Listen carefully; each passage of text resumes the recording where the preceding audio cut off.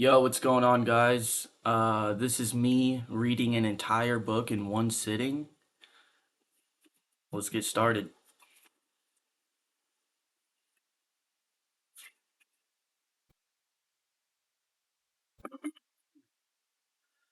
Part 1. 7 Ways to Get Peace and Happiness. By the way, the book is called How to Enjoy Your Life and Your Job.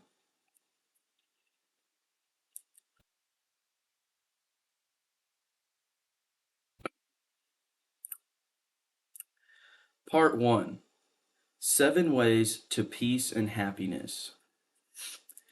Dale Carnegie wrote his book, How to Stop Worrying and Start Living, to show that life is very much what we make it. If we first learn to accept ourselves, seeing the good as clearly as the not so good, and then get busy and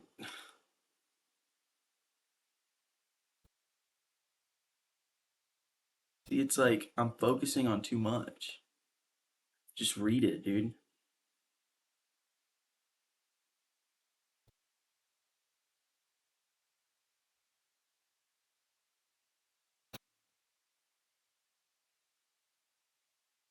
If we first learn to accept ourselves, seeing the good as clearly as the not so good, and then get busy doing the things necessary to reach our goals, we will be less likely to have either the need or the inclination to lose time and energy worrying. Find yourself and be yourself. Remember, there is no one else on earth like you. I have a letter from Mrs. Edith Allred of Mount Airy, North Carolina.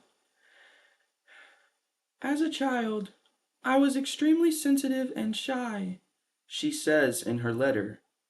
I was overweight, and my cheeks made me look even fatter than I was. I had an old-fashioned mother who thought it was foolish to make clothes look pretty. She always said, wide will wear, while narrow will tear, and she dressed me accordingly. I never went to parties, never had any fun, and when I went to school, I never joined the other children in outside activities, or even athletics. I was morbidly shy. I felt I was different from everybody else and entirely undesirable. When I grew up, I married a man who was several years my senior, but I didn't change. My in-laws were a poised and self-confident family. They were everything I should have been, but simply was not. I tried my best to be like them, but I couldn't. Every attempt they made to draw me out of myself only drew me further into my shell.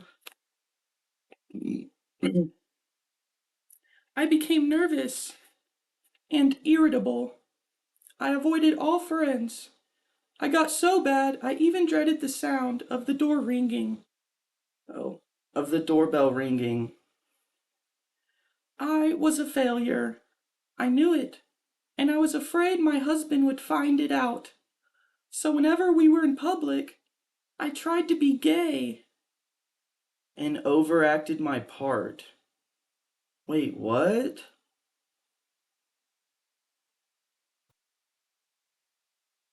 So whenever we were in public, so whenever we were in public, I tried to be gay and overacted my part. I knew I overacted, and I would be miserable for days afterwards. At last, I became so happy that I could see no point in prolonging my existence. I began to think of suicide. What happened to change this unhappy woman's life? Just a chance remark? Wait, just a chance remark, because it's an exclamation point. A chance remark. A chance remark, Miss Allred continued, transformed my whole life. My mother-in-law was talking one day of how she brought her children up, and she said, no matter what happened, I always insisted on their being themselves. On their being themselves. That remark is what did it. In a flash, I realized I had brought all this misery on myself by trying to fit myself into a pattern to which I did not conform. I changed overnight. I started being myself. I tried to make a study of my own personality, tried to find out what I was. I studied my strong points. I learned all I could about colors and styles, and dressed in a way that I felt was becoming to me. I reached out to make friends. I joined an organization, a small one at first, and was petrified with fright when they put me on a program. But each time I spoke, I gained a little courage. It took a long while, but today I have more happiness than I ever dreamed possible. In rearing my own children, I have always taught them the lesson I had to learn from such bitter experience. No matter what happens, always be yourself. It's pretty good advice.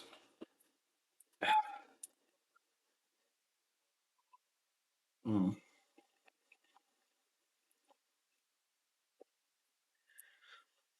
let's continue.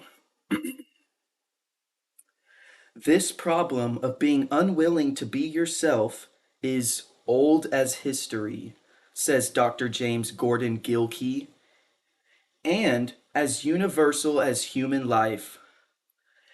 This problem of being unwilling to be yourself is the hidden spring behind many neurosis and psychosis and complexes.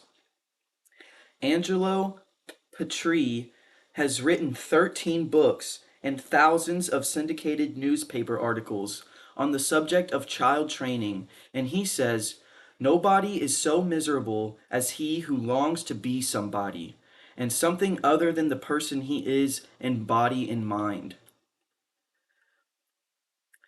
This craving to be something you are not is especially rampant in Hollywood. Sam Wood, one of Hollywood's best known directors, said the greatest headache he has with aspiring young actors is exactly this problem: to make them be themselves. They all want to be second rate Lana Turners or third rate Clark Gables. The public has already had that flavor, Sam Wood keeps telling them. Now it wants something else. Before he started directing, such pictures as Goodbye, Mr. Chips, and For Whom the Bell Tolls, Sam Wood spent years in the real estate business, developing sales personalities. He declares that the same principles apply in the business world as in the world of moving pictures. You won't get anywhere playing the ape. You can't be a parrot. Experience has taught me, says Sam Wood, that it is safest to drop as quickly as possible people who pretend to be what they aren't.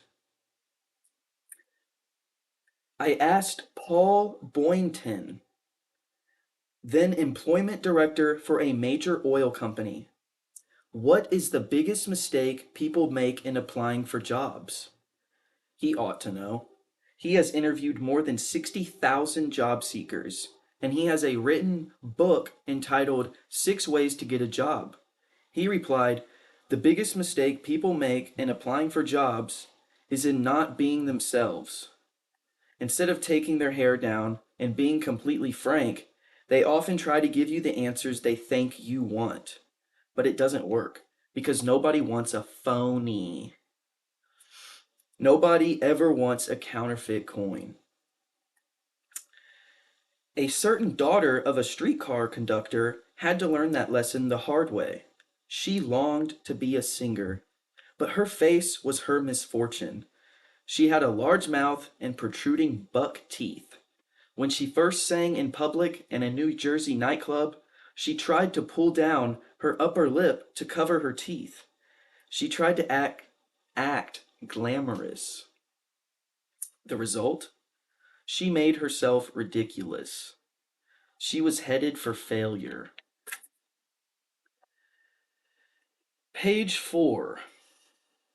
However, there was a man in this nightclub who heard the girl sing and thought she had talent. See here, he said bluntly, I've been watching your performance, and I know what it is you're trying to hide. You're ashamed of your teeth. The girl was embarrassed, but the man continued, What of it? Is there any particular crime in having buck teeth? Don't try to hide them.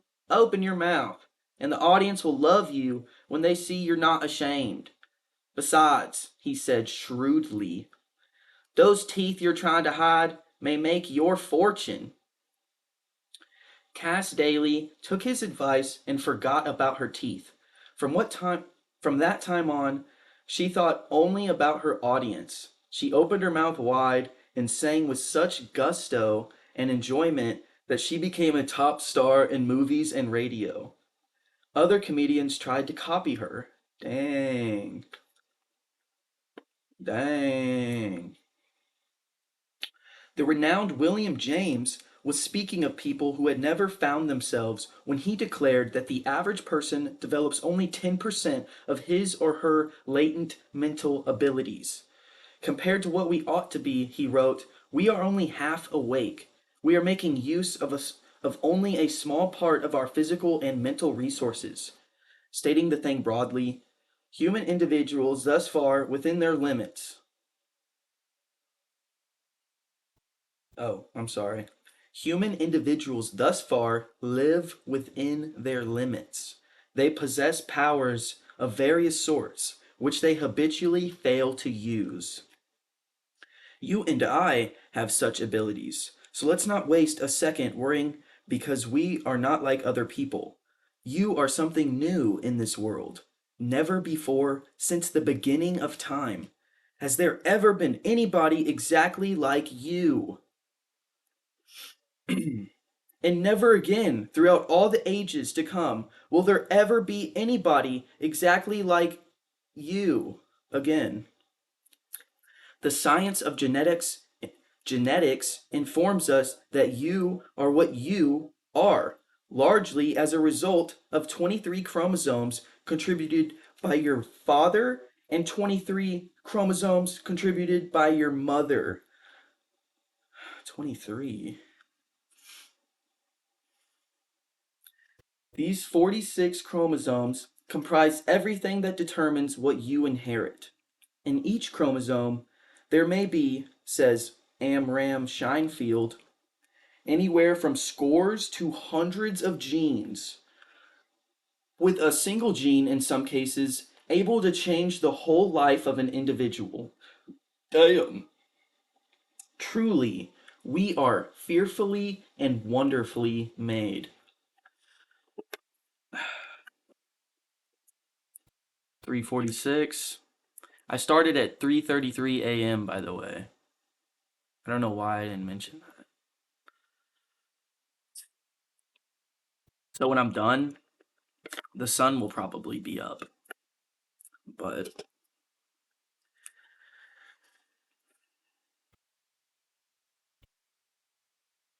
where the heck was I? Here we go.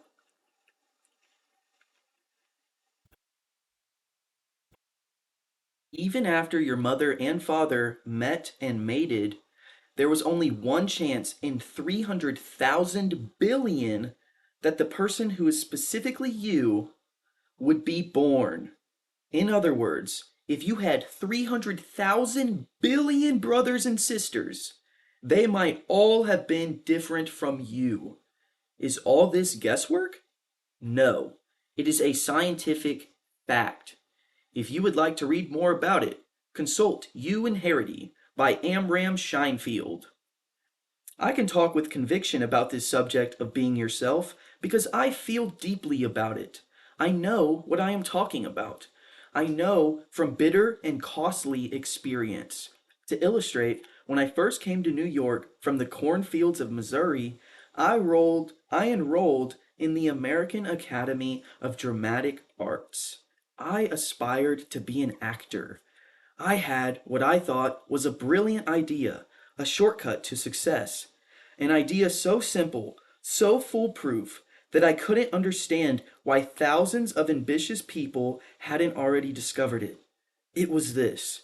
I would study how the famous actors of that day, John Drew, Walter Hampden, and Otis Skinner, got their effects. Then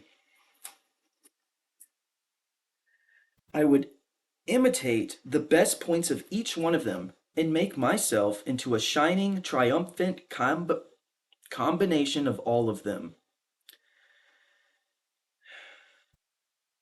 How silly! How absurd! I had to waste years of my life imitating other people before it penetrated through my thick Missouri skull that I had to be myself and that I couldn't possibly be anyone else. That distressing experience ought to have taught me a lasting lesson, but it didn't. Not me. I was too dumb. I had to learn it all over again. Several years later, I set out to write what I hoped would be the best book on public speaking for businessmen that had ever been written. I had the same foolish idea about writing this book that I had formerly had about acting. I was going to borrow the ideas of a lot of other writers and put them all in one book. A book that would have everything. So I got scores of books on public speaking and spent a year incorporating their ideas into my manuscript. But it finally dawned on me once again that I was playing the fool. This hodgepodge of other men's ideas that I had written was so synthetic, so dull, that no businessman would ever plod through it. So I tossed a year's work into the wastebasket and started all over again. This time, I said to myself, you've got to be Dale Carnegie.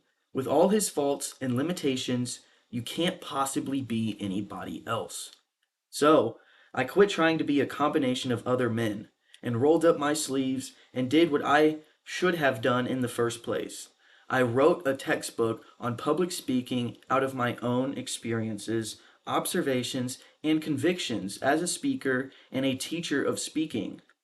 I learned for all time, I hope, the lesson that Sir Walter Raleigh learned. I am not talking about the Sir Walter who threw his coat in the mud for the Queen to step on. I am talking about the Sir Walter Raleigh who was professor of English literature at Oxford back in 1904.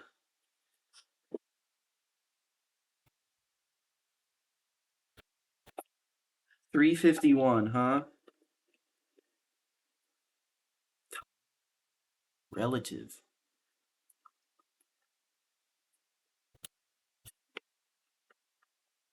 Oh, yeah.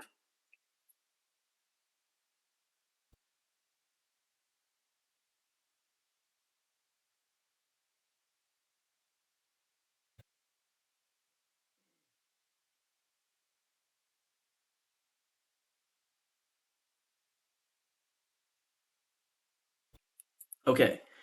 I am talking about the Sir Walter Raleigh who was professor of English literature at Oxford back in 1904. I can't write a book. Oh, crap. I don't know how to pronounce it. I can't write a book commensurate with Shakespeare, he said. But I can write a book of. God damn it. hmm But I can write a book by me. Be yourself. Act on the state. My gosh, dude. I can't read. I can't read. I can't. Act on the sage advice that Irving Berlin gave the late George Gershwin. When Berlin and Gershwin first met, Berlin was famous, but Gershwin was a struggling young composer working for $35 a week in Tin Pan Alley. Berlin, impressed by Gershwin's ability, offered Gershwin a job as his musical secretary at almost three times the salary he was then getting. But don't take the job, Berlin advised. If you do, you may develop into a second rate Berlin. But if you insist on being yourself, someday you'll be a first rate Gershwin. First rate Gershwin. Gershwin heeded that warning and slowly transformed himself into one of the significant American composers of his generation. Charlie Chaplin, Will Rogers, Mary Margaret McBride, Gene Autry, and millions of others had to learn the lesson I am trying to hammer home in this chapter. They had to learn the hard way, just as I did. When Charlie Chaplin first started making films, the director insisted on Chaplin's imitating a popular German comedian of that day. Charlie Chaplin got nowhere until he acted himself. Bob Hope had a similar experience. Oh, wow. Spent years in a singing and acting act and got nowhere until he began to wisecrack and be himself. Will Rogers twirled a rope in vaudeville for years without saying a word. He got nowhere until he discovered his unique gift for humor and began to talk as he twirled his rope. When Mary Margaret McBride first went on the air, she tried to be an Irish comedian and failed. When she tried to be just what she was, a plain country girl from Missouri, she became one of the most popular radio stars in New York. When Gene Autry tried to get rid of his Texas accent and dressed like city boys and claimed he was from New York, people merely laughed behind his back. But when he started twanging his banjo and singing cowboy ballads, Gene Autry started out on a career that made him the world's most popular cowboy, both in pictures and on the radio. You are something new in this world. You. Be glad of it. Make the most of what nature gave you. In the last analysis, all art is autobiographical. All art is autobiographical. You can sing only what you are. You can paint only what you are. You must be what your experiences, your environment, and your heredity have made you. You must be what your experiences, your environment, and your heredity have heredity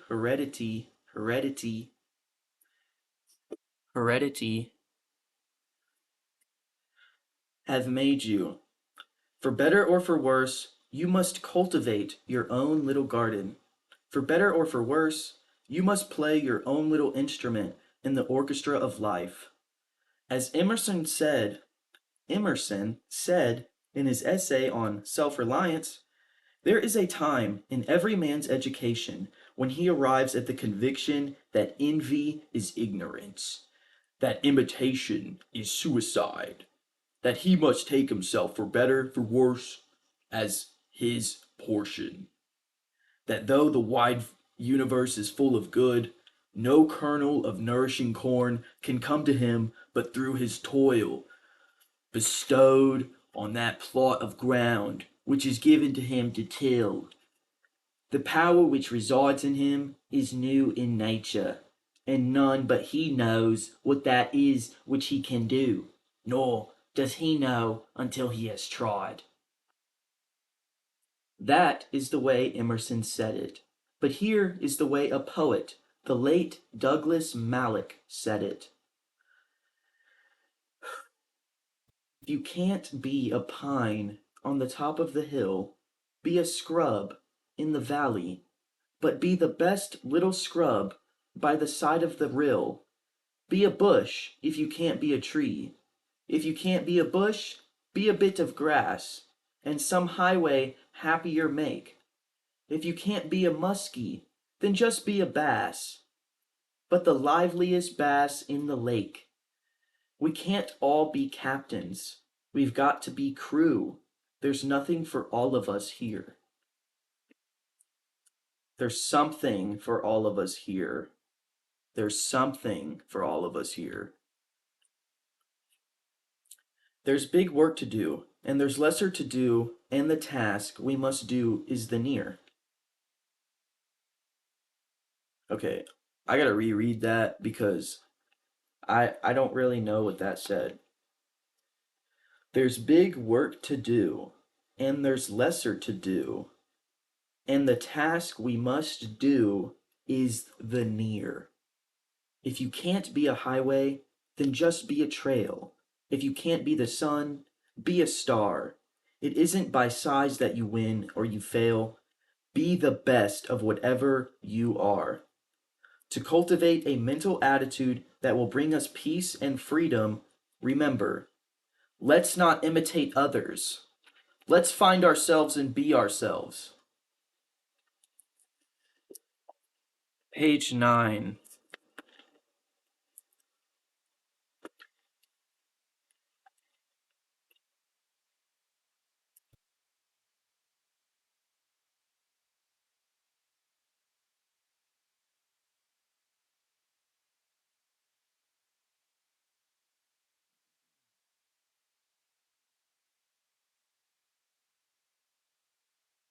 Four good working habits that will help prevent fatigue and worry. Good working habit number 1.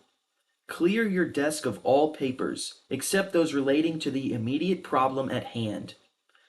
Roland L. Williams, president of the Chicago and Northwestern Railway, once said, "A person with his desk piled high with papers on various matters will find his work much easier and more accurate if he clears that desk of all but the immediate problem at hand." I call this good housekeeping, and it is the number one step toward efficiency. If you visit the Library of Congress in Washington, D.C., you will find 5 words painted on the ceiling. 5 words written by the best pope. 5 words written by the poet Pope. How did I? Order is heaven's first law. Order. Order is heaven's first law. Order is heaven's first law. Order ought to be the first law of business, too. But is it? No. The average desk is cluttered up with papers that haven't been looked at for weeks. In fact, the publisher of a New Orleans newspaper once told me that his secretary cleared up one of his desks and found a typewriter that had been missing for 2 years. Damn, brother. What else you got in there? The mere sight of a desk littered with unanswered mail and reports and memos is enough to breed confusion, tension, and worries. It is much worse than that. The constant reminder of a million things to do and no time to do them can worry you, not only into tension and fatigue, but also into high blood pressure, heart trouble, and stomach ulcers. Damn. Dr. John H. Stokes, professor, Graduate School of Medicine, University of Pennsylvania, read a paper before the American Medical Association. A paper entitled Functional Neurosis as Complications of Organic Disease. In that paper, Dr. Stokes listed 11 conditions under the title What to Look For in the Patient's State of Mind. Here is the first item on that list: the sense of must or obligation, the unending stretch of things ahead that simply must be done. But how can such an elementary procedure as clearing your desk and making decisions help? How can an elementary procedure as clearing your desk, how can such an elementary procedure as clearing your desk and making decisions help you avoid this high pressure, this sense of must, this sense of an unending stretch of things ahead that simply have to be done? Dr. William L. Sadler, the famous psychiatrist, told of a patient who, by using the simple device, avoided a nervous breakdown. The man was an executive in a big Chicago firm. When he came to Dr. Sadler's office, he was tense, nervous, worried. He knew he was heading for a tailspin, but he couldn't quit work. He had to have help. While this man was telling me his story, Dr. Sadler says, my telephone rang. It was the hospital calling, and instead of deferring the matter, I took time right then to come to a decision. I always settle questions, if possible, right on the spot. I had no sooner hung up than the phone rang again. Again, an urgent matter, which I took time to discuss. The third interruption came when a colleague of mine came to my office for advice on a patient who was critically ill. When I had finished with him, I turned to my caller and began to apologize for keeping him waiting. But he had brightened up. He had a completely different look on his face. Don't apologize, doctor, this man said to Sadler. In the last 10 minutes, I think, I've got a hunch as to what is wrong with me. I'm going back to my office and revise my working habits. But before I go, do you mind if I take a look at your desk? Dr. Sadler opened up the drawers of his desk, all empty except for supplies. Tell me, said the patient, where do you keep your unfinished business? Finished, said Sadler. And where do you keep your unanswered mail? Answered, Sadler told him. My rule is never to lay down a letter until I have answered it. I dictate the reply to my secretary at once. 6 weeks later, this same executive invited Dr. Sadler to come to his office. He was changed, and so was his desk. He opened the desk drawers to show there was no unfinished business inside of the desk. 6 weeks ago, this executive said, I had 3 different desks in 2 different offices and was snowed under by my work. I was never finished. After talking to you, I came back here and cleared out a wagon load of reports and old papers. Now I work at one desk, settle things as they come up, and don't have a mountain of unfinished business nagging at me and making me tense and worried. But the most astonishing thing is I've recovered completely. There is nothing wrong anymore with my health. Oh, yeah. Charles Evans Hughes, former Chief Justice of the United States Supreme Court, said,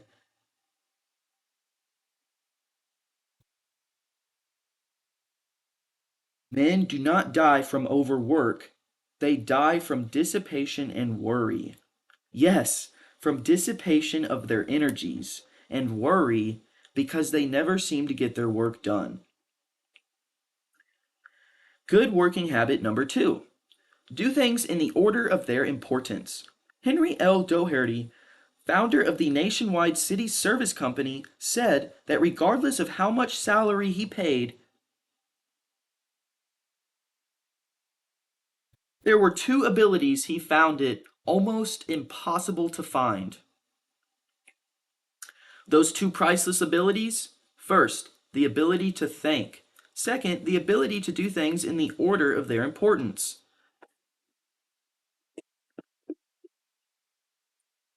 Mm. Mm-hmm.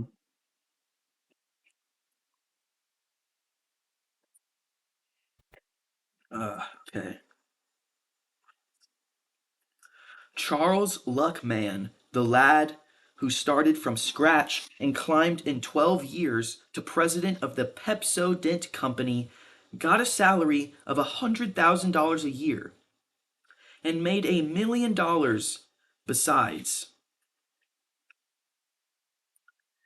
That lad declared that he owed much of his success to developing the 2 abilities that Henry L. Doherty said he found almost impossible to find. Charles Luckman said, as far back as I can remember, I've gotten up at 5 o'clock in the morning because I can think better then than any other time. I can think better then and plan my day. Plan to do things in the order of their importance. Frank Betker, one of America's most successful insurance salesmen, didn't wait until 5 o'clock in the morning to plan his day. He planned it the night before. Set a goal for himself. Shit. God, I'm gonna have to bleep that out. Where was I? Oh no. Oh no.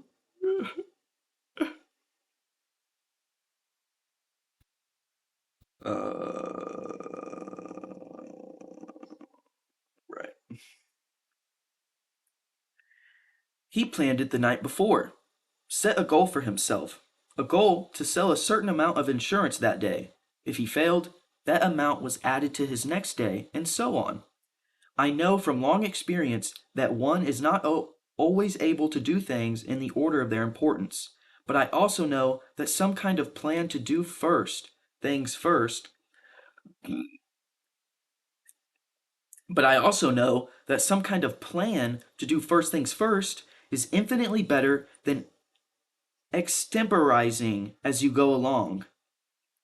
If George Bernard Shaw had not made it a rigid rule to do first things first, he would probably have failed as a writer and might have remained a bank cashier all his life. A bank cashier. Oh my gosh. Oh, no offense. I was just kidding.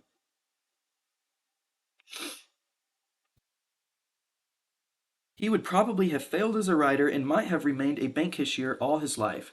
His plan, his plan called for writing 5 pages a day for 9 heartbreaking years. Wow. Even though he made a total of $30 in those 9 years, about a penny a day, even Robinson Crusoe wrote out a schedule of what he would do each hour of the day. Wow. 5 pages for 9 years. That's a lot of pages.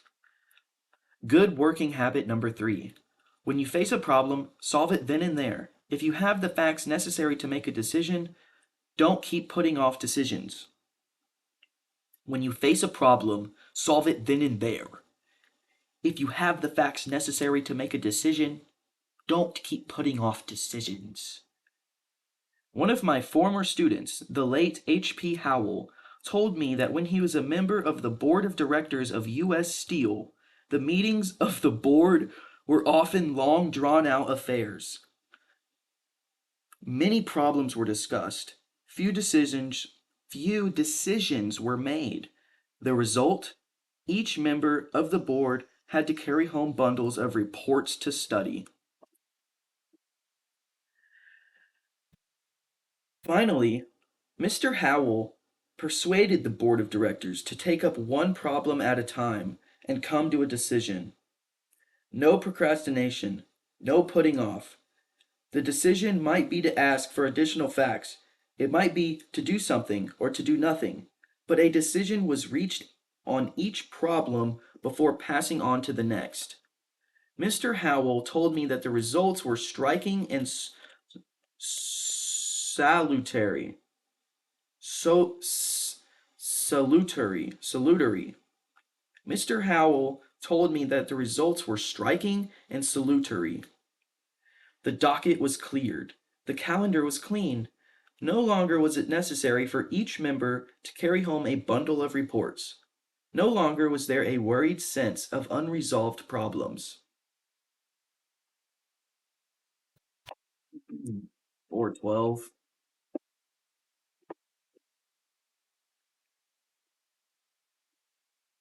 I'd say we're making pretty good time.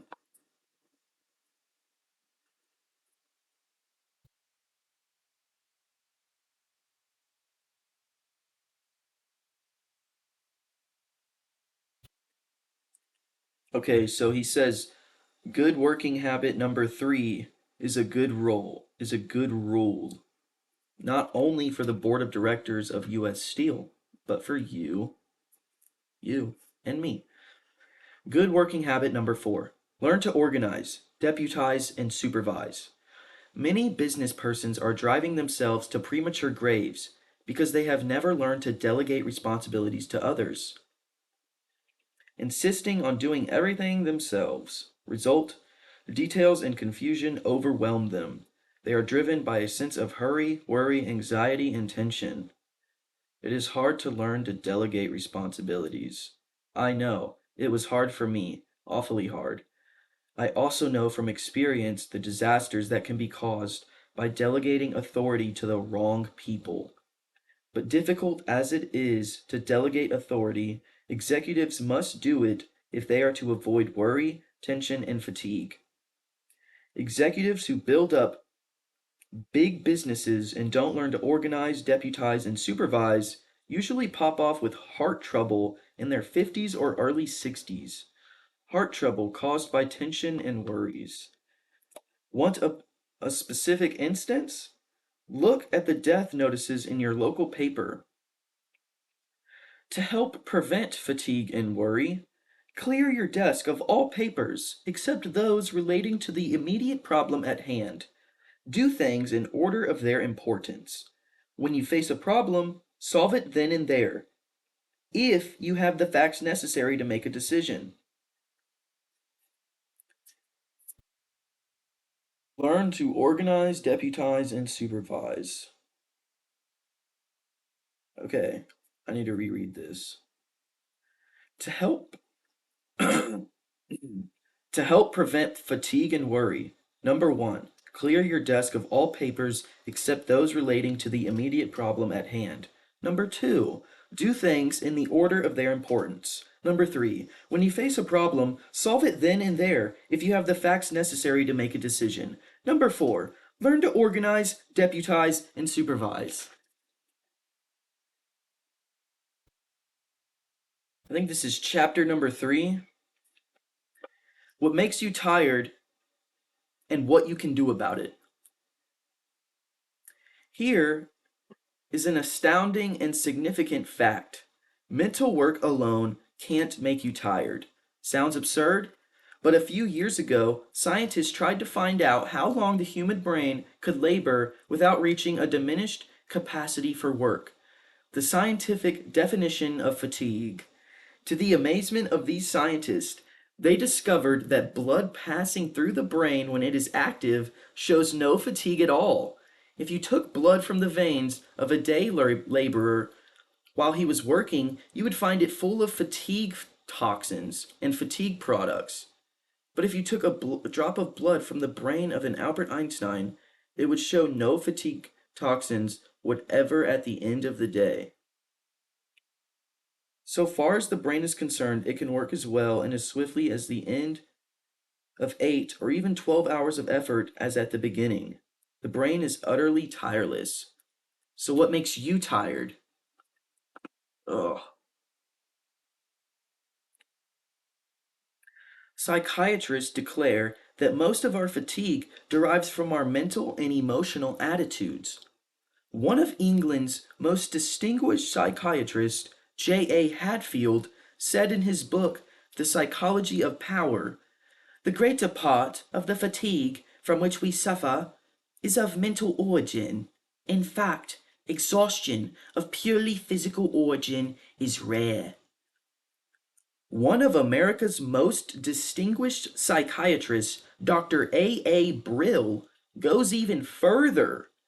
He declares 100% of the fatigue of the sedentary worker in good health is due to psychological factors, by which we mean emotional factors. What kinds of emotional factors tire the sedentary or sitting worker, you ask? Joy? Contentment? No, never. Boredom, resentment, a feeling of not being appreciated, a feeling of futility, hurry, anxiety, worry.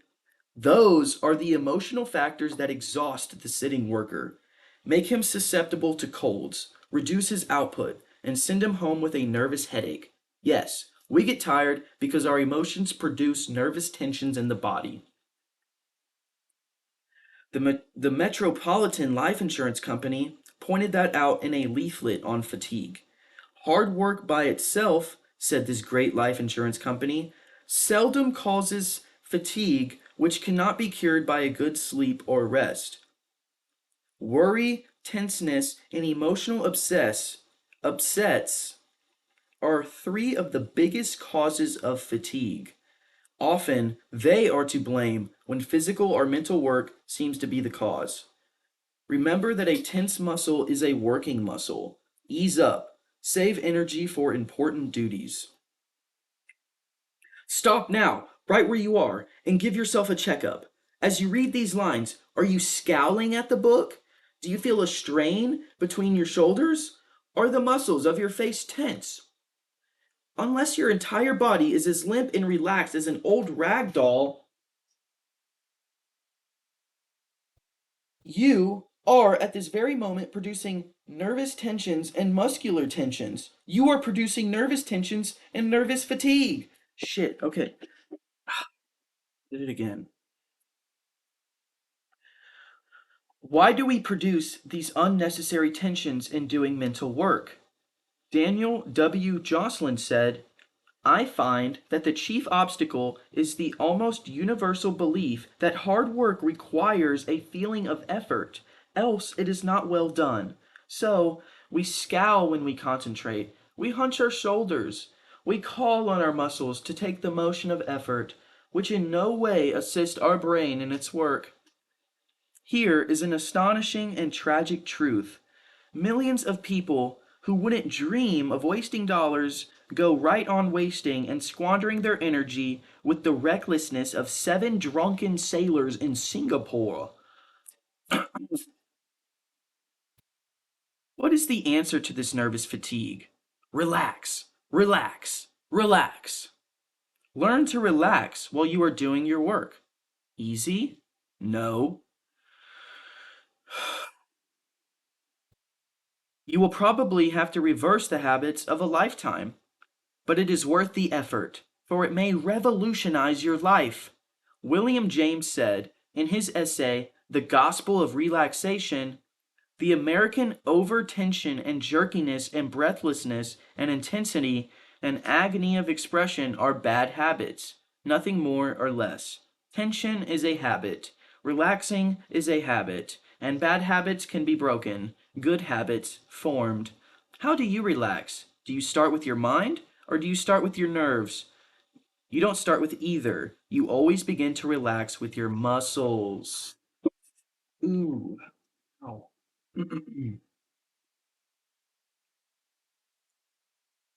Hey, it's 4:20. Look at that.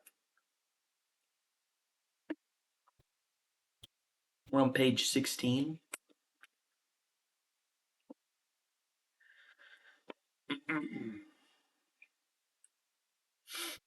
Let's give it a try. To show how it is done, suppose we start with your eyes. Read this paragraph through, and when you've reached the end, lean back. Close your eyes and say to your eyes silently, let go, let go, stop straining, stop frowning, let go, let go. Repeat that over and over very slowly for a minute. Bro, a minute? That's a lot of time.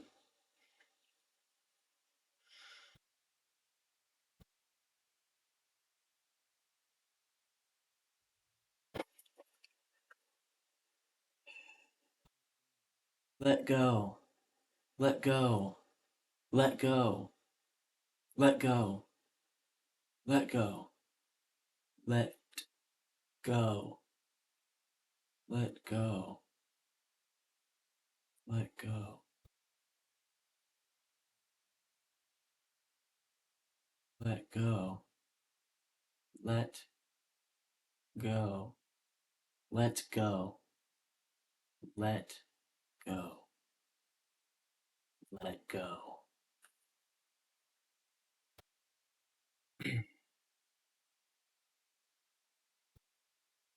Didn't you notice that after a few seconds, the muscles of the eyes began to obey? I actually did. Didn't you feel as though some hand had wiped away the tension? Kinda.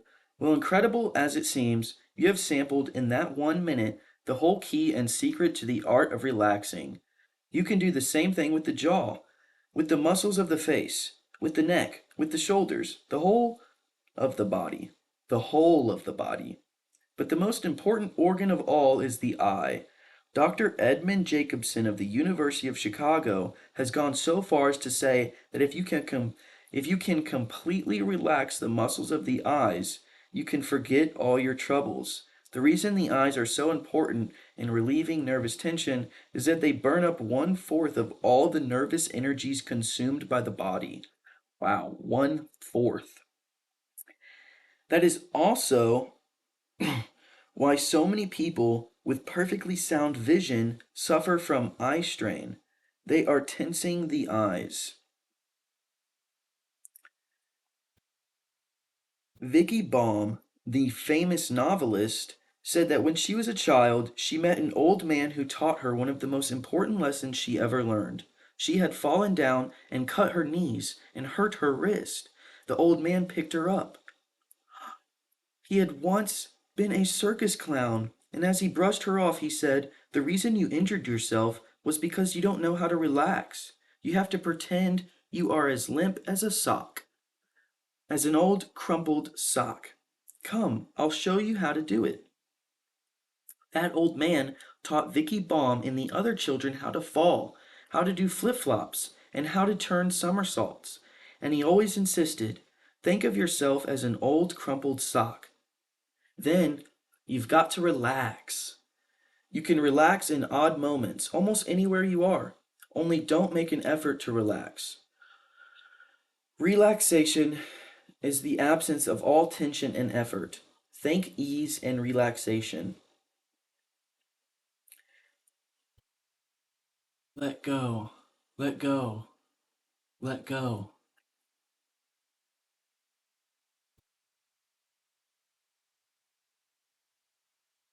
Begin by thinking relaxation of the muscles of your face and eyes, saying over and over, let go, let go. I didn't even know that said that, and I did that. Let go and relax. Feel the energy flowing out of your facial muscles to the center of your body. Think of yourself as being free from tension as a baby. Think of yourself as being as free from tension as a baby. This is what Gaily Kersey, the great soprano, used to do. Gaily Kersey. Helen Jepson told me that she used to see Gaily Kersey before a performance sitting in a chair with all her muscles relaxed and her lower jaw so limp it actually sagged. An excellent practice. It kept her from becoming too nervous before her stage entrance. It prevented fatigue. Here are 4 suggestions that will help you learn to relax. Relax in odd moments. Let your body go limp like an old sock.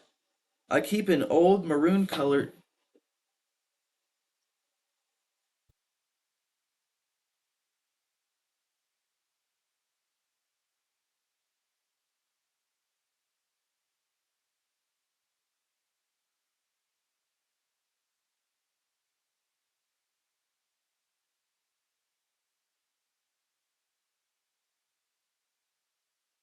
I keep an old maroon colored sock on my desk as I work. Keep it there as a reminder of how limp I ought to be. If you haven't got a sock, a cat will do.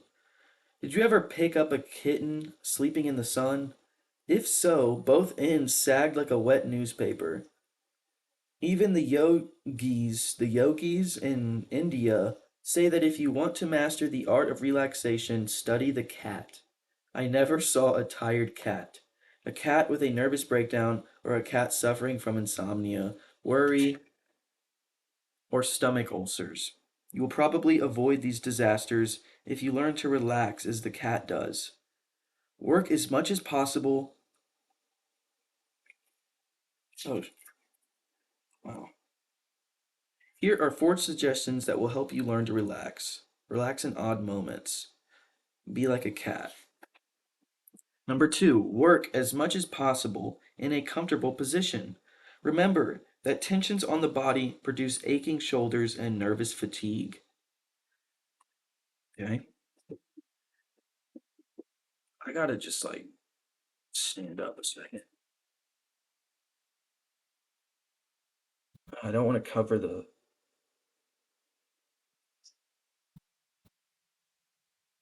Ugh.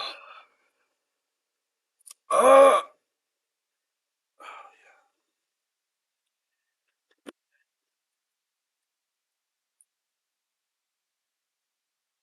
Number 3, check yourself 4 or 5 times a day and say to yourself, am I making my work harder than it actually is?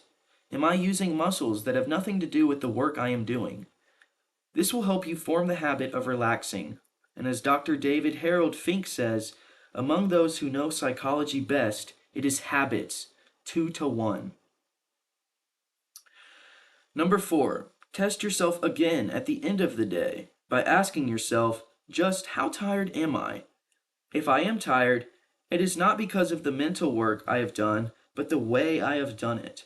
I measure my accomplishments, said Daniel W. Jocelyn.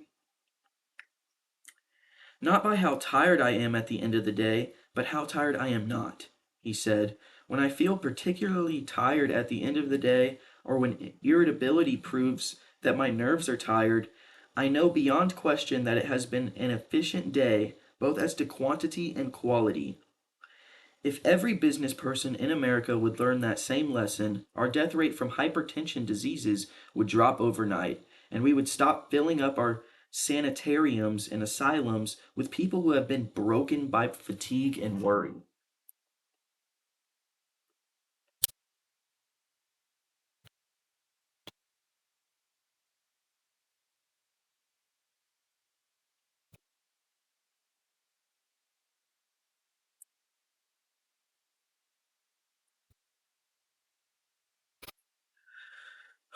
Chapter 4.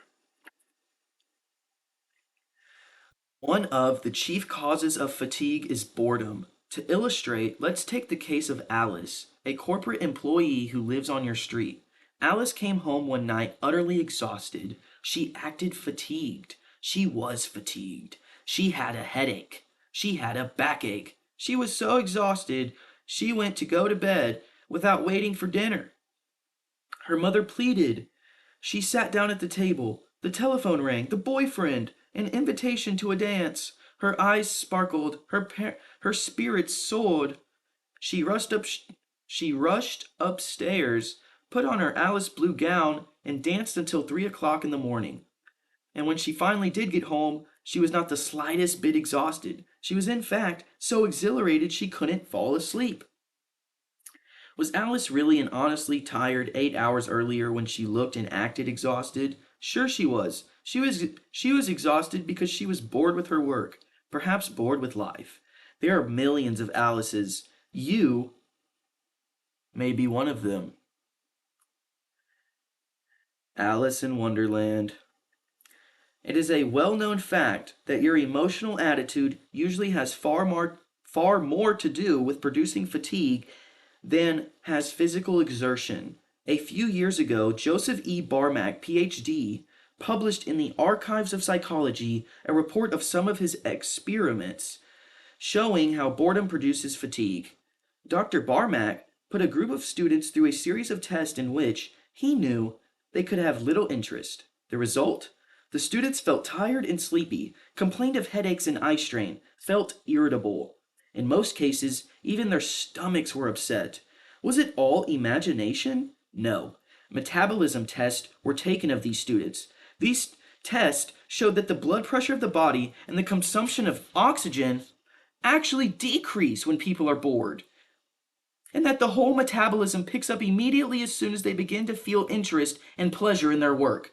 We rarely get tired when we are doing something interesting and exciting. For example, I recently took a vacation in the Canadian Rockies up around Lake Louise. I spent several days trout fishing along Coral Creek, fighting my way through brush higher than my head, stumbling over logs, struggling through fallen timber. Yet, after 8 hours of this, I was not exhausted. Why? Because I was excited, exhilarated. I had a sense of high achievement. 6 cutthroat trout. But suppose I had been bored by fishing. Then how do you think I would have felt? I would have been worn out by such strenuous work at an altitude of 7,000 feet.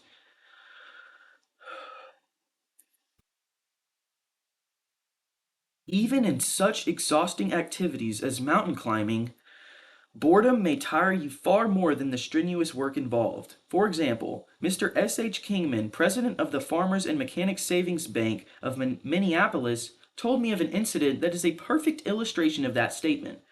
In July 1953, the Canadian government asked the Canadian Alpine Club to furnish guides to train the members of the Prince of Wales Rangers in mountain climbing.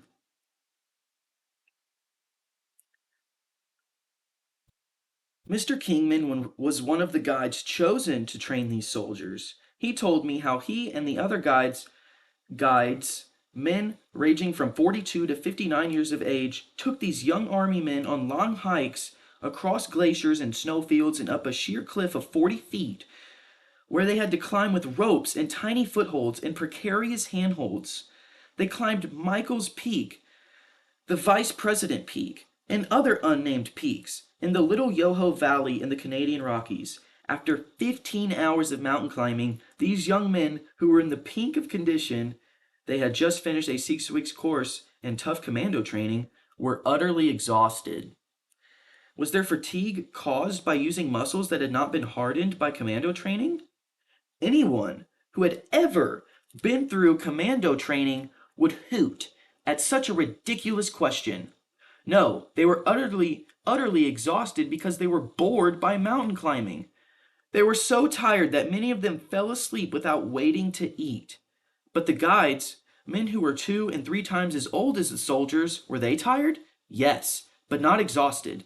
The guides ate dinner and stayed up for hours, talking about the day's experiences. They were not exhausted because they were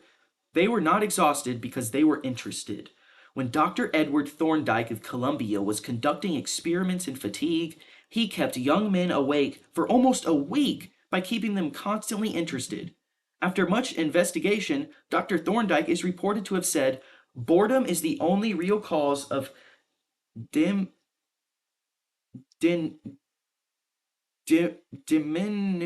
of work." Diminution of work. If you are a mental worker, it is seldom the amount of work you do that makes you tired. You may be tired by the amount of work you do, not do. For example, remember the day last week when you were constantly interrupted? No letters answered, appointments broken, trouble here and there, everything went wrong that day. You accomplished nothing whatever. You accomplished nothing whatsoever. I think it's supposed to be whatsoever, but it says whatever. Yet you went home exhausted and with a splitting headache. You accomplished nothing and went home with a splitting headache.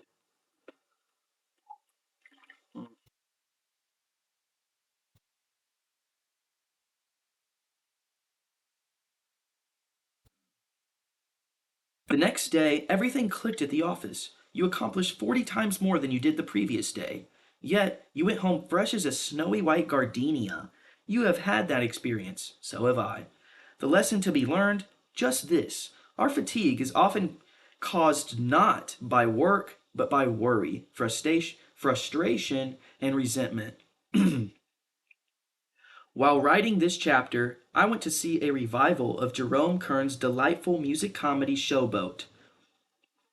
Captain Andy, captain of the Cotton Blossom, says in one of his philosophical interludes, "The lucky folks are the ones that get to do things they enjoy doing.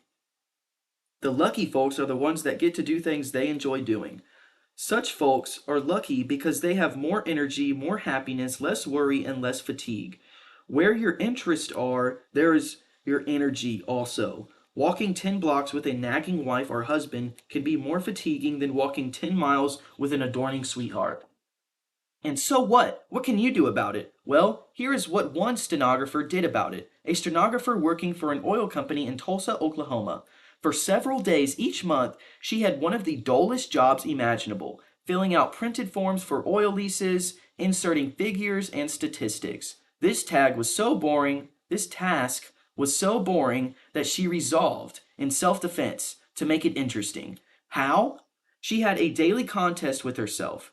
She counted the number of forms she filled out each morning and then tried to excel that record in the afternoon. She counted each day's total and tried to better it the next day. Result? She was soon able to fill out more of these dull printed forms than any other stenographer in her division. And what did all this get her? Praise? No thanks. No thanks? Oh. Praise? No. Thanks? No. Promotion? No. Increased pay? No. But it did help to prevent the fatigue that is spawned by boredom. It did give her a mental stimulant because she had done her best to make a dull job interesting. She had more energy, more zest, and got far more happiness out of her leisure hours. I happen to know this story is true because I married that girl. Here's the story of another stenographer who found it paid to act as if her work were interesting. She used to fight her work, but no more. She is Miss Valley G. Golden of Elmhurst, Illinois. Here is her story as she wrote it to me. There are 4 stenographers in my office, and each of us is assigned to take letters from several men. Once in a while, we get jammed up in these assignments. One day, when an assistant department head insisted that I do a long letter over, I started to rebel. I tried to point out to him that the letter could be corrected without being retyped, and he retorted that if I didn't do it over, he would find someone else who would. I was absolutely fuming. But as I started to retype this letter, it suddenly occurred to me that there was a lot of other people who would jump at the chance to do the work I was doing. Also, that I was being paid a salary to just do that work. I began to feel better. I suddenly made up my mind to do my work as if I actually enjoyed it, even though I despised it. Oh, yeah. It's an important discovery. If I do my work as if I really enjoy it, then I do enjoy it to some extent. I also found that I can work faster when I enjoy my work. So there is seldom any need now for me to work overtime. This new attitude of mine gave me attention, being a good worker. Alright, I'm sorry. And when one of the department superintendents needed a private secretary, he asked for me for the job because he said I was willing to do extra work without being sulky. This matter of the power of a changed mental attitude, wrote Miss Golden, has been a tremendously important discovery to me. It has worked wonders.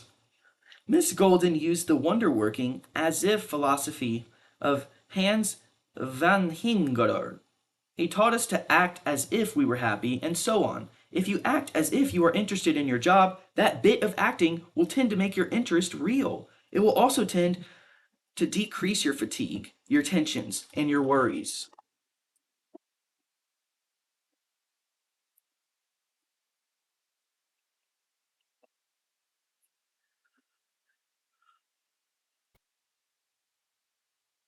A few years ago, Harlan A. Howard made a decision that completely altered his life.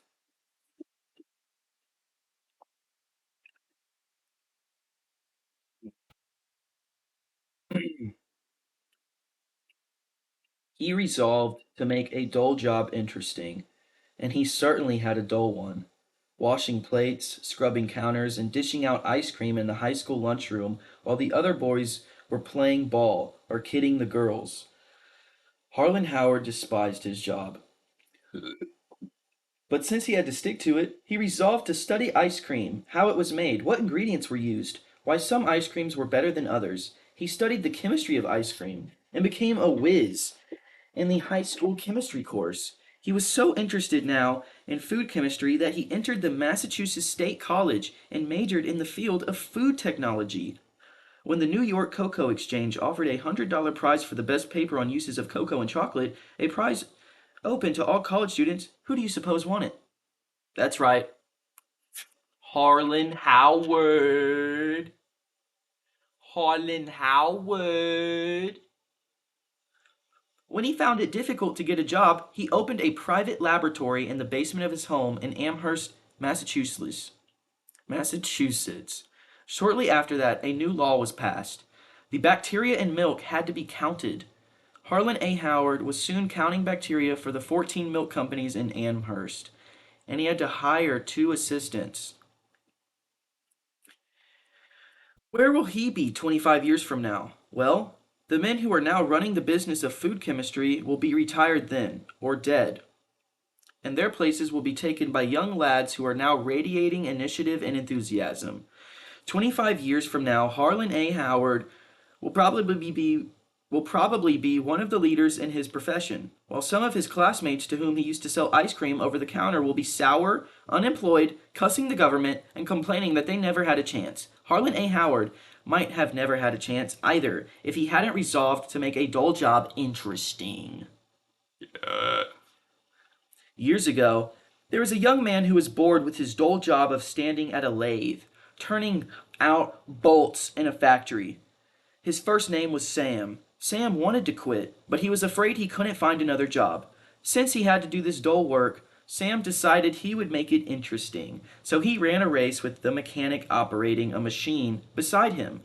So he ran a race with the machine. One of them was to trim off the rough surfaces on the bolts, and the other was to trim the bolts down to the proper diameter. They would switch machines occasionally and see who could turn out the most bolts. The foreman, impressed with Sam's speed and accuracy, soon gave him a better job. That was the start of a whole series of promotions. 30 years later, Samuel Vauclain, was president of the Baldwin Locomotive Works. But he might have remained a mechanic all his life if he had not resolved to make a dull job interesting. Make a dull job interesting. Make a dull job interesting. 444. 444. Can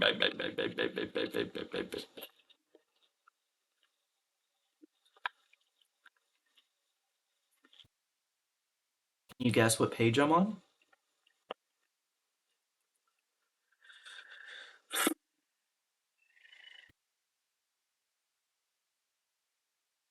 H.V. Coltonborn, the famous radio news analyst, once told me how he made a dull job interesting. When he was 22 years old, he worked his way across the Atlantic on a cattle boat, feeding and watering the steers. After making a bicycle tour of England, he arrived in Paris, hungry and broke, pointing his camera for $5. He put an ad in the Paris edition of the New York Herald and got a job selling stereo opticon machines. I can remember those old-fashioned stereoscopes that we used to hold up before our eyes to look at two pictures exactly alike.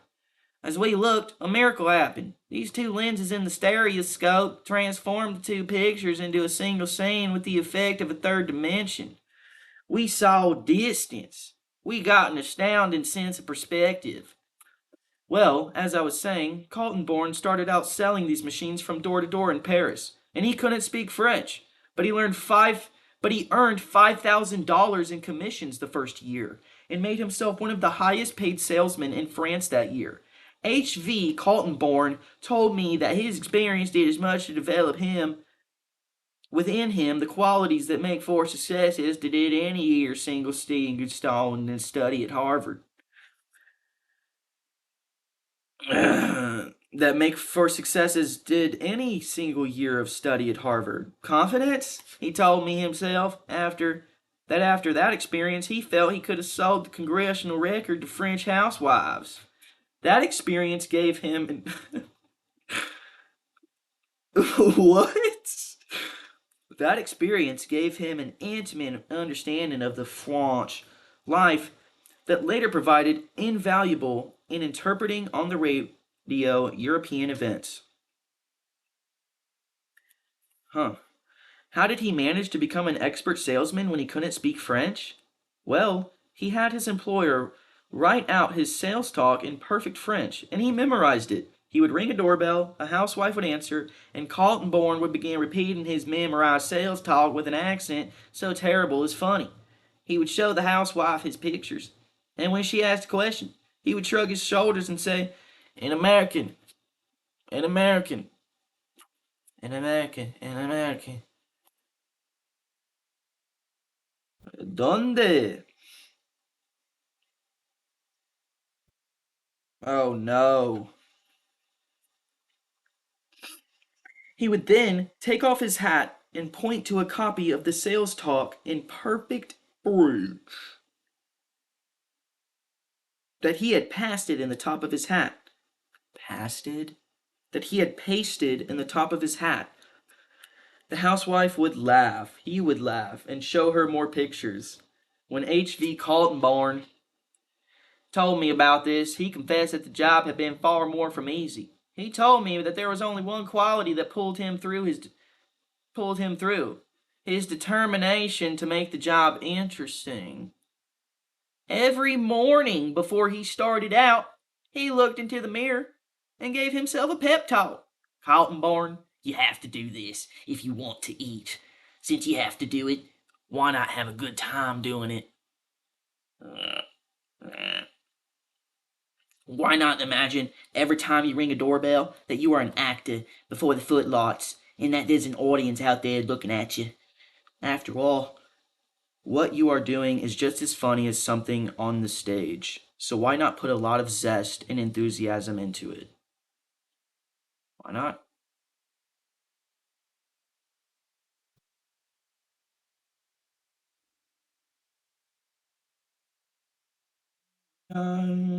Forever.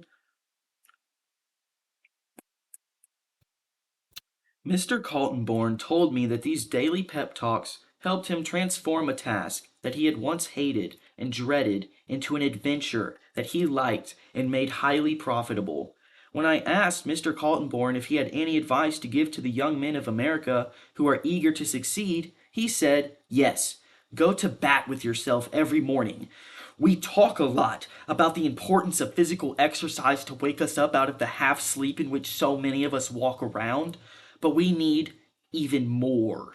Some spiritual and mental exercises every morning to stir us into action.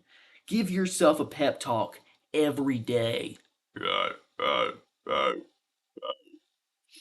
Is giving yourself a pep talk every day silly, superficial, childish? No. On the contrary, it is the very essence of sound psychology. Our life is what our thoughts make it. That is absolute truth. Absolute truth. Our life is what our thoughts make it. These words are just as true today as they were 18 centuries ago when Marcus Aurelius first wrote them in his Meditations. Our life is what our thoughts make it. By talking to yourself every hour of the day, you can direct yourself to think thoughts of courage and happiness, thoughts of power and peace. By talking to yourself about the things you have to be grateful for, you can fill your mind with thoughts that soar and sing. By thinking the right thoughts, you can make any job less distasteful. Your boss wants you to be interested in your job so that he or she will make more money. But let's forget about what the boss wants. Think only of what getting interested in your job will do for you. Remind yourself that it may double the amount of happiness you get out of your life. For you spend about 1/2 of your waking hours at your work, and if you don't find happiness in your work, you may never find it anywhere. Keep reminding yourself that getting interested in your job will take your mind off your worries, and in the long run will probably bring promotion and increased pay. Even if it doesn't do that, it will reduce fatigue to a minimum and help you enjoy your hours of leisure.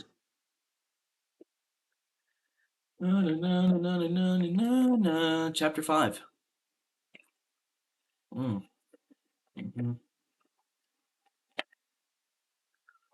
mhm, okay. I have known Harold Abbott for years. He lived in Webb City, Missouri. He used to be my lecture manager. One day he and I met in Kansas City and he drove me down to my farm at Belton, Missouri. During that drive, I asked him how he kept from worrying. And he told me an inspiring story that I shall never forget.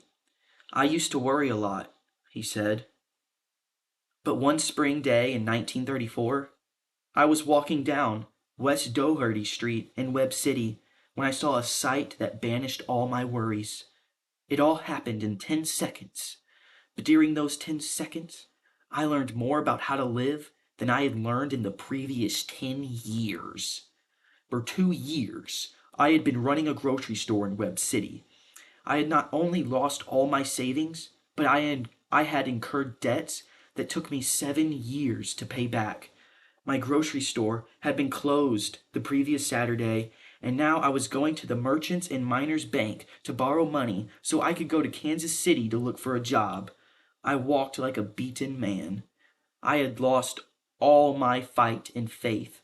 Then, suddenly, I saw coming down the street a man who had no legs. That was a burp. He was sitting on a little wooden platform, equipped with wheels from roller skates. He propelled himself along the street with a block of wood in each hand. I met him just after he had crossed the street and was starting to lift himself up a few inches over the curb to the sidewalk. As he tilted his little wooden platform to an angle, his eyes met mine. He greeted me with a grand smile. "Good morning, sir. It is a fine morning, isn't it?" he said with spirit. As I stood looking at him, I realized how rich I was. I had 2 legs. I could walk. I felt ashamed of my self-pity. I said to myself, if he can be happy, cheerful, and confident without legs, I certainly can with legs. I could already feel my chest lifting. I had intended to ask the Merchants and Miners Bank for only $100, but now I had the courage to ask for $200. Wow. I had intended to say that I wanted to go to Kansas to try to get a job, but now I announced confidently that I wanted to go to Kansas City to get a job. I got the loan, and I got the job. I now have the following words pasted on my bathroom mirror, and I read them every morning as I shave. I had the blues because I had no shoes, until upon the street I met a man who had no feet. Dang! I once asked Eddie Rickenbacker what was the biggest lesson he had learned from drifting about with his companions in life rafts for 21 days, hopelessly lost in the Pacific. Oh, wow. The biggest lesson I learned from that experience, he said, was that if all you is that was that if you have all the fresh water you want to drink and all the food you want to eat, you ought to never complain about anything. That is facts. That is facts. 456. That is facts. Time ran an article. Time ran an article about a sergeant who had been wounded on Guadalcanal. Guadalcanal. Hit in the throat by a shell fragment, this sergeant had 7 blood transfusions. Damn! 7? Writing a note to his doctor, he asked, "Will I live?" The doctor replied, "Yes." He wrote another note asking, "Will I be able to talk?"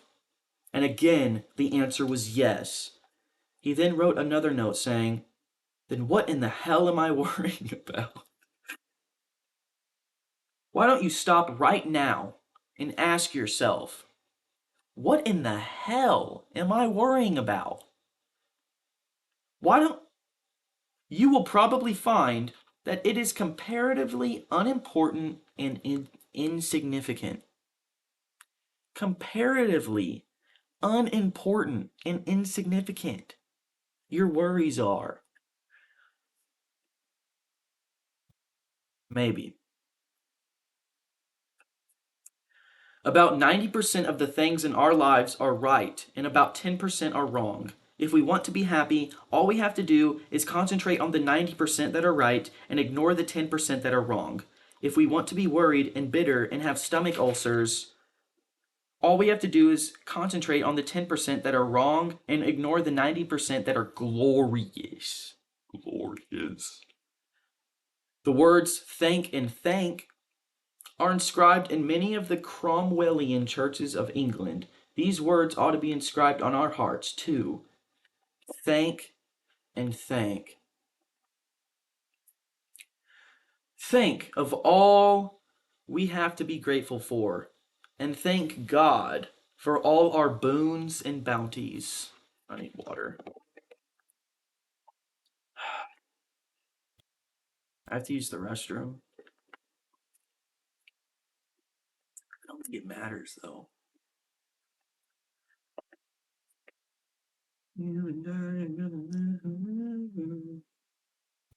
Jonathan Swift, author of Gulliver's Travels, was the most devastating pessimist in English literature. He was so sorry that he had been born that he wore black and fasted on his birthdays. Yet, in his despair, this supreme pessimist of English literature praised the great health giving powers of cheerfulness and happiness. The best doctors in the world, he declared, are Dr. Diet, Dr. Quiet, and Dr. Merryman. Merryman, merry, merry, merry, merry man. You and I may have the service of Dr. Merryman free every day. You and I may have the services of Dr. Merryman free every day by keeping our attention fixed on all the incredible riches we possess, riches exceeding by far the fabled treasures of Ali Baba. Bro, Ali Baba, would you sell your eyes for $1 billion? What would you take for 2 legs? Your hands, your hearing, your children, your family. Add up your assets, and you will find that you won't sell what you have for all the gold ever amassed by the Rockefellers, the Fords, and the Morgans combined.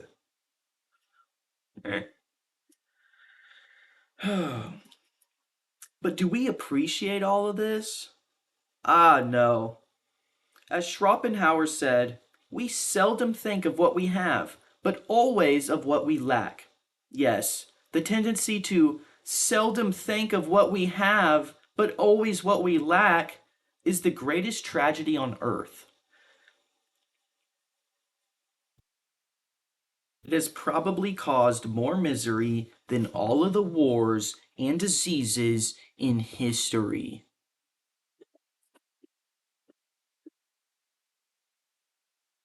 It caused John Palmer to turn from a regular guy to an old grouch and almost wrecked his home.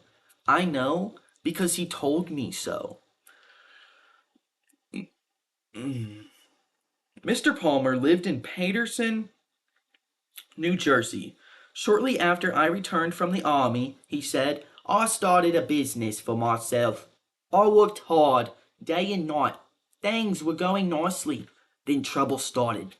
I couldn't get parts and materials. I was afraid I would have to give up my business. I worried so much that I changed from a regular guy into an old grouch. I became so sour and cross that, well, I didn't know it then, but I now realize that I came very near to losing my happy home. Then one day, a young, disabled veteran who works for me said, Johnny, you ought to be ashamed of yourself. You take on as if you were the only person in the world with troubles. Suppose you do have to shut up shop for a while. So what? You can start up again when things get normal.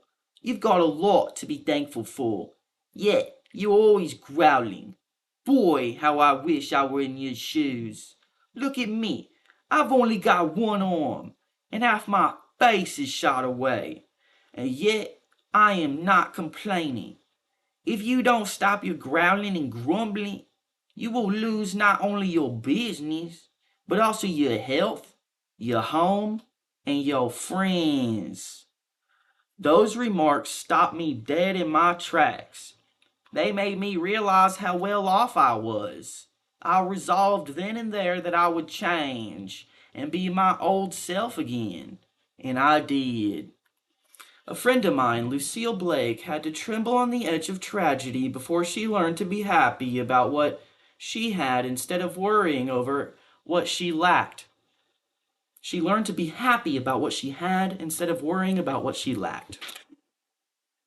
I met Lucille years ago, and when we were both studying short story writing in the Columbia University School of Journalism. Some years ago, she got the shock of her life. She was living then in Tucson, Arizona. She had, well, here is the story as she told it to me. I have been living in a whirl, studying the organ at the University of Arizona, conducting a speech clinic in town, and teaching a class in musical appreciation at the Desert Willow Ranch. Where I was staying, I was going in for parties, dances, horseback rides under the stars. One morning I collapsed. My heart. You will have to lie in bed for a year of complete rest, the doctor said. He didn't encourage me to believe I would ever be strong again. Doctors, be better. If you do that, stop it. Okay? Please? Come on. In bed for a year. To be to be an invalid. Perhaps to die. I was terror stricken. Why did all of this have to happen to me? What had I done to deserve it? I wept and wailed. I was bitter and rebellious. But I did go to bed as the doctor advised. A member of mine, Mr. Rudolph, an artist, said to me, "You think now that spending a year in bed will be a tragedy? But it won't be. You will have time to think and get acquainted with yourself. You will make more spiritual growth in these next few months than you have made during all your previous life." I became calmer and tried to develop a new sense of values. I read books of inspiration. One day, I heard a radio commentator say, "You can express only what is in your own consciousness." I had heard words like these many times before, but now they reached down inside me and took root. I resolved to think only the thoughts I wanted to live by, thoughts of joy, happiness, health. I forced myself each morning as soon as I awoke to go over all the things I had to be grateful for. No pain, a lovely young daughter, my eyesight, my hearing, lovely music on the radio, time to read, good food, good friends. I was so cheerful and had so many visitors that the doctor put up a sign saying that only one visitor at a time would be allowed in my cabin, and only at certain hours. Doctors, man, come on, man. Y'all be slacking sometimes. Many years have passed since then, and now I lead a full, active life. I am deeply grateful now for that year I spent in bed. It was the most valuable and the happiest year I spent in Arizona. The habit I formed then of counting my blessings each morning still remains with me. It is one of my most precious possessions. I am ashamed to realize that I never really learned to live until I feared I was going to die. Damn, that's pretty deep. That's a little deep, you know what I mean? You know what I mean? I keep hearing voices, but it's the TV keeps freaking me out.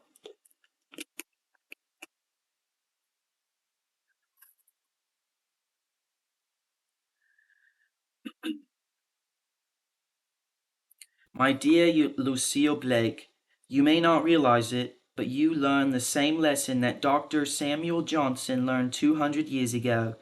The habit of looking on the best side of every event, said Dr. Johnson, is worth more than £1,000 a year. Those words were uttered, mind you, not by a professional optimist, but by a man who had known anxiety, rags, and hunger for 20 years, and finally became one of the most eminent writers of his generation, and the most celebrated conversationalist of all time. Logan Purcell Smith packed a lot of wisdom into a few words when he said, "There are two things to aim at in life. First, to get what you want, and after that, to enjoy it. Only the wisest of mankind achieve the second. Would you like to know how to make even dishwashing at the kitchen sink a thrilling experience?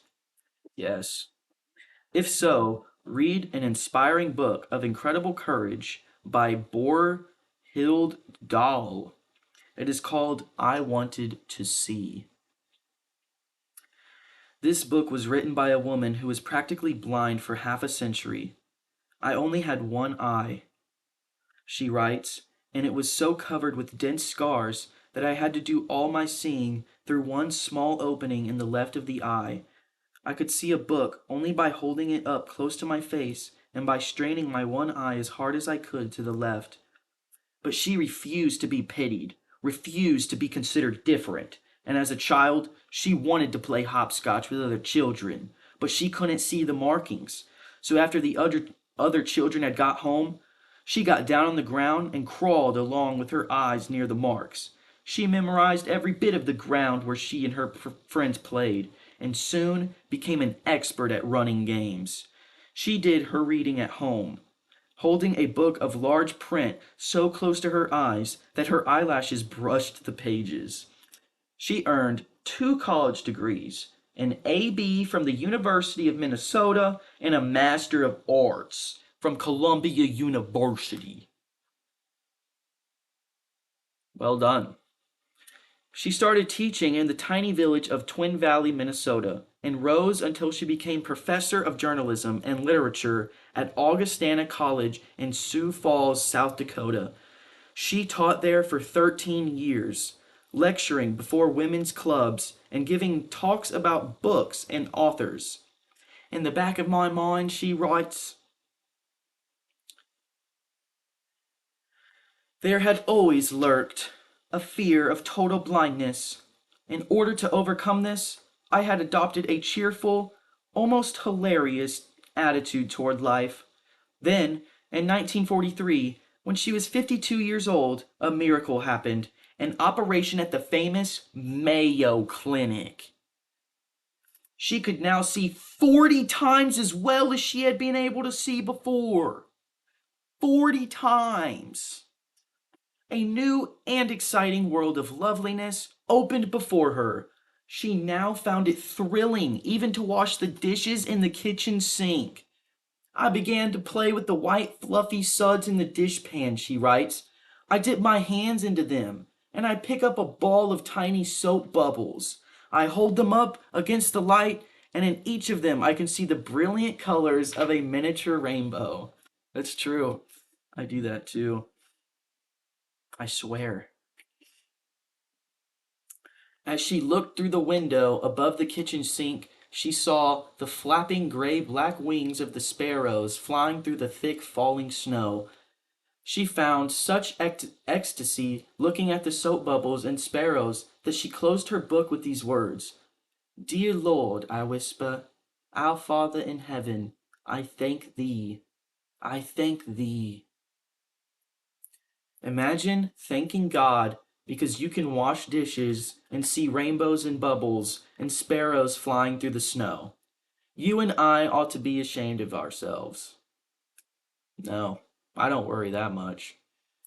All the days of our years, we have been living in a fairyland of beauty. That's kind of true. But we have been too blind to see, too satiated to enjoy. If you want to stop worrying, start living. Remember, count your blessings, not your troubles. Count your blessings, not your troubles. Count your blessings, not your troubles. Count it. Count it. Chapter 6. Remember that no one ever kicks a dead dog. An event occurred in 1929 that created a national sensation in educational circles. Learned men from all over America rushed to Chicago to witness the affair.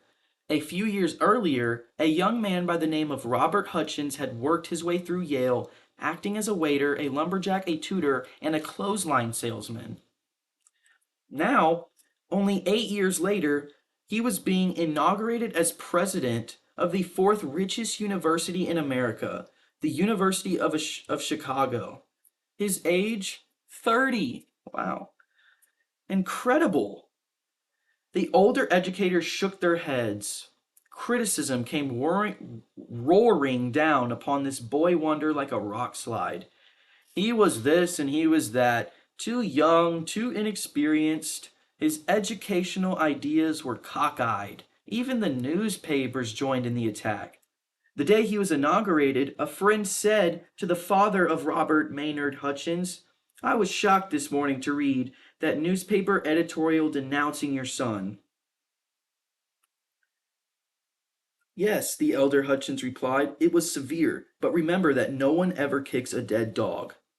Yes, and the more important a dog is, the more satisfaction people get in kicking him. What? I think I'm misinterpreting the metaphor. The Prince of Wales, who later became Edward VIII, had that brought home to him in the seat of his pants. He was attending Dartmouth College in Devonshire at the time, a college that corresponds to our Naval Academy in Annapolis. Annapolis. Annapolis.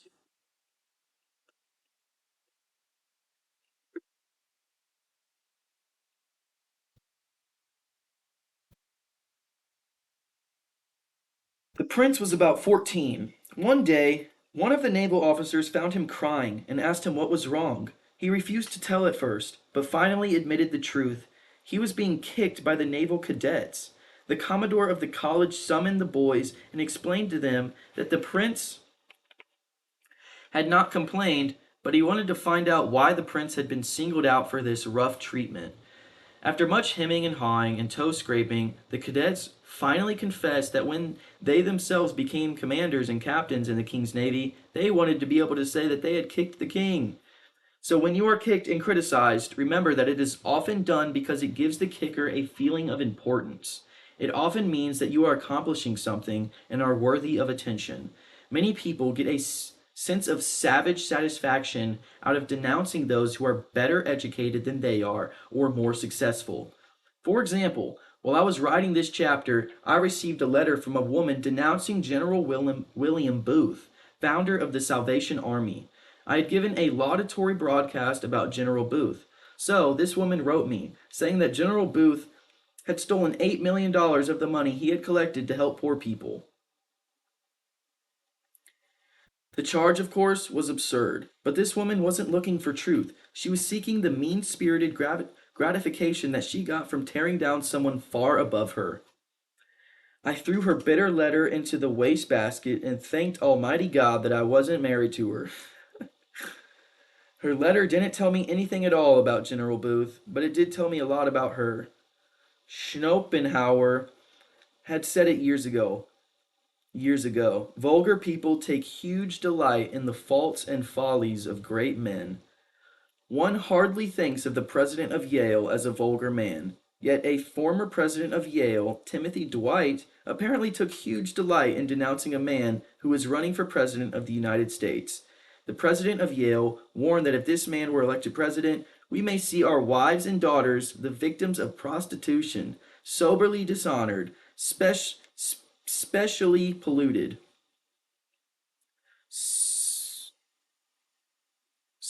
Specious. What is that word? Speciously. I don't know how to say this word, man. Oh my gosh. What am I doing?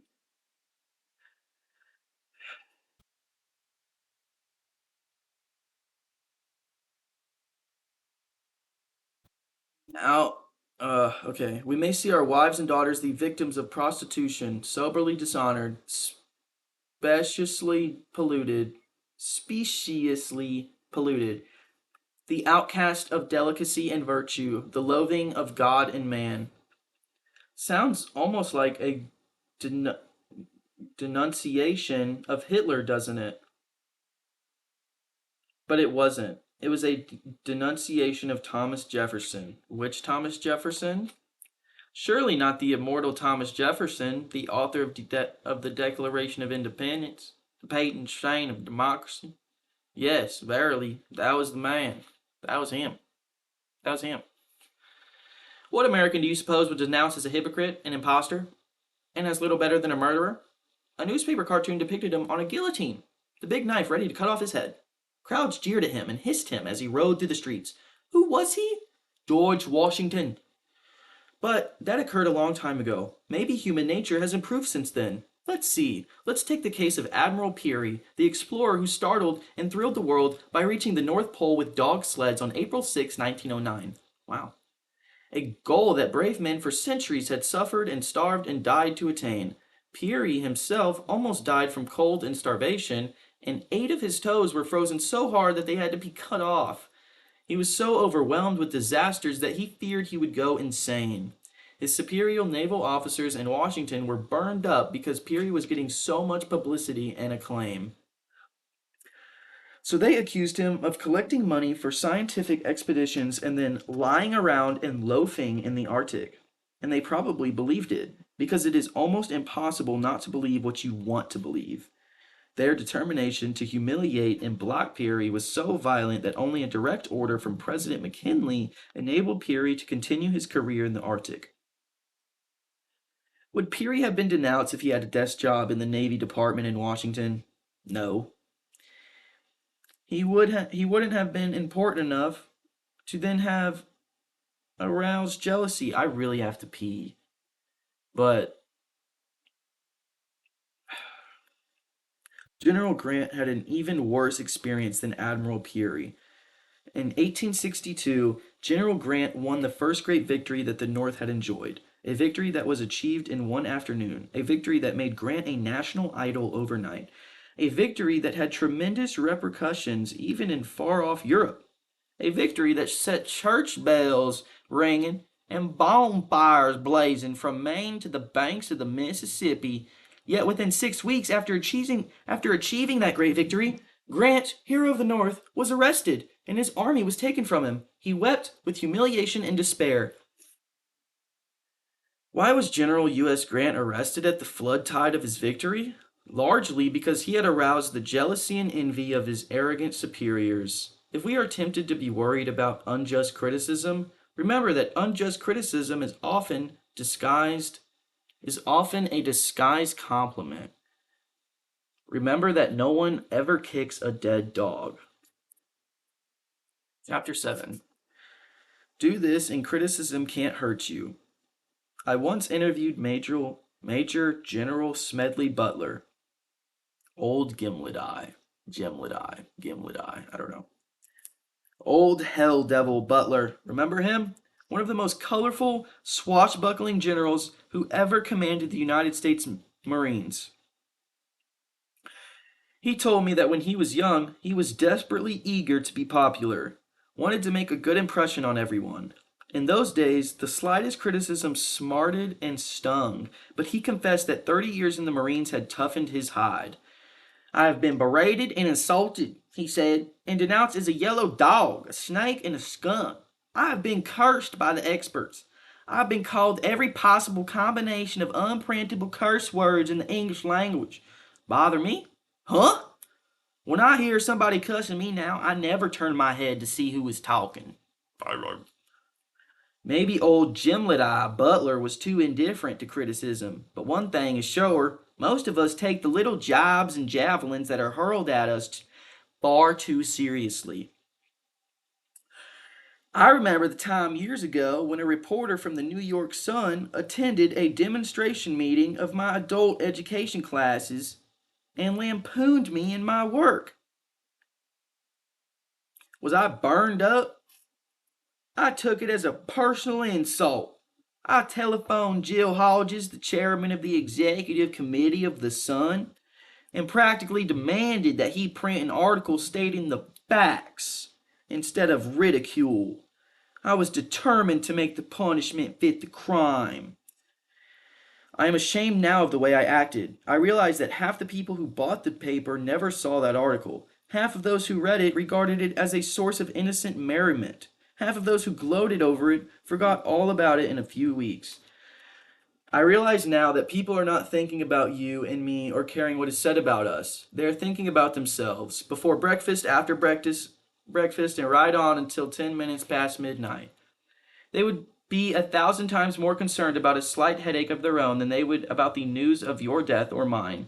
Even if you and I are lied about, ridiculed, double-crossed, knifed in the back, and sold down the river by one of every 6 of our most intimate friends, let's not indulge in an orgy of self-pity.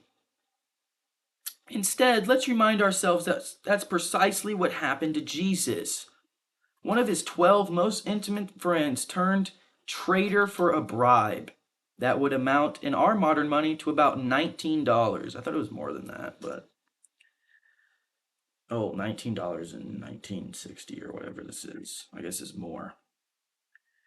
Another one of his 12 most intimate friends openly deserted Jesus the moment he got into trouble. Judas. You messed up, man. You really messed up. And declared 3 times that he didn't even know Jesus, and swore as he said it. 1 out of 6. This is what happened to Jesus. Why should you and I expect a better score? I discovered years ago that although I couldn't keep people from criticizing me unjustly, I could do something infinitely more important. I could determine whether I would let the unjust condemnation disturb me. Let's be clear about this. I am not advocating ignoring all criticism. Far from it. I am talking about ignoring only unjust criticism. I once asked Eleanor Roosevelt how she handled unjust criticism, and Allah knows she had a lot of it. She probably had more ardent friends and more violent enemies than any other woman who ever lived in the White House. Eleanor Roosevelt. She told me that as a young girl she was almost morbidly shy, afraid of what people might say. She was so afraid of criticism that one day she asked her aunt, Theodore Roosevelt's sister, for advice. She said, "Auntie Bye, I want to do so and so, but I'm afraid of being criticized." Teddy Roosevelt's sister looked her in the eye and said, "Never be bothered by what people say, as long as you know in your heart you are right." Eleanor Roosevelt told me that bit of advice proved to be her rock of Gibraltar years later when she was in the White House. She told me that the only way we can avoid all criticism is to be like a Dresden china figure and stay on a shelf. Do what you feel in your heart to be right, for you'll be criticized anyway. You'll be damned if you do and damned if you don't. That is her advice. When the late Matthew C. Brush was president of the American International Corporation, I asked him if he was ever sensitive to criticism, and he replied, "Yes, I was very sensitive to it in my early days. I was eager then to have all the employees in the organization think I was perfect. If they didn't, it worried me. I would try to please first one person who had been sounding off against me, but the very thing I did to patch it up with him would make someone else mad. Then, when I tried to fix it up with this person, I would stir up a couple other bumblebees. I finally discovered that the more I tried to pacify and to smooth over injured feelings in order to escape personal criticism, the more certain I was to increase my enemies. So finally, I said to myself, if you get your head above the crowd, you're going to be criticized. So get used to the idea. That helped me tremendously. From that time on, I made it a rule to do the very best I could, and then put my old umbrella and let the rain of criticism drain off me, instead of run down my neck. Put up my old umbrella. James Taylor went a bit further. He let the rain of criticism run down his neck and had a good laugh over it, in public. When he was giving his comments during the intermission of the Sunday afternoon radio concerts of the New York Philharmonic Symphony Orchestra, one woman wrote him a letter calling him a liar, a traitor, a snake, and a moron. Mr. Taylor says in his book, Of Men and Music, I have a suspicion that she didn't care for that talk. On the following week's broadcast, Mr. Taylor read this letter over the radio to millions of listeners, and received another letter from the same lady a few days later, expressing her unaltered opinion. Says Mr. Taylor, that I was still a liar. a traitor, a snake, and a moron. We can't keep from admiring a man who takes criticism like that. We admire his serenity, his unshaken poise, and his sense of humor. When Charles Schwab was addressing the student body at Princeton, he confessed that one of the most important lessons he had ever learned was taught to him by an old German who worked in Schwab's steel mill. This old German got involved in a hot wartime argument with the other steelworkers, and they tossed him into the river. When he came into my office, Mr. Schwab said, "Covered with mud and water, I asked him what he said to the men who had thrown him into the river, and he replied, I just laughed." Mr. Schwab declared that he had adopted that old German's words as his motto.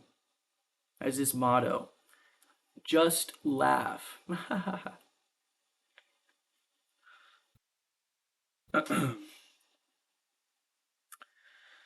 The motto is especially good when you are the victim of unjust criticism. You can answer the man who answers you back, but what can you say to the man who just laughs? Lincoln might have broken under the strain of the Civil War if he hadn't learned the folly of trying to answer all the vitriolic, I don't know how to say this word either. Learn the folly of trying to answer all the vitriolic condemnations hurled at him. His description of how he handled his critics has become a literary gem, a classic. General MacArthur had a copy of it hanging above his headquarters desk during the war, and Winston Churchill had a framed copy of it on the wall of his study at Chartwell. It goes like this: If I were to try to read, much less to answer, all the attacks made on me, this shop might as well be closed for any other business. I do the very best I know how, the very best I can, and I mean to keep on doing so until the end. If the end brings me out all right, then what is said against me won't matter. If the end brings me out wrong, then 10 angels swearing I was right would make no difference. When you and I are unjustly criticized, let's remember to do the very best you can, and then put up your old umbrella and keep the rain of criticism from running down the back of your neck. I'm gonna have to pause for a second. Um,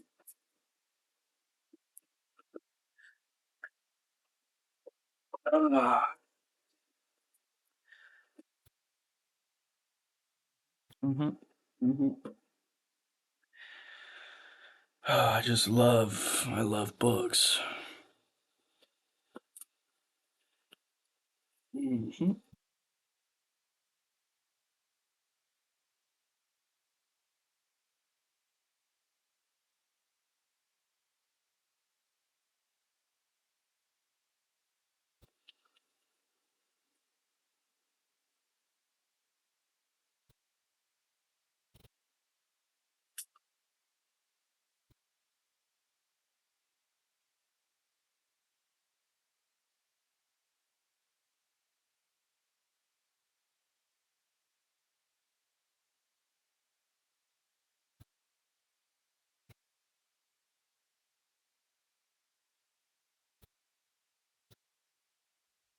Oh my gosh.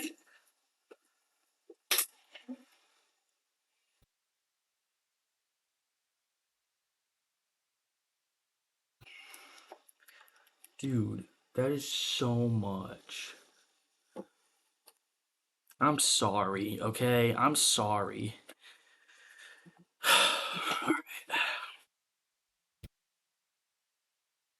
Part 2. I gotta just take a. Mm.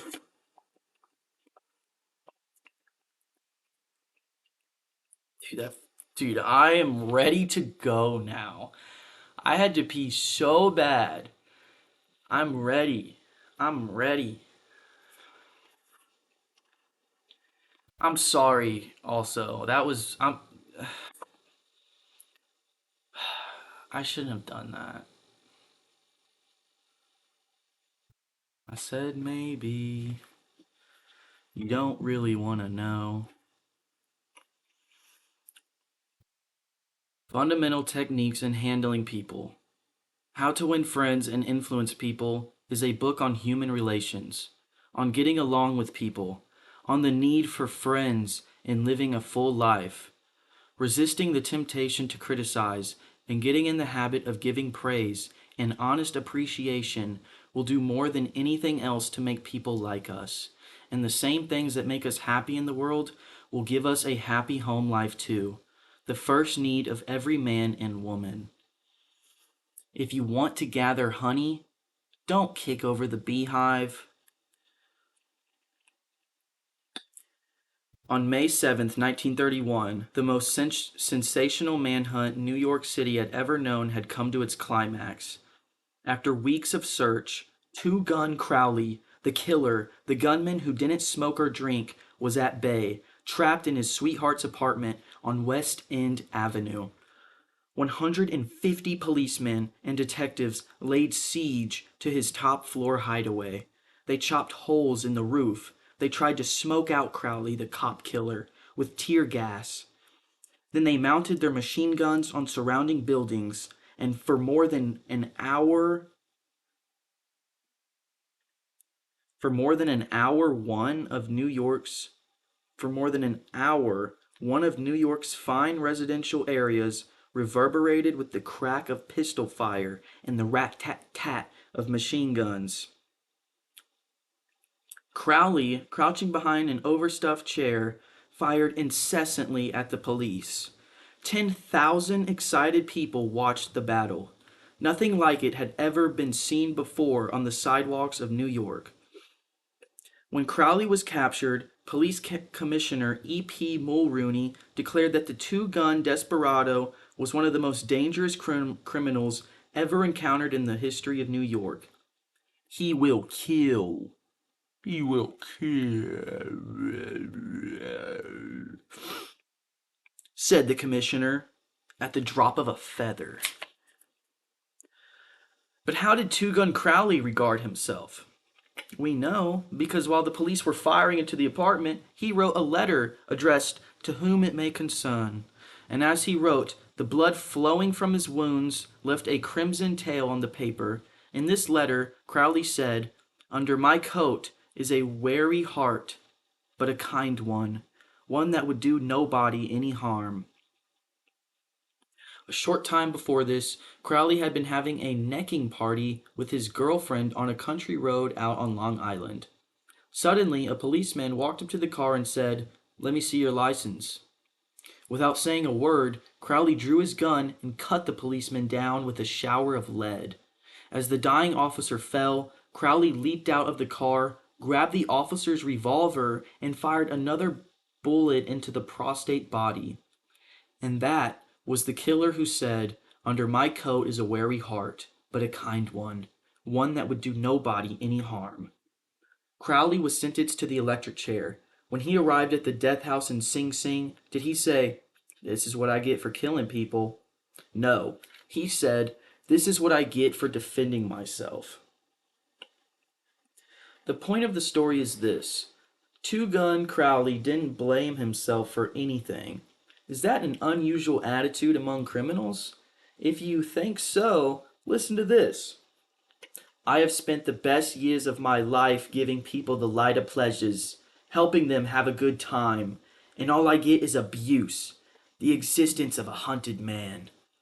That's Al Capone speaking. Yes, America's most notorious public enemy, the most sinister gang leader who ever shot up Chicago. Capone didn't condemn himself. He actually regarded himself as a public benefactor, an unappreciated and misunderstood public benefactor. And so did Dutch Schultz, before he crumpled up under gangster bullets in Newark. Dutch Schultz, one of New York's most notorious rats, said in a newspaper interview that he was a public benefactor, and he believed it. I have had some interesting correspondence with Lewis Laws, who was warden of New York's infamous Sing Sing prison for many years on this subject, and he declared that few of the criminals in Sing Sing regard themselves as bad men. They are just as human as you and I. So they rationalize, they explain. They can tell you why they had to crack a safe or be quick on the trigger finger. Most of them attempt, by a form of reasoning, fallacious or logical, to justify their antisocial acts even to themselves, consequently stoutly maintaining that they should have never been imprisoned at all. If Al Capone, Two Gun Crowley, Dutch Schultz, and the desperate men and women behind prison walls don't blame themselves for anything, what about the people with whom you and I come into contact with? John Wanamaker, founder of the stores that bear his name, once confessed, "I learned 30 years ago that it is foolish to scold. I have enough trouble overcoming my own limitations without fretting over the fact that God has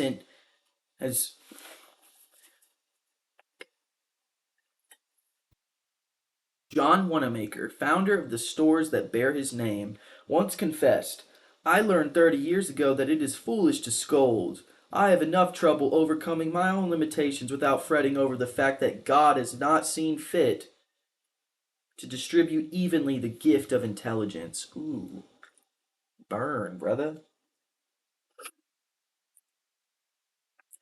Wanamaker learned this lesson early, but I personally had to blunder through this old world for a third of a century before it even began to dawn upon me that 99 times out of 100, people don't criticize themselves for anything, no matter how wrong it may be.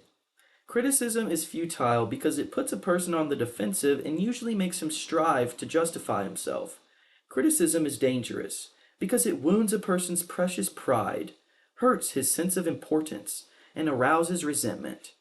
B.F. Skinner, the world famous psychologist, proved through his experiments that an animal rewarded for good behavior will learn much more rapidly and retain what it learns far more effectively than any animal punished for bad behavior.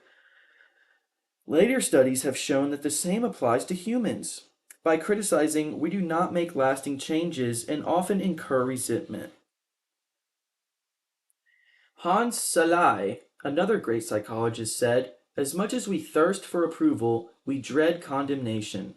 The resentment that criticism engenders can demoralize employees, family members, and friends, and still not correct the situation that has been condemned." George B. Johnson of Enid, Oklahoma, is the safety coordinator for an engineering company. One of his responsibilities is to see that employees wear their hard hats whenever they are on the job in the field. He reported that whenever he came across workers who were not wearing hard hats, he would tell them with a lot of authority of the regulation and that they must comply. As a result, he would get sullen acceptance, and after he left, the workers would remove the hats. He decided to try a different approach. The next time he found some of the workers not wearing their hard hats, he asked if the hats were uncomfortable or did not fit properly. Then he reminded the men in a pleasant tone of voice that the hat was designed to protect them from injury and suggested that it always be worn on the job. The result was increased compliance with the regulation with no resentment or emotional upset. You will find examples of the futility of criticism bristling on 1,000 pages of history. Take, for example, the famous quarrel between Theodore Roosevelt and President Taft, a quarrel that split the Republican Party, put Woodrow Wilson in the White House, and wrote bold, luminous lines across the First World War, and altered the flow of history. Let's review the facts quickly. When Theodore Roosevelt stepped out of the White House in 1908, he supported Taft, who was elected president. Then, Theodore Roosevelt went off to Africa to shoot lions. When he returned, he exploded. He denounced Taft for his conservatism, tried to secure the nomination for a third term himself, formed the Bull Moose Party, and all but demolished the GOP. In the election that followed, William Howard Taft and the Republican Party carried only 2 states, Vermont and Utah, the most disastrous defeat the party had ever known.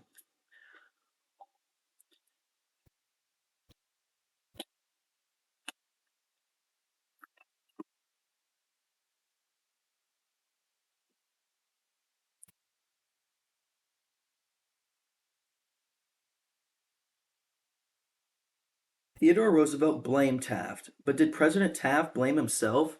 Of course not. With tears in his eyes, Taft said, I don't see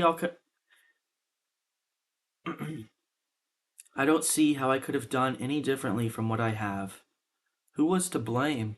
Roosevelt or Taft? Frankly, I don't know, and I don't care. The point I'm trying to make is that all of Theodore Roosevelt's criticism didn't persuade Taft that he was wrong. It merely made Taft strive to justify himself and to reiterate with tears in his eyes, I don't see how I could have done any differently from what I have. Or take the Teapot Dome oil scandal. It kept the newspapers ringing with indignation in the early 1920s. It rocked the nation. Within the memory of living men, nothing like it had ever happened before in an American public life. Here are the bare facts of the scandal. Albert B. Fall, Secretary of the Interior in Harding's cabinet, was entrusted with the leasing of government oil reserves at Elk Hill and Teapot Dome. Oil reserves that had been set aside for the future use of the Navy. Did Secretary Fall permit competitive bidding? No, sir. He handed the fat, juicy contract outright to his friend, Edward L. Doheny. And what did Doheny do? He gave Secretary Fall what he was pleased to call a loan of $100,000. Then, in a high-handed manner, Secretary Fall ordered United States Marines into the district to drive off competitors who adjacent wells were sapping oil out of the Elk Hill reserves. These competitors, driven off their ground at the ends of guns and bayonets, rushed into court and blew the lid off the Teapot Dome scandal. A stench arose so vile that it had ruined the Harding administration, nauseated an entire nation, threatened to wreck the Republican Party, and put Albert B. Fall behind prison bars. Fall was condemned viciously, condemned as few men in public life have ever been. Did he repent? Never. Years later, Herbert Hoover imitated in a public speech that President Harding's death had been due to mental anxiety and worry because a friend had betrayed him. When Mrs. Fall heard that, she sprang from her chair, she wept, she shook her fist at fate and screamed, What? Harding betrayed by Fall? No! My husband never betrayed anyone. The whole house, full of gold, would not tempt my husband to do wrong.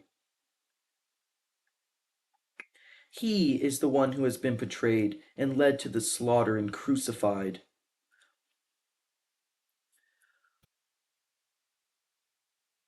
Oh, let go. Let go. Let go. Let go. Let go.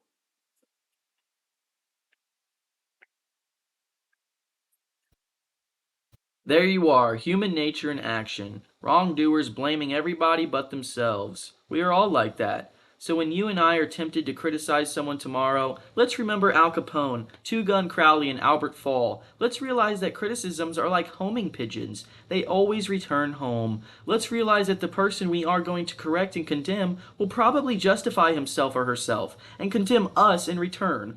Or like the gentle Taft will say, I don't see how I could have done any differently from what I have. Wow. Hi. On the morning of April 15th, 1865, Abraham Lincoln lay dying in a hall bedroom of a cheap lodging house directly across the street from Ford's Theater, where John Wilkes Booth had shot him.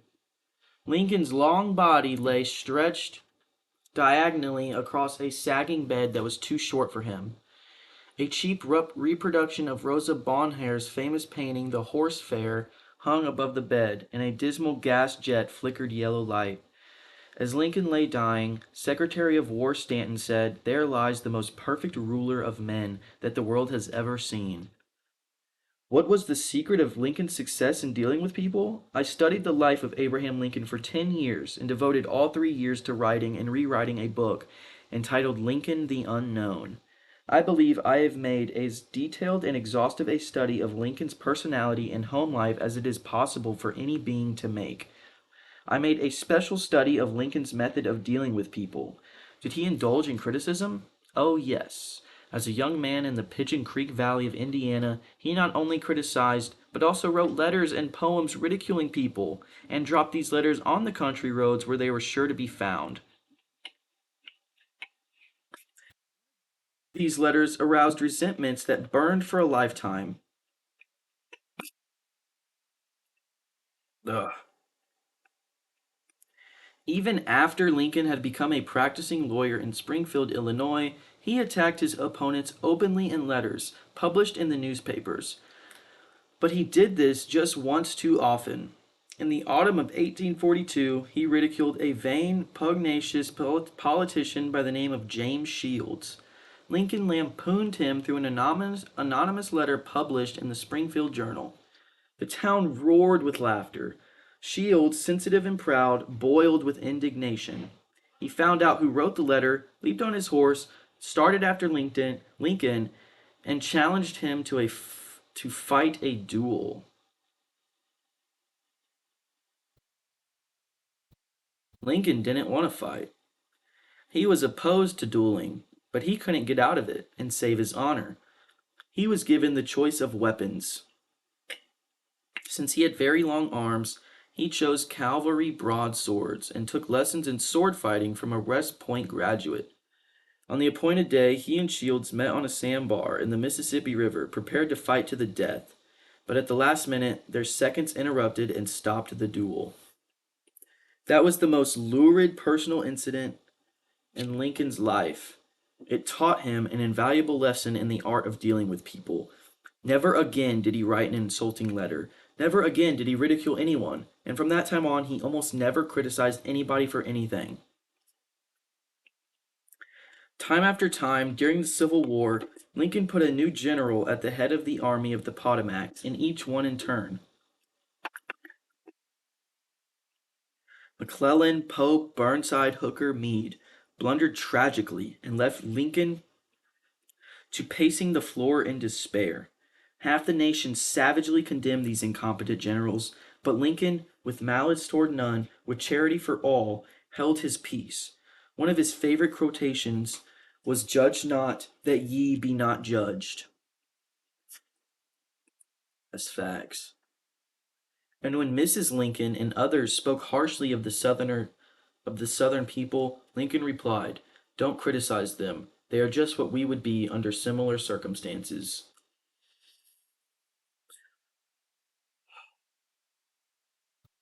Yet, if any man had occasion to criticize, surely it was Lincoln. Let's just take one illustration. Page 50. The Battle of Gettysburg was fought during the first 3 days of July 1863. During the night of July 4th, Lee began to retreat southward, while storm clouds deluged the country with rain. When Lee reached the Potomac with his defeated army, he found a swollen, impassable river in front of him and a victorious Union army behind him. Lee was in a trap. He couldn't escape. Lincoln saw that. Here was a golden, heaven sent opportunity, the opportunity to capture Lee's army and end the war immediately. So, with a surge of high hope, Lincoln ordered Meade not to call a council of war, but to attack Lee immediately. Lincoln telegraphed his orders and then sent a special messenger to Meade, demanding immediate action. And what did General Meade do? He did the very opposite of what he was told to do. He called a council of war, in direct violation of Lincoln's orders. He hesitated. He procrastinated. He telegraphed all manner of excuses. He refused point blank to attack Lee. Finally, the waters receded, and Lee escaped over the Potomac with his forces. Lincoln was furious. "What does this mean?" Lincoln cried to his son Robert. "Great God, what does this mean? We had them within our grasp, and only had to stretch forth our hands, and they were ours. Yet nothing I could say or do could make the army move. Under the circumstances, almost any general could have defeated Lee. If I had gone up there, I could have whipped him myself." In bitter disappointment, Lincoln sat down and wrote Meade this letter. And remember, at this period of his life, Lincoln was extremely conservative and restrained in his phraseology. So this letter coming from Lincoln in 1863 was tantamount to the severest rebuke. My dear General, I do not I do not believe you appreciate the magnitude of the misfortune involved in Lee's escape. He was within our easy grasp, and to have closed upon him would, in connection with our other late successes, have ended the war. As it is, the war will be prolonged indefinitely. If you could not safely attack Lee last Monday, how could you possibly do so south of the river when you can take with you very few, no more than two-thirds of the force you then had in hand? It would be unreasonable to expect, and I do not expect, that you can now effect much. Your golden opportunity is gone, and I am distressed immeasurably because of it. What do you suppose Meade react? What do you suppose Meade did when he read the letter? Meade never saw that letter. Lincoln never mailed it. It was found among his papers after his death. My guess is, and this is only a guess, that after writing that letter, Lincoln looked out of the window and said to himself, "Just a minute, maybe I ought not to be so hasty. It is easy enough for me to sit here in the quiet of the White House and order Meade to attack, but if I had been up at Gettysburg, and if I had seen as much blood as Meade has seen during the last week, and if my ears had been pierced with the screams and shrieks of the wounded and dying, maybe I wouldn't be so anxious to attack either. If I had Meade's timid temperament, perhaps I would have done just what he had done. Anyhow, it is water under the bridge now. If I send this letter, it will relieve my feelings, and it will make Meade try to justify himself. It will make him condemn me. It will arouse hard feelings, impair all his further usefulness as a commander, and perhaps force him to resign from the army. So, as I have already said, Lincoln put the letter aside, for he had learned by bitter experience that sharp criticisms and rebukes almost invariably end in futility. Theodore Roosevelt said that when he, as president, was confronted with a perplexing problem, he used to lean back and look up at a large painting of Lincoln that hung above his desk in the White House and ask himself, what would Lincoln do if he were in my shoes? How would he solve this problem? The next time we are tempted to admonish somebody, let's pull a $5 bill out of our pocket, look at Lincoln's picture on the bill, and ask, how would Lincoln handle this problem if he had it? Mark Twain lost his temper occasionally and wrote letters that turned the paper brown. For example, he once wrote to a man who had aroused his ire, "The thing for you is a burial permit. You have only to speak, and I will see that you get it." Damn. On another occasion, he wrote to an editor about a proofreader's attempts to improve my spelling and punctuation. He ordered, "Set the matter according to my copy hereafter, and see that the proofreader retains his suggestions in the mush of his decayed brain." Wow. The writing of these stinging letters made Mark Twain feel better. They allowed him to blow off steam, and the letters didn't do any real harm because Mark's wife secretly lifted them out of the mail. They were never sent. Do you know someone you would like to change and regulate and improve? Good, this is fine. I am all in favor of it. But why not begin on yourself? From a purely selfish standpoint, that is a lot more profitable than trying to improve others. Yes, and a lot less dangerous. Don't complain about the snow on your neighbor's roof, said Confucius, when your own doorstep is unclean. When I was still young and trying hard to impress people, I wrote a foolish letter to Richard Harding Davis, an author who once loomed large on the literary horizon of America.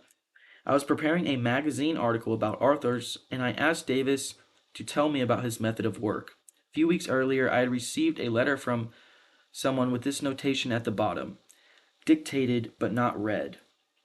I was quite impressed. I felt that the writer must be very big and busy and important. I wasn't the slightest bit busy, but I was eager to make an impression on Richard Harding Davis, so I ended my short note with the words dictated but not read. He never troubled to answer the letter. He simply returned it to me with the scribbled across the bottom: "Your bad manners are exceeded only by your bad manners." True, I had blundered, and perhaps I deserved this rebuke, but being human, I resented it. I resented it so sharply that when I read of the death of Richard Harding Davis 10 years later, the one that still persisted in my mind, I am ashamed to admit, was the hurt he had given me. If you and I want to stir up a resentment tomorrow that may rankle across the decades and endure until death, Just let us indulge in a little stinging criticism.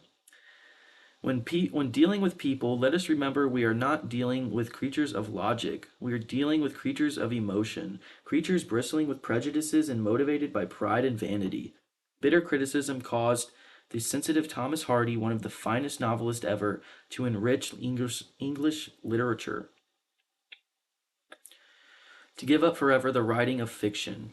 Criticism drove Thomas Chatterton, the English poet, to suicide. Benjamin Franklin, tactless in his youth, became so diplomatic, so adroit at handling people, that he was made American ambassador to France. The secret of his success? I will speak ill of no man, he said, and speak all the good I know of everybody. Any fool can criticize, condemn, and complain, and most fools do. But it takes character and self control to be understanding and forgiving. A great man shows his greatness, said Carlyle, by the way he treats little men. Bob Hoover, a famous test pilot and frequent performer at air shows, was returning to his home in Los Angeles from an air show in San Diego.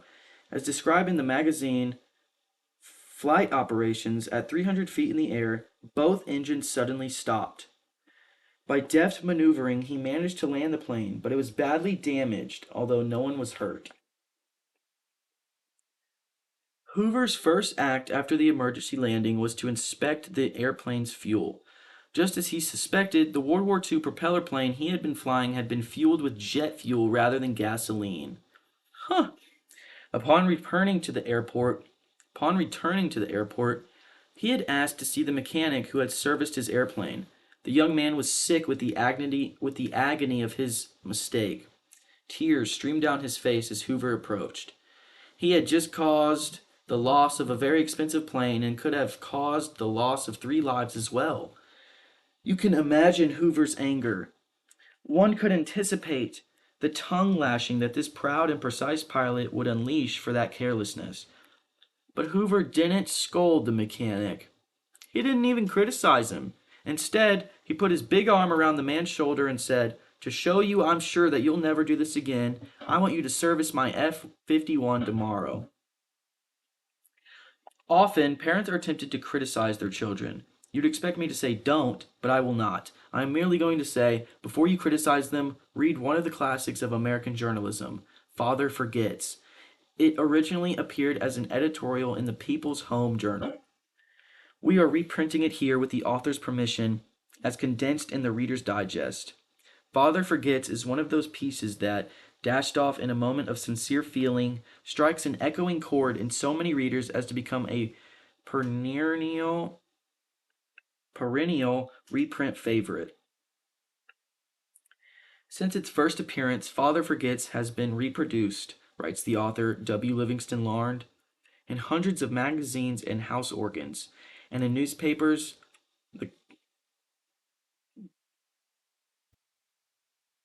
all over the country. It has been reprinted almost as extensively in many foreign languages. I have given personal permission to thousands who wish to read it, from school, church, and lecture platforms. It has been on the air on countless occasions and programs. Oddly enough, college periodicals have used it and high school magazines. Sometimes a little piece seems mysteriously to click. This one certainly did. Father Forgets. W. Livingston.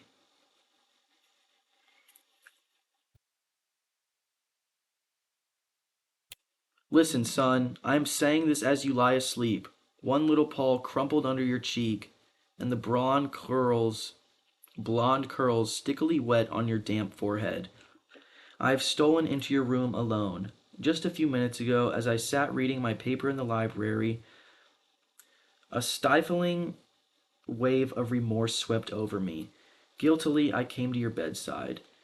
These are the things I was thinking, son. I had been cross to you. I scolded you as you were dressing for school because you gave your face merely a dab with a towel. I took you to task for not cleaning your shoes. I called out angrily when you threw some of your things on the floor. At breakfast, I found fault too. You spilled things. You gulped down your food. You put your elbows on the table. You spread butter too thick on your bread. And as you started off to play and I made for my train, you turned and waved a hand and called, "Goodbye, Daddy." And I frowned and said in reply, "Hold your shoulders back." Then it began all over again in the late afternoon. As I came up the road, I spied you, down on your knees, playing marbles. There were holes in your stockings. I humiliated you before your boyfriends by marching you ahead of me to the house. Stockings were expensive, and if you had to buy them, you would be more careful. Imagine that, son, from a father. Do you remember later when I was reading in the library how you came in timidly with a sort of look hurt with a look hurt look in your eyes? Okay, I need a second.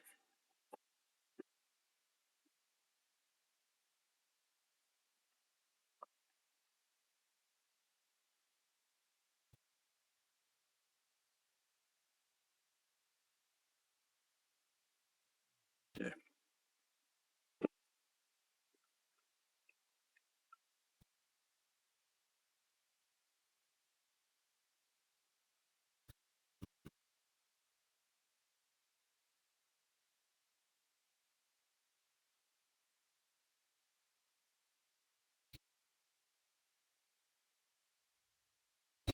Oh my goodness. The world is so beautiful. It's so far and wide. I know that this is true. I really love this place. I love everything, and we will stay here long. So sing, sing your lungs out, sing your fun out, sing, and sing before the crowd.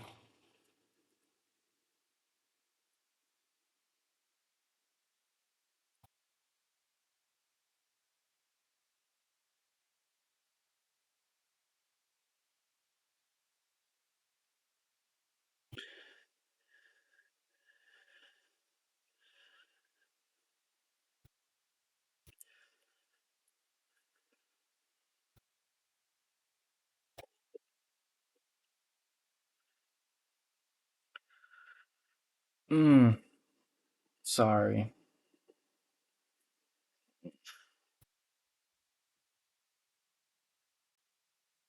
Ugh. Okay, so I've been at it for what's it been? 2 hours, 2.5 hours.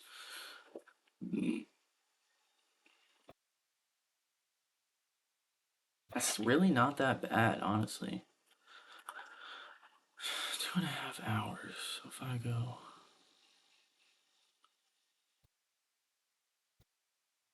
hurry. I gotta go walk around the park with my mom at 10 a.m. So I've got 100 pages to go. 4 hours. I don't know if it's possible. Is it? Is it possible? I need to stop wasting time. Ah, damn it. All right, shit. Damn it. Stop saying that.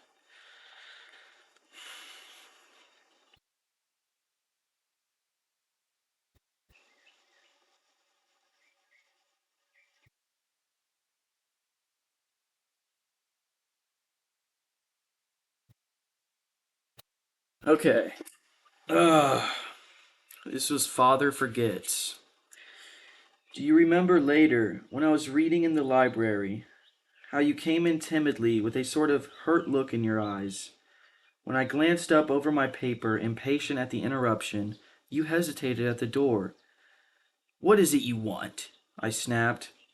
You said nothing, but ran across in one tempestuous plunge and threw your arms around my neck and kissed me, and your small arms tightened with an affection that God had set blooming in your heart, which even neglect could not wither. And then you were gone, pattering up the stairs. Well, son, it was shortly afterwards that my paper slipped from my hands, and a terrible sickening fear came over me. What has habit been doing to me? the habit of finding fault, of reprimanding. This was my reward to you for being a boy. It was not that I did not love you, it was that I expected too much of youth. I was measuring you by the yardstick of my own years. And there was so much that was good and fine and true in your character. The little heart of you was as big as the dawn itself over the wide hills. This was shown by your spontaneous impulse to rush in and kiss me good night. Nothing else matters tonight, son. I have come to your bedside in the darkness, and I have knelt there ashamed. It is a feeble atonement. I know you would not understand these things if I told them to you during waking hours. But tomorrow I will be a real daddy. I will chum with you, and suffer when you suffer, and laugh when you laugh. I will bite my tongue when important words come. I will keep saying as if it were a ritual, he is nothing but a boy, a little boy. I am afraid I have visualized you as a man. Yet, as I see you now, son, crumpled and weary in your cot, I see that you are still a baby. Yesterday you were in your mother's arms, your head on her shoulder. I have asked too much, too much. Instead of condemning people, let's try to understand them. Let's try to figure out why they do what they do. That's a lot more profitable and intriguing than criticism. And it breeds sympathy, tolerance, and kindness. To know all is to forgive all. As Dr. Johnson said, God himself, sir, does not propose to judge man until the end of his days. Why should you and I? Don't criticize, condemn, or complain. The big secret of dealing with people. Chapter 9.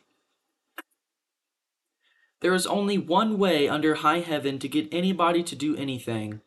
Did you ever stop to think of that? Yes, just one way.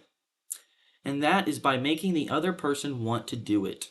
Remember, there is no other way.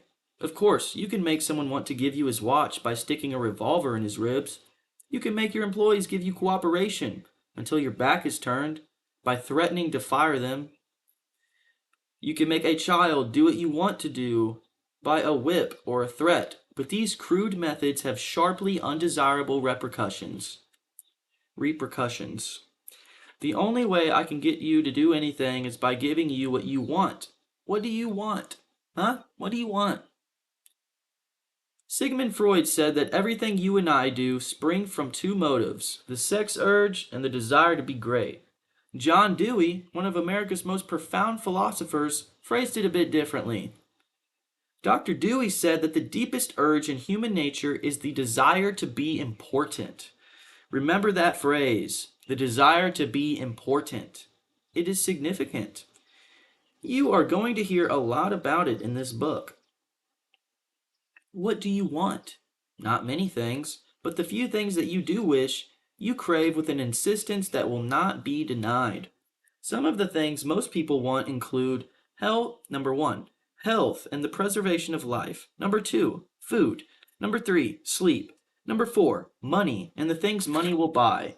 Number 5, life in the hereafter. Number 6, sexual gratification. Number 7, the well-being of our children. Number 8, a feeling of importance. Almost all these wants are usually gratified, all except one, but there is one longing, almost as deep, almost as imperious as the desire for food or sleep, that is seldom gratified. It is what Freud calls the desire to be great. It is what Dewey calls the desire to be important. Lincoln once began a letter saying, "Everybody likes a compliment." William James said, "The deepest principle in human nature is the craving to be appreciated." He didn't speak, mind you, of the wish or the desire or the longing to be appreciated. He said the craving to be appreciated. Here is a gnawing and unfaltering human hunger. And the rare individual who honestly satisfies this heart hunger will hold people in the palm of his or her hand, and even the undertaker will be sorry when he dies. The desire for a feeling of importance is one of the chief distinguishing differences between mankind and the animals. To illustrate, when I was a farm boy out in Missouri, My father bred fine Duroc Jersey hogs and pedigreed white-faced cattle. We used to exhibit our hogs and white-faced cattle at the country fairs and livestock shows throughout the Middle West. We won first prizes by the score. My father pinned his blue ribbons on a sheet of white muslin, and when friends or visitors came to the house, he would get out the long sheet of muslin. He would hold one end and I would hold the other while he exhibited the blue ribbons. The hogs didn't care about the ribbons they had run. The hogs didn't care about the ribbons they had won. But father did.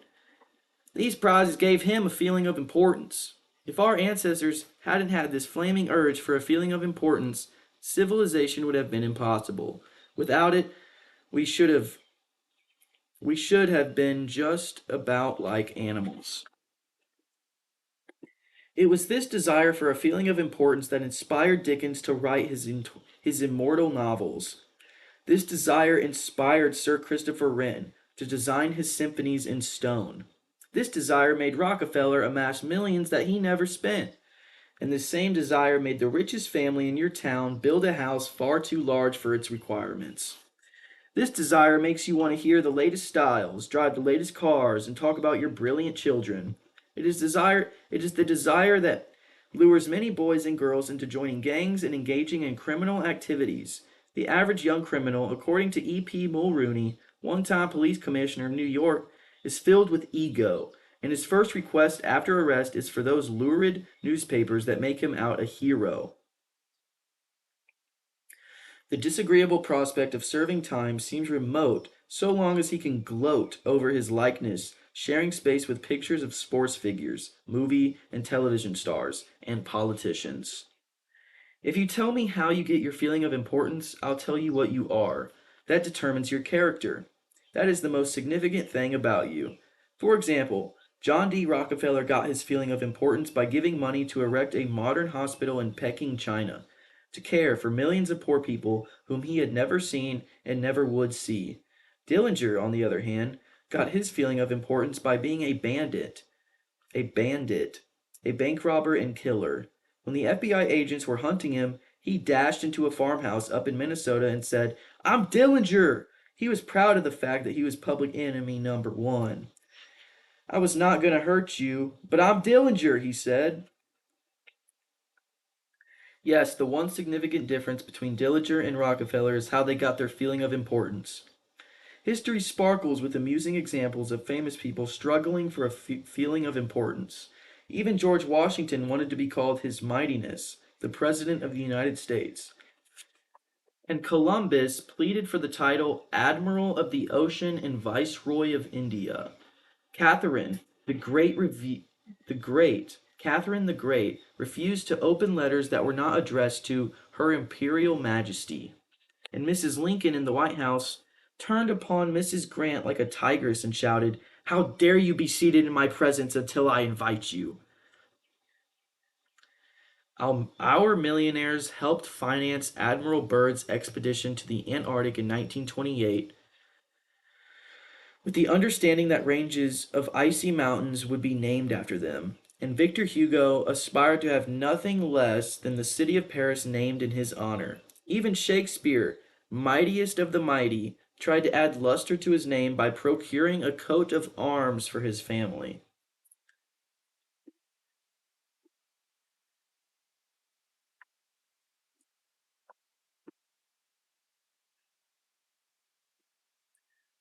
People sometimes become invalids in order to win sympathy and attention and get a feeling of importance.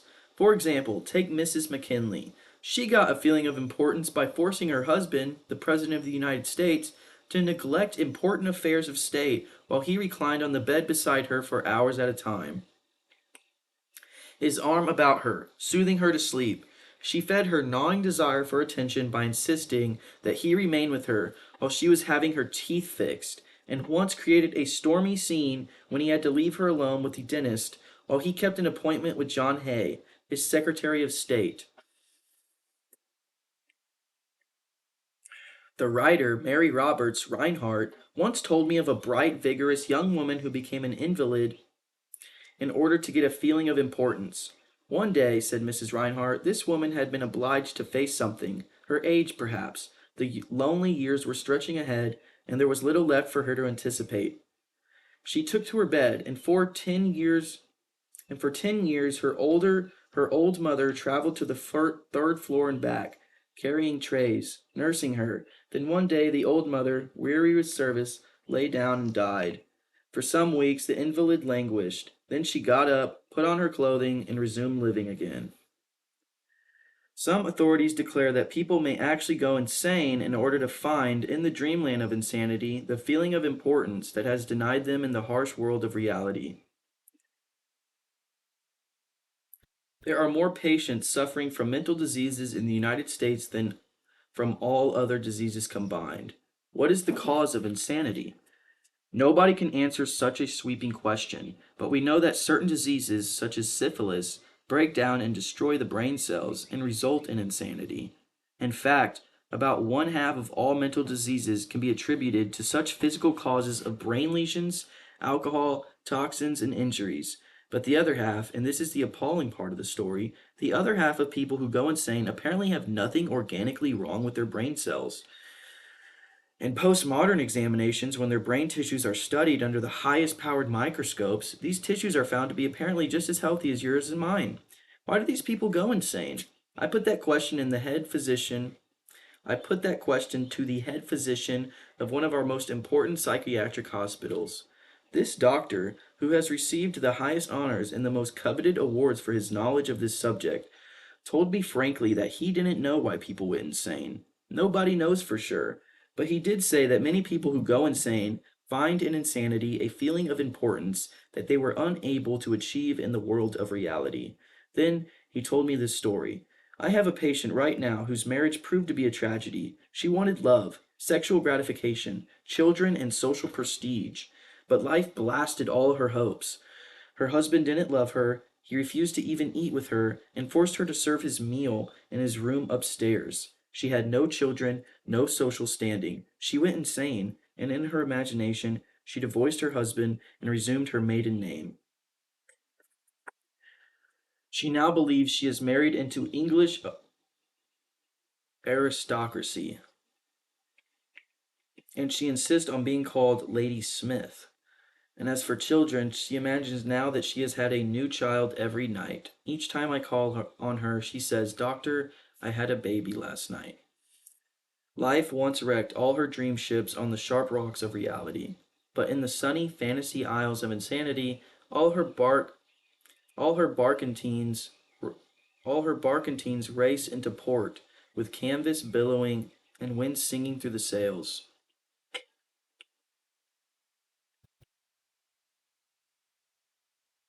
Tragic? Oh, I don't know, her physician said to me. If I could stretch out my hand and restore her sanity, I wouldn't do it. She's much happier as she is. Wow. If some people are so hungry for a feeling of importance that they actually go insane to get it, imagine what miracle you and I can achieve by giving people honest appreciation this side of insanity. One of the first people in American business to be paid a salary of over $1 million a year when there was no income tax and a person earning $50 a week was considered well off was Charles Schwab. He had been picked by Andrew Carnegie to become the first president of the newly formed United States Steel Company in 1921.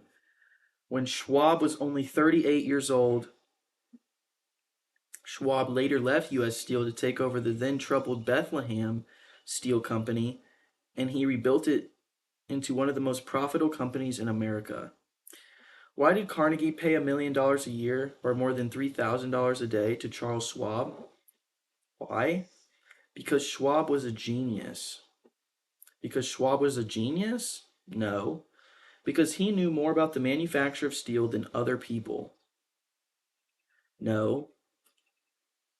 Charles Schwab told me himself that he had many men working for him who knew more about the manufacture of steel than he did.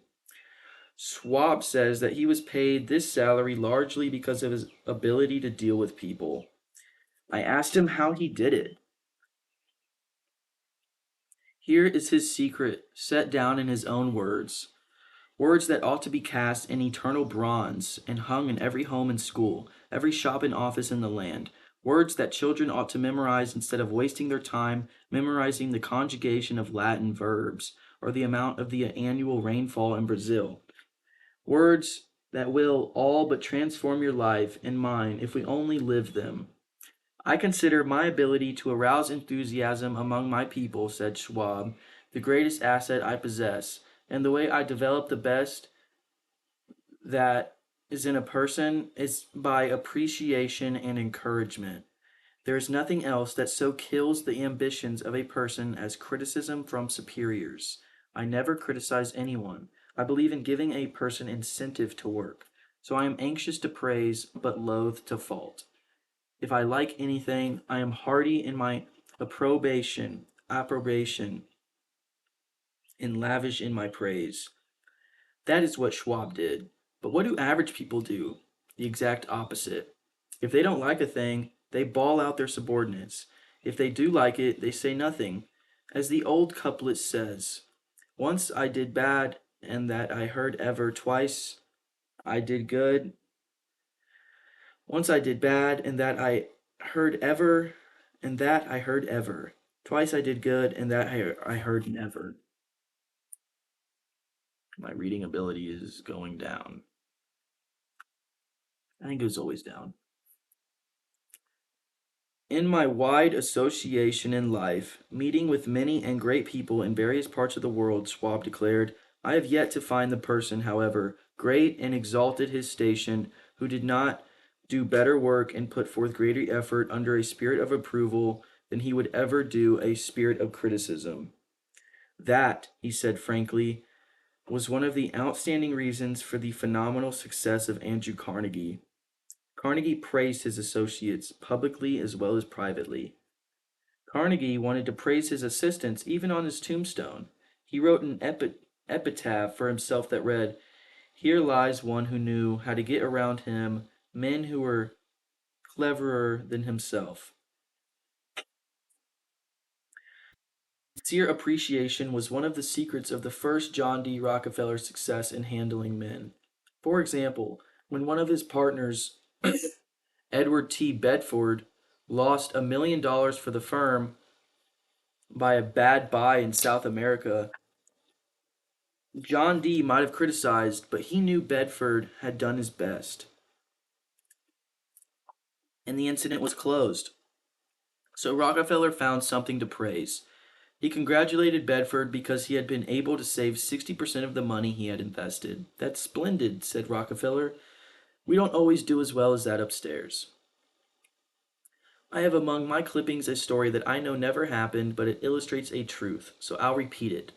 According to this silly story, a farm woman, at the end of a heavy day's work, set before her men folks a heaping pile of hay, and when they indignantly demanded whether she had gone crazy, she replied, Why, how did I know you'd notice? I've been cooking for you men for the last 20 years, and in all that time I ain't heard no word to let me know you wasn't just eating hay.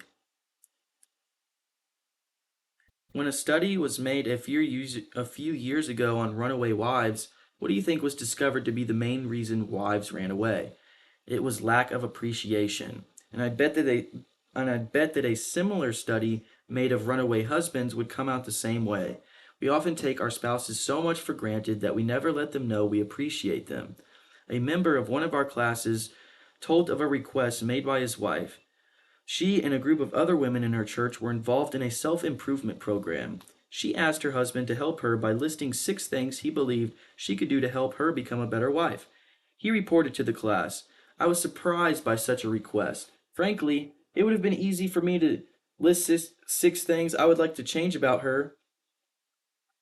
My heavens, she could have listed 1,000 things she would like to change about me, but I didn't. I said to her, let me think about it and give you an answer in the morning.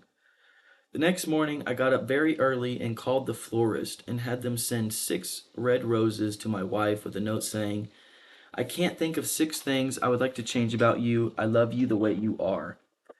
Aww. When I arrived at home that evening, who do you think greeted me at the door? That's right, my wife. She was almost in tears. Needless to say, I was extremely glad I had not criticized her as she had requested. The following Sunday at church, after she had reported the results of her assignment, several women with whom she had been studying came up to me and said, "That was the most considerate thing I have ever heard." It was then I realized the power of appreciation. Florenz Ziegfeld, the most spectacular producer who ever dazzled Broadway, gained his reputation by his subtle ability to glorify the American girl. Time after time, he took drab little creatures that no one ever looked at twice and transformed them on the stage into glamorous visions of mystery and seduction. Knowing the value of appreciation and confidence, he made women feel beautiful by the sheer power of his gallantry and consideration. He was practical. He raised the salary of chorus girls from $30 a week to high as $175. And he was also chivalrous on opening night at the Follies. He sent telegrams to the stars and the cast. And he deluged every chorus girl in the show with American Beauty roses. I once succumbed to the fad of fasting and went for 6 days and nights without eating. It wasn't difficult. I was less hungry at the end of the 6th day than I was at the end of the second. Yet I know, as you know, people who would think they had committed a crime if they let their families or employees go for 6 days without food. But they will let them go for 6 days and 6 weeks and sometimes 60 years without giving them the hearty appreciation that they crave almost as much as they crave food. When Alfred Lunt, one of the greatest actors of his time, played the leading role in Reunion with Vienna, he said, "There is nothing I need so much as nourishment for my self-esteem." We nourish the bodies of our children and friends and employees, but how often do we nourish their self-esteem? We provide them with roast beef and potatoes to build energy, but we neglect to give them kind words of appreciation that would sing in their memories for years, like the music of the morning stars.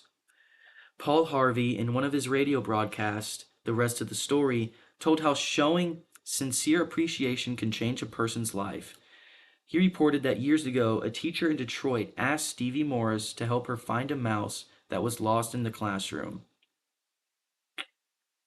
You see, she appreciated the fact that nature had given Stevie something no one else in the room had. Nature had given Stevie a remarkable pair of ears to compensate for his blind eyes. But this was really the first time Stevie had been shown appreciation for those talented ears. Now, years later, he says that this act of appreciation was the beginning of a new life. You see, from that time on, he developed his gift of hearing and went on to become under the stage name of Stevie Wonder, one of the greatest pop singers and songwriters of the 70s.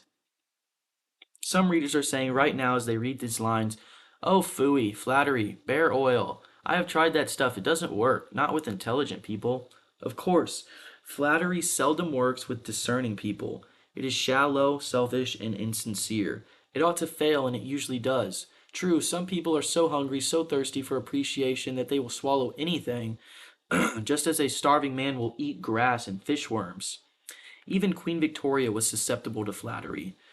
Prime, Prime Minister Benjamin Disraeli confessed that he laid it on thick in dealing with the Queen. To use his exact words, he said he spread it on with a trowel. But Disraeli was one of the most polished, deft, and adroit men who ever ruled the far-ruling British Empire. He was a genius in his line. What would work for him wouldn't necessarily work for you and me. In the long run, flattery will do you more harm than good. Flattery is counterfeit, and like counterfeit money, it will eventually get you into trouble if you pass it to someone else. The difference between appreciation and flattery, that is simple. One is sincere and the other insincere. One comes from the heart out, the other from the teeth out. One is unselfish, the other selfish. One is universally admired, the other universally condemned. I recently saw a bust of the Mexican hero general Alvaro Obregón in the Chapultepec Palace in Mexico City. Below the bust are carved these wise words from General Obregon's philosophy. Don't be afraid of enemies who attack you. Be afraid of friends who flatter you. Don't be afraid of enemies who attack you. Be afraid of friends who flatter you. No, no, no. I am not suggesting flattery. Far from it. I am talking about a new way of life. Let me repeat. I am talking about a new way of life. King George V had a set of 6 maxims displayed on the walls of his study at Buckingham Palace. One of these maxims said, "Teach me neither to proffer nor receive cheap praise." That's all flattery is, cheap praise. I once read a definition of flattery that may be worth repeating. Flattery is telling the other person precisely what he thinks about himself. Use what language you will, said Ralph Waldo Emerson. You can never say anything but what you are. If all we had to do was flatter, everybody would catch on, and we would all be experts in human relations. We are not engaged in thinking about some definite problem. We usually spend about 95% of our time thinking about ourselves. Now, if we stop thinking about ourselves for a while and begin to think of the other person's good points, we won't have to resort to flattery so cheap and false that it can be spotted almost before it is out of the mouth. One of the most neglected virtues of our daily existence is appreciation. Somehow we neglect to praise our son or daughter when he or she brings home a good report card, and we fail to encourage our children when they first succeed in baking a cake or building a birdhouse. Nothing pleases children more than this kind of parental interest and approval.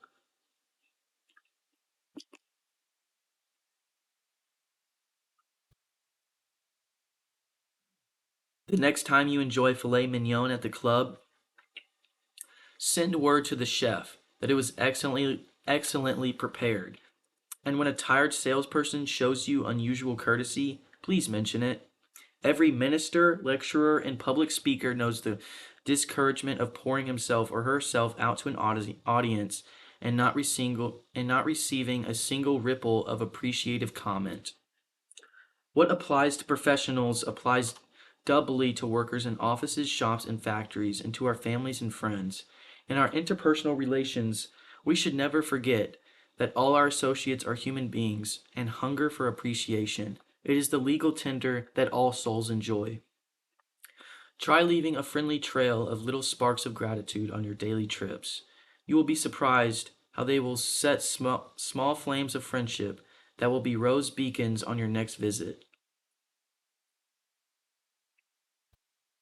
Pamela Dunham of New Fairfield, Connecticut, had among her responsibilities on her job the supervision of a janitor who was doing a very poor job. The other employees would jeer at him and litter the hallways to show him what a bad job he was doing. It was so bad, productive time was being lost in the shop. Without success, Pam tried various ways to motivate this person. She noticed that occasionally he did a particularly good piece of work. She made a point to praise him for it in front of other people, in front of the other people. Each day the job he did all around got better. And pretty soon he started doing all his work efficiently. Now he does an excellent job, and other people give him appreciation and recognition. Honest appreciation got results where criticism and ridicule failed. Hurting people not only does not change them, it is never called for. There is an old saying that I have cut out and pasted on my mirror, where I cannot help but see it every day. I shall pass this way but once. Any good, therefore, that I can do, or any kindness that I can show to any human being, let me do it now. Let me not defer nor neglect it, for I shall not pass this way again. Emerson said, "Every man I meet is my superior in some way, in that I learn of him." If that was true of Emerson, it is likely to be 1,000 times more true of you and me. Let's cease thinking of our accomplishments, our wants. Let's try to figure out the other person's good points. Then forget flattery. Give honest, sincere appreciation. Be hearty in your approbation and lavish in your praise. And people will cherish your words and treasure them and repeat them over a lifetime. Repeat them years after you have forgotten them. Give honest and sincere appreciation. He who can do this has the whole world with him. He who cannot walks a lonely way. I often went fishing up in Maine during the summer. Personally, I am very fond of strawberries and cream, but I have found that for some strange reason, fish prefer worms. So when I went fishing, I didn't think about what I wanted, I thought about what they wanted. I didn't bait the hook with strawberries and cream, rather, I dangled a worm or a grasshopper in front of the fish and said, "Wouldn't you like to have that?" Why not use the same common sense when fishing for people? This is what Lloyd George, Great Britain's Prime Minister during World War One, did. When someone asked him how he managed to stay in power after the other wartime leaders, Wilson, Orlando, and Clumish so had been forgotten.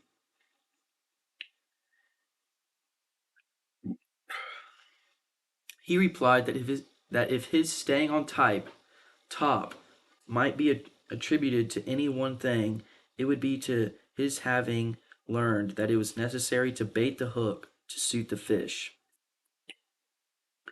Why talk about what we want? That is childish, absurd. Of course, you are interested in what you want.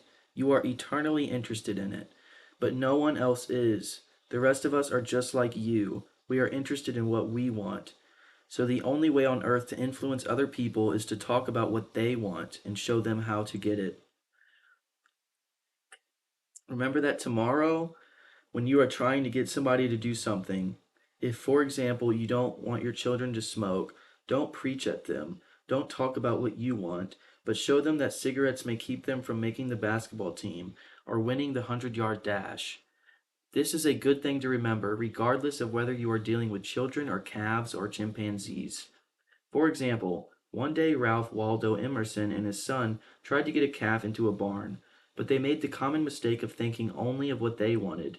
Emerson pushed and his son pulled, but the calf was doing just what they were doing. He was thinking only of what he wanted, so he stiffened his legs and stubbornly refused to leave the pasture.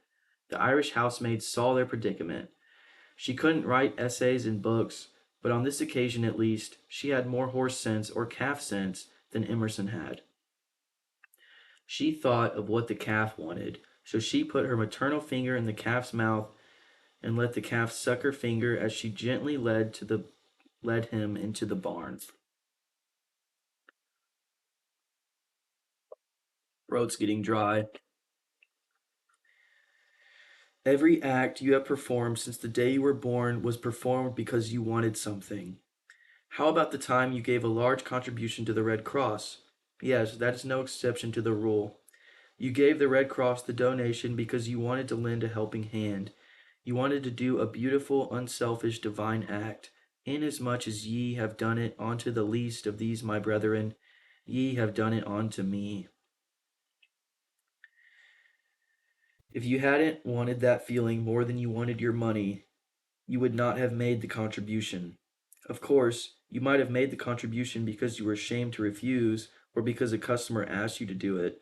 But one thing is certain, you made the contribution because you wanted something. Harry A. Overstreet, in his illuminating book, Influencing Human Behavior, said, "Action springs out of what we fundamentally desire. And the best piece of advice which can be given to would be persuaders, whether in business, in the home, in the school, in politics, is first, arouse in the other person an eager want. He who can do this has the whole world with him. He who cannot walks a lonely way." Andrew Carnegie, the poverty stricken Scotch lad who had started to work at 2 cents an hour and finally gave away $365 million, learned early in life that the only way to influence people is to talk in terms of what the other person wants. He attended school only 4 years, yet he learned how to handle people. To illustrate, his sister in law was worried sick over her two boys. They were at Yale, and they were so busy with their own affairs that they neglected to write home and paid no attention whatsoever to their mother's frantic letters. Then Carnegie offered to wager $100 that he could get an answer by return mail without even asking for it.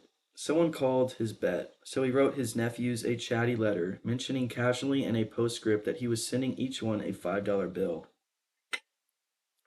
He neglected, however, to enclose the money. Back came replies by return mail thanking dear Uncle Andrew for his kind note, and you can finish the sentence yourself. Another example of persuading comes from Stan Novak of Cleveland, Ohio, a participant in our course.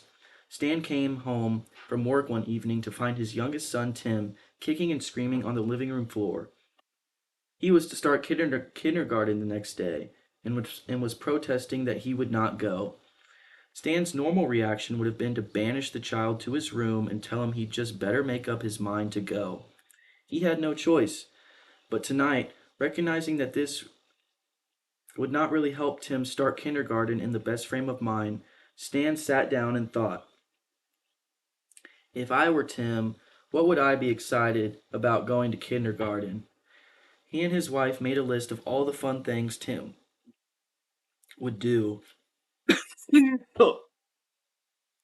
Oh my gosh.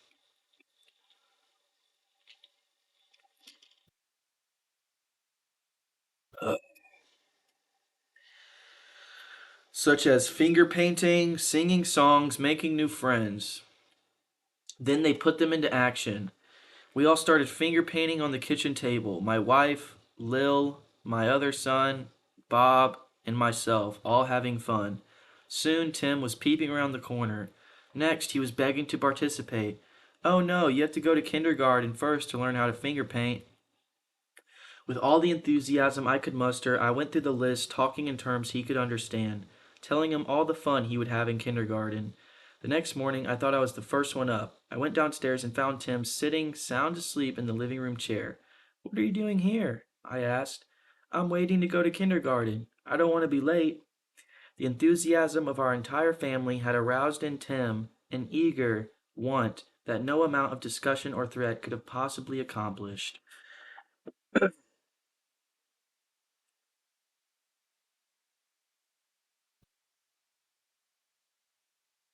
No amount of discussion or threat.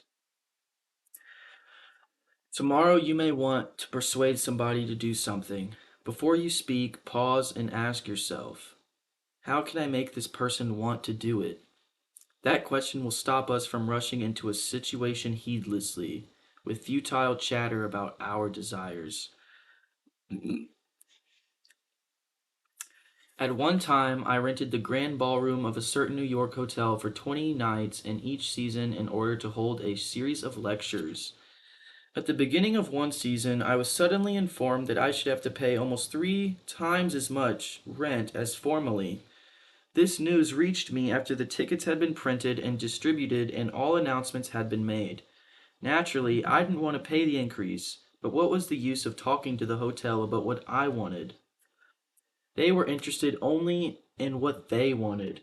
So a couple of days later, I went to see the manager. I was a bit shocked when I got your letter, I said, but I don't blame you at all. If I had been in your position, I should probably have written a similar letter myself. Your duty as the manager of the hotel is to make all the profit possible. If you don't do that, you will be fired, and you ought to be fired. Now let's take a piece of paper and write down the advantages and the disadvantages that will accrue to you if you insist on this increase in rent. Then I took a letterhead and ran a line through the center and headed one column advantages and the other column disadvantages. I wrote I wrote down under the head advantages these words: ballroom free. And then I went on to say, you will have the advantages of having the ballroom free to rent for dances and conventions. That is a big advantage, for affairs like that will pay you much more than you get for a series of lectures. If I tie your ballroom up for 20 nights, the course of the season, it is sure to mean a loss of some very profitable business to you. Now let's consider the disadvantages. First, instead of increasing your income from me, you are going to decrease it. In fact, you are going to wipe it out because I cannot pay the rent you're asking. I shall be forced to hold these lectures at some other place. There's another disadvantage to you also. These lectures attract crowds of educated and cultured people to your hotel. That is good advertising for you, isn't it? In fact, if you spent $5,000 advertising in the newspapers, you couldn't bring as many people to look at your hotel as I can bring by these lectures. That is worth a lot to a hotel, isn't it? As I talked, I wrote these two disadvantages under the proper heading and handed the sheet of paper to the manager, saying, I wish you would carefully consider both the advantages and the disadvantages that are going to accrue to you, and then give me your final decision. I received a letter the next day informing me that my rent would be increased only 50% instead of 300%. Mind you, I got this reduction without saying a word about what I wanted. I talked all the time about what the other person wanted and how he could get it. Suppose I had done the human, natural thing. Suppose I had stormed into his office and said, What do you mean by raising my rent 300% when you know the tickets have been printed and the announcements made? 300%? Ridiculous, absurd. I won't pay it. What would have happened then? An argument would have begun to steam and boil and sputter. And you know how arguments end. Even if I had convinced him that he was wrong, his pride would have made it difficult for him to back down and give in. Here's one of the best bits of advice ever given about the fine art of human relationships. If there's any one secret of success, said Henry Ford, it lies in the ability to get the other person's point of view and see things from that person's angle as well as your own, as well as from your own. That is so good I want to repeat it. If there is any one secret of success, it lies in the ability to get the other person's point of view and see things from that person's angle as well as from your own. That is so simple, so obvious that anyone ought to see the truth of it at a glance. Yet 90% of the people on this earth ignore it 90% of the time. An example? Look at these letters. Look at the letters that come across your desk tomorrow morning, and you will find that most of them violate this important canon of common sense. Take this one, a letter written by the head of the radio department of an advertising agency with offices scattered across the continent. This letter was sent to the managers of local radio stations throughout the country. I've set down in brackets my reactions to each paragraph. Mr. John Blank, Blankville, Indiana. Dear Mr. Blank, the Blank Company desires to retain its acknowledged position in advertising agency leadership and radio field. Who cares what your company desires? I'm worried about my own problems. The bank is foreclosing the mortgage on my house. The bugs are destroying the hollyhocks. The stock market tumbled yesterday. I missed the 8:15 this morning. I wasn't invited to the Jonases' dance last night. The doctors tell me I have high blood pressure and neuritis and dandruff. And then what happens? I come down to the office this morning worried. Open my mail, and here is some little whippersnapper off in New York yapping about what his company wants. Bah! If he only realized what sort of impression his letter makes, he would get out of the advertising business and start manufacturing sheep dip. This agency's national advertising accounts were the bulwark of the network. Our subsequent clearances of station time have kept us at the top of agencies year after year. You are big and rich and right at the top, aren't you? So what? I don't give two whoops in Hades if you are as big as General Motors and General Electric and the General Staff of the U.S. Army all combined. If you had as much sense as a half-witted hummingbird, you would realize that I am interested in how big I am, not how big you are. All this talk about your enormous success makes me feel small and unimportant. We desire to service our accounts with the last word on radio station information.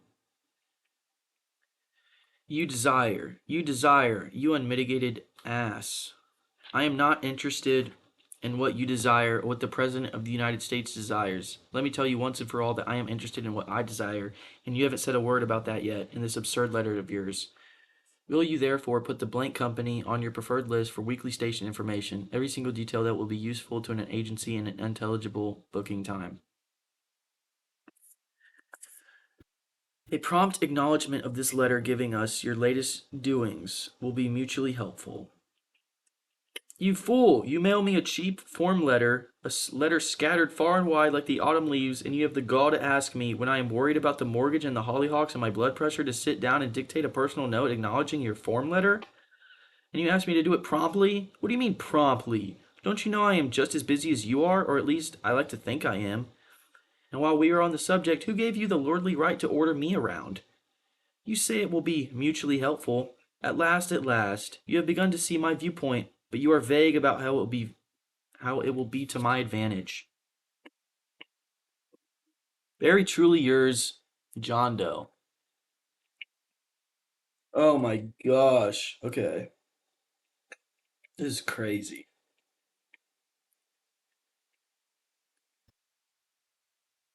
Very truly yours, John Doe, Manager, Radio Department. P.S. The enclosed reprint from the Blankville Journal will be of interest to you, and you may want to broadcast it over your station.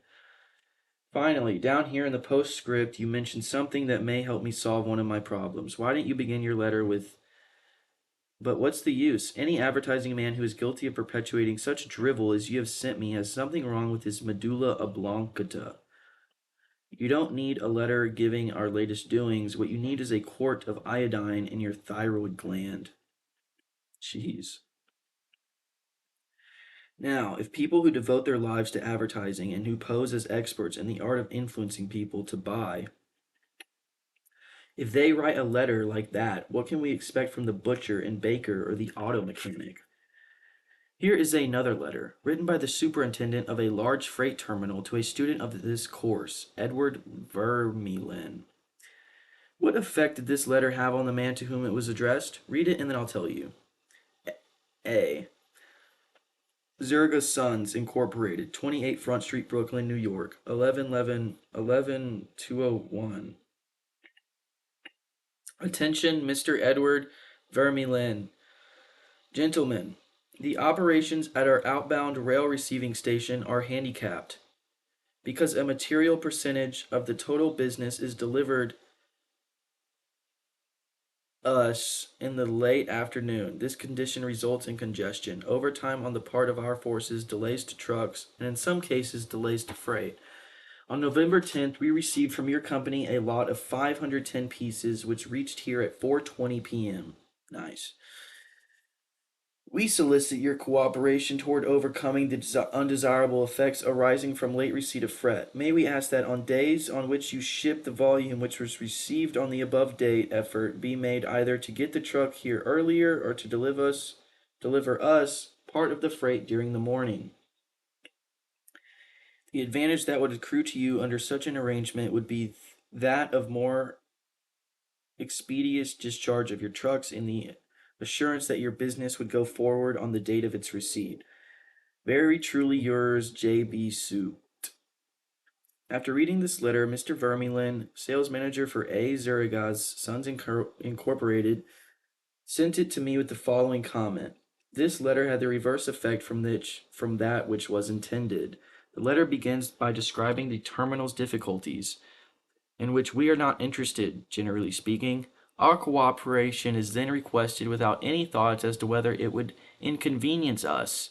And then finally, in the last paragraph, the fact is mentioned that if we do cooperate, it will mean our expeditious discharge of our trucks with the assurance that our freight will go forward on the date of its receipt.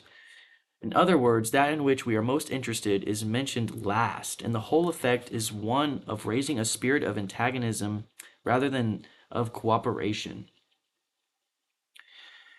Let's see if we can rewrite and improve this letter. Let's not waste any time talking about our problems, as Henry Ford admonishes. Let's give the other person's point of view and see things from his or her angle, as well as from our own. Here's one way of revising the letter. It may not be the best way, but isn't it an improvement?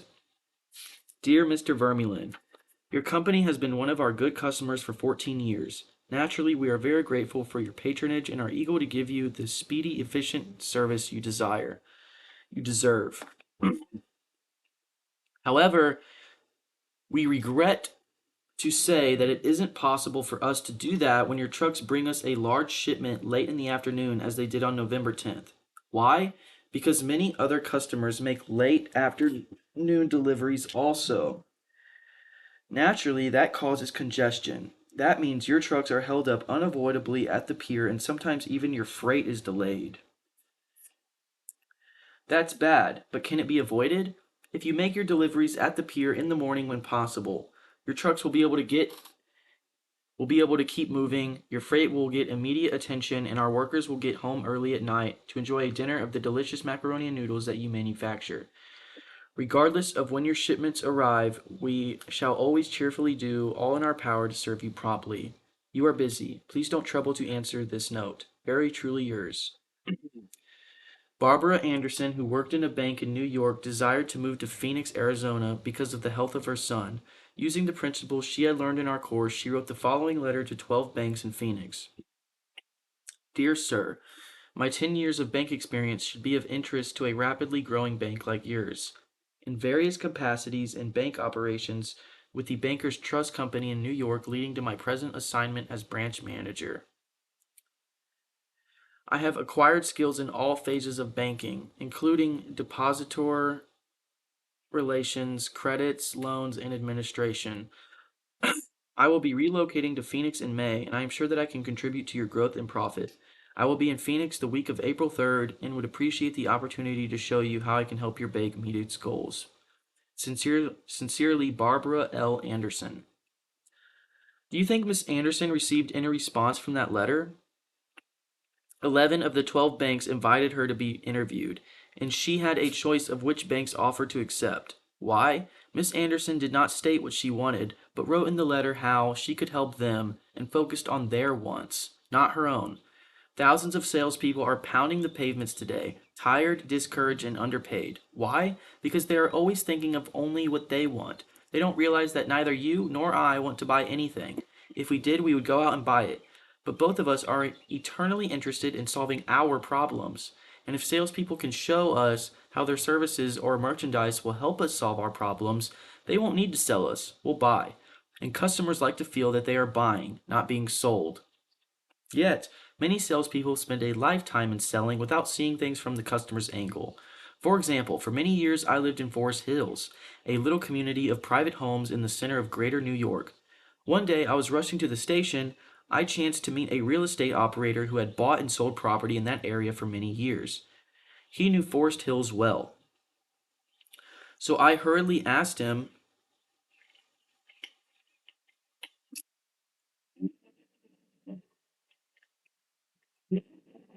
sorry, I just have to.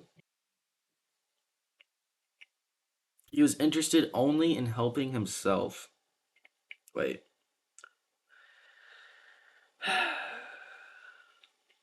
So I hurriedly asked him whether or not my stucco house was built with metal lath or hollow tile. He said he didn't know and told me what I already knew, that I could find out by calling the Forest Hills Garden Association the following morning. Wait. The following morning, I received a letter from him. Did he give me the information I wanted? He could have gotten it in 60 seconds by a telephone call, but he didn't. He told me again that I could get it by telephoning and then asked me to let him handle my insurance. He was not interested in helping me, he was interested only in helping himself. J. Howard Lucas of Birmingham, Alabama, tells how two salespeople from the same company handled the same type of situation.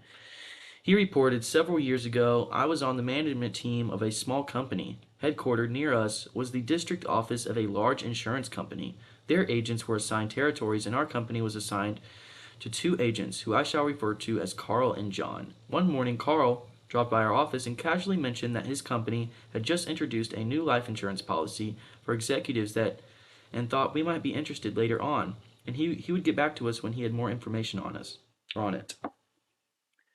The same day, John saw us on a sidewalk while returning from a coffee break, and he shouted, "Hey, Luke, hold up. I have some great news for you fellows." He hurried up and very excitedly told us about an executive life insurance policy his company had introduced that very day. It was the same policy that Carl had casually mentioned. He wanted us to have one of the first issued. He gave us a few important facts about the coverage and ended saying, "The policy is so new, I'm going to have someone from the home office come out tomorrow and explain it. Now, in the meantime, let's get the application signed and on the way so he can have more information to work with." His enthusiasm aroused in us an eager want for his policy, even though we still did not have details. When they were made available to us, they confirmed John's initial understanding of the policy, and he not only sold each of us a policy, but later doubled our coverage. Carl could have had those sales, but he made no effort to arouse in us any desire for the policies. The world is full of people who are grabbing and self seeking, so the rare individual who unselfishly tries to serve others has an enormous advantage. He has little competition. Owen D. Young, a noted lawyer and one of America's great business leaders, once said, "People who can put themselves in the place of other people, who can understand the workings of their minds, need never worry about what the future has in store for them." If out of reading this book you just get one thing, an increased tendency to think always in terms of other people's point of view and see things from their angle, if you get that one thing out of this book, it may easily prove to be one of the building blocks of your career. Looking at the other person's point of view and arousing an eager want for something is not to be construed as manipulating that person to do something that is only for your benefit and his or her detriment. Each party should gain from the negotiation. In the letters to Mr. Vermeulen, both the sender and the receiver of the correspondence gained by implementing what was suggested. Both the bank and Miss Anderson won by her letter, in that the bank obtained a valuable employee and Miss Anderson a suitable job. And in the example of John's sale of insurance to Mr. Lucas, both gained through the transaction. Okay, gotta do something.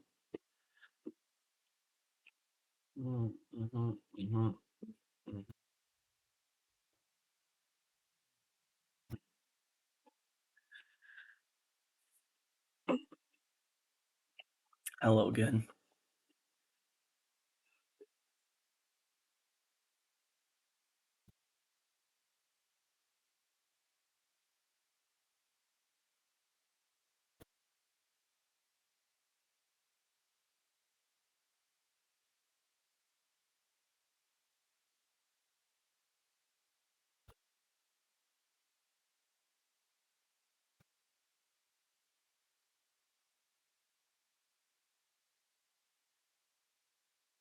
Ugh,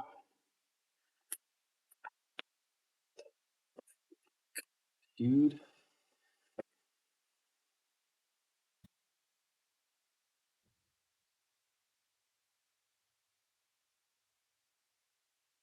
Oh, okay.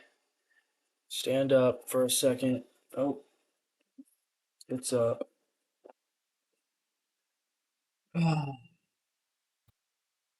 We're on page 83 out of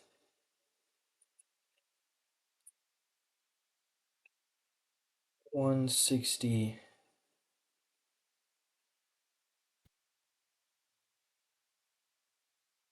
About halfway through. Look, I really need to get a water bottle. Oh, wait. I need you guys to trust me that this is not a looped video. I'm just going to get some water. I just need some water.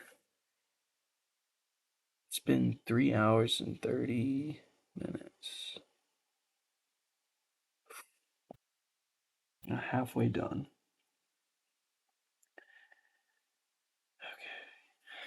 I'll be right back. All right? To prove that this is not looped, I will put this watch here.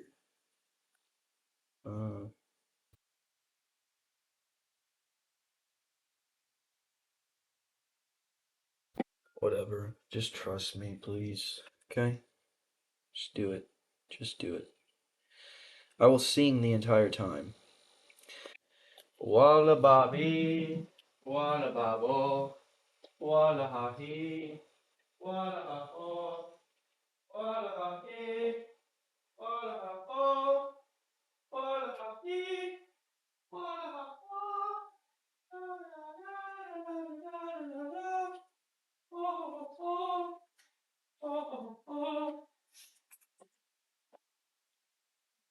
Oh my goodness. This is insanity, isn't it?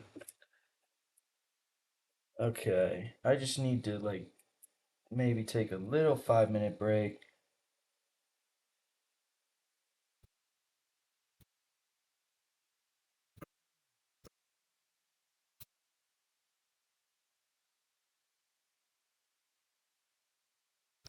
This is really fun.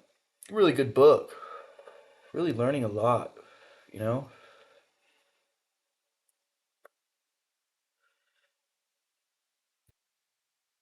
One thing I've learned is do not criticize, but compliment. Don't worry so much. Focus on the good.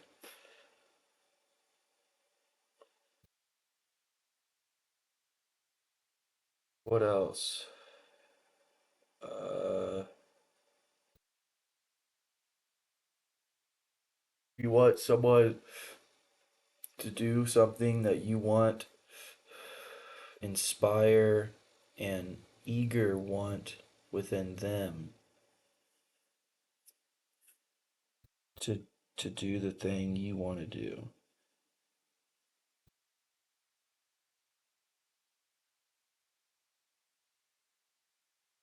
And I still have a long way to go.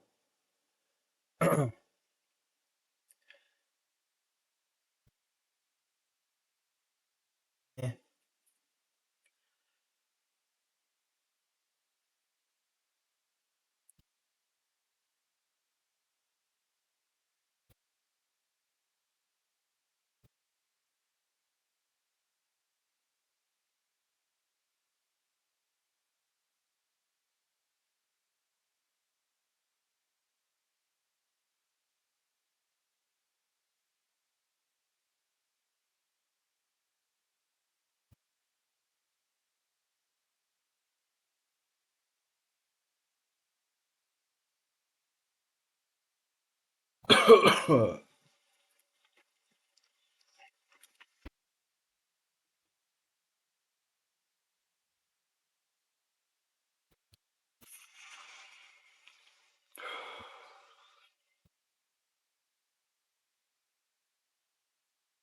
Page 83.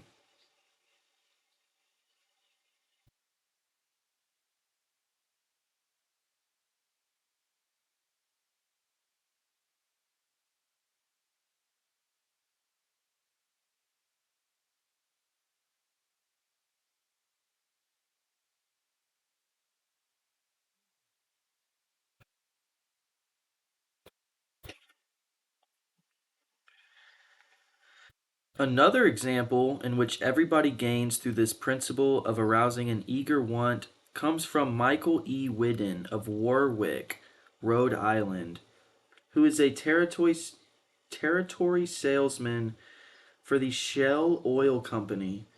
Mike wanted to become the number one salesperson in his district, but one service station was holding back. It was run by an older man who could not be motivated to clean up his station. It was in such poor shape that sales were declining significantly. The manager would not listen to any of Mike's pleas to upgrade the station. After many exhortations and heart to heart talks, all of which had no impact, Mike decided to invite the manager to visit the newest Shell station in his territory. The manager was so impressed by the facilities at the new station that when Mike visited him the next time, his station was so cleaned up and had recorded a sales increase. This enabled Mike to reach the number one spot in his district. All his talking and discussion hadn't helped, but by arousing an eager want in the manager, by showing him the modern station, he had accomplished his goal, and both the manager and Mike benefited.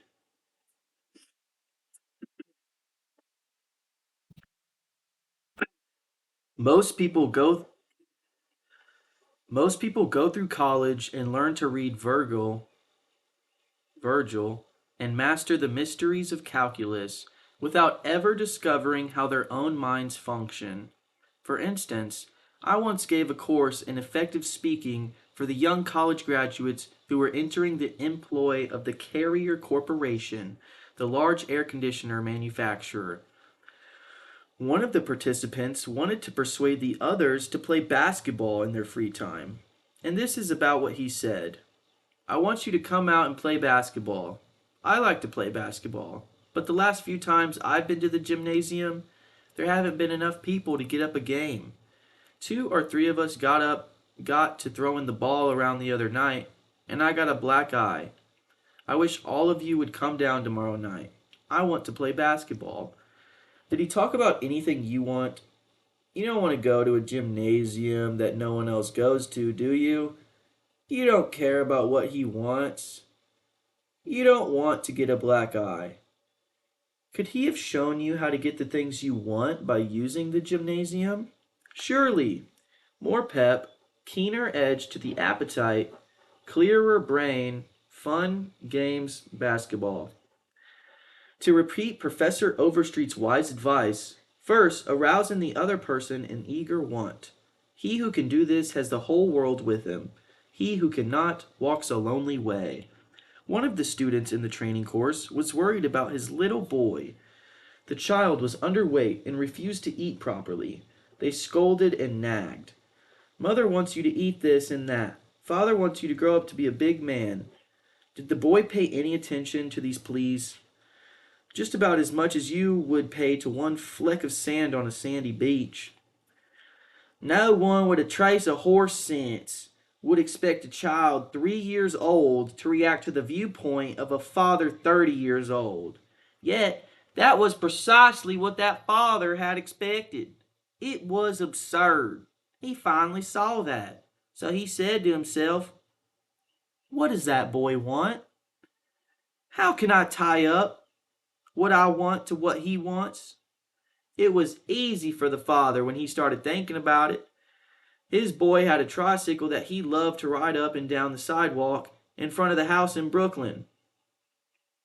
A few doors down the street lived a bully, a bigger boy who would pull the little boy off his tricycle and ride it himself. Boo! Naturally, the little boy would run screaming to his mother, and she would have to come out and take the bully off the tricycle and put her little boy on again. This happened almost every day. What did the little boy want? It didn't take a Sherlock Holmes to answer that one. His pride, his anger, his desire for a feeling of importance, all the strongest emotions in his makeup, goaded him to get revenge, to smash the bully in the nose. And when his father explained that the boy would be able to wallop the daylights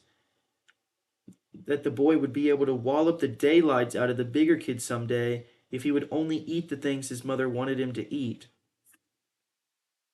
When his father promised him that, there was no longer any problem of dietetics. That boy would have eaten spinach, sauerkraut, salt mackerel, anything in order to be big enough to whip the bully who had humiliated him so often.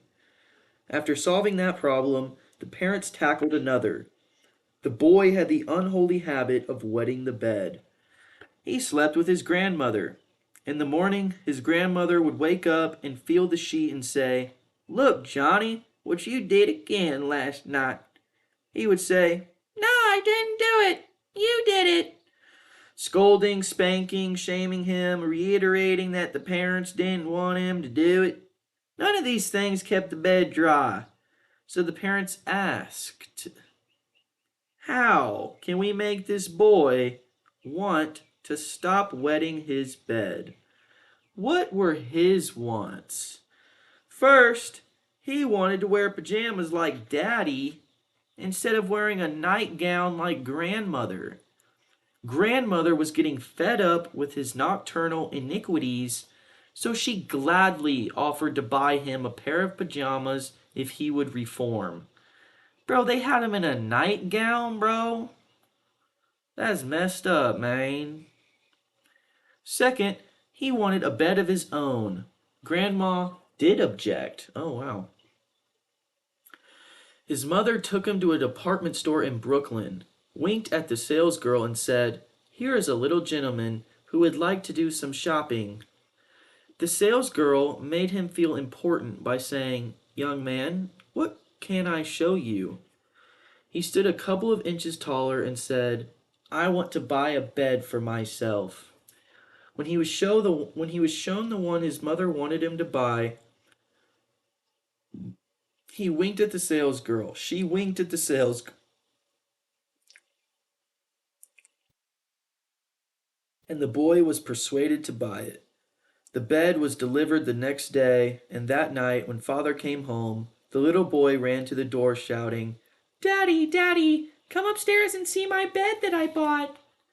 The father, looking at the bed, obeyed Charles Schwab's injunction. He was hearty in his approbation and lavish in his praise. "You are not going to wet this bed, are you?" the father said. "Oh, no, no, I'm not going to wet this bed." The boy kept his promise, for his pride was involved. That was his bed. He and he alone had bought it, and he was wearing pajamas now, like a little man. He wanted to act like a man, and he did. Another father, K.T. Dutchman, a telephone engineer, a student of the training course, couldn't get his 3-year-old daughter to eat breakfast food. The usual scolding, pleading, coaxing methods had all ended in futility. So the parents asked themselves, "How can we make her want to do it?" The little girl loved to imitate her mother, to feel big and grown up. So one morning they put her on a chair and let her make the breakfast food. "Yo, let's go. Let's go." At just the psychological moment, father drifted into the kitchen while she was stirring the cereal, and she said, "Oh, look, Daddy, I'm making cereal this morning." She ate 2 helpings of the cereal without any coaxing because she was interested in it. She had achieved importance. She had found in making the cereal an avenue of self expression. It's art. William Winter once remarked that self expression is the dominant necessity of human nature. Why can't we adapt this same psychology to business dealings? When we have a brilliant idea, instead of making others think it is ours, why not let them cook and stir the idea themselves? They will then regard it as their own. They will like it and maybe eat a couple of helpings of it. Remember, first arouse in the other person an eager want. He who can do this has the whole world with him. He who cannot walks a lonely way. Arouse in the other person an eager want. Do this and you'll be welcome anywhere. Why read this book to find out how to win friends? Why not study the technique of the greatest winner of friends the world has ever known? Who is he? You may meet him tomorrow coming down the street. When you get within 10 feet of him, he will begin to wag his tail. If you stop and pat him, he will almost jump out of his skin to show you how much he likes you. And you know that behind this show of affection on his part, there are no ulterior motives. He doesn't want to sell you any real estate, and he doesn't want to marry you. Did you ever stop to think that a dog is the only animal that doesn't have to work for a living? A hen has to lay eggs, a cow has to give milk, and a canary has to sing. But a dog makes his living by giving you nothing but love. When I was 5 years old, my father bought a little yellow-haired pup for 50 cents. He was the light and joy of my childhood. Every afternoon, About 4:30, he would sit in the front yard with his beautiful eyes staring steadfastly at the path. And as soon as he heard my voice or saw me swinging my dinner pail through the buck brush, he was off like a shot, racing breathlessly up the hill to greet me with leaps of joy and barks of sheer ecstasy.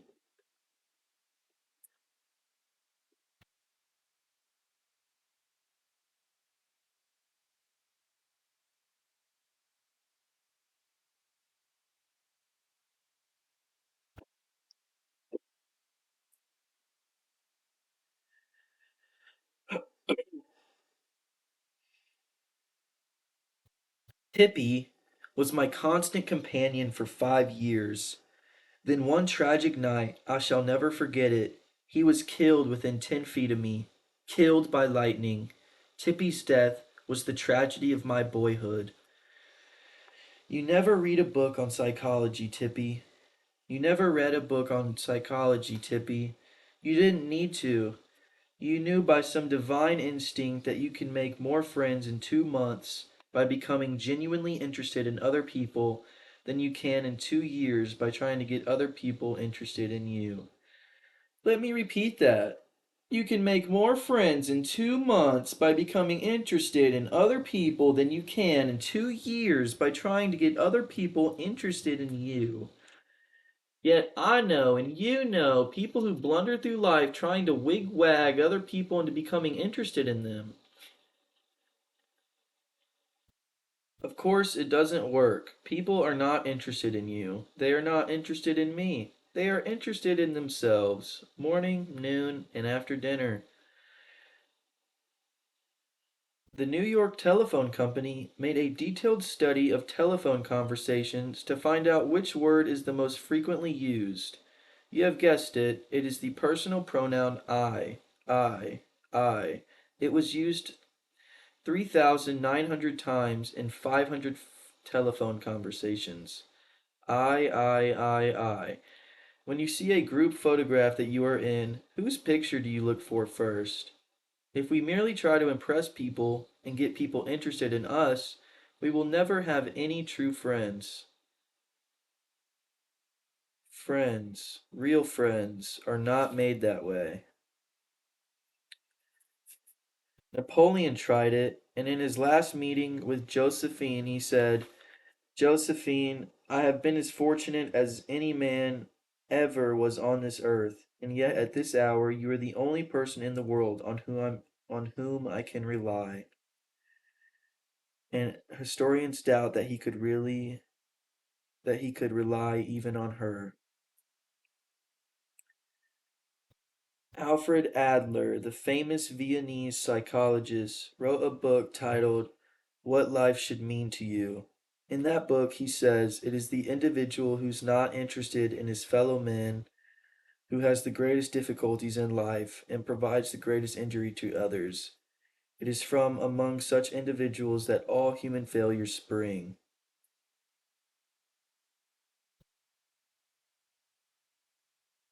You may read scores of er, er, erudite tomes on psychology without coming across a statement more significant for you and for me. Adler's statement is so rich with meaning that I am going to repeat it in italics. It is the individual who is not interested in his fellow men who has the greatest difficulties in life and provides the greatest injury to others. It is from among such individuals that all human failures spring.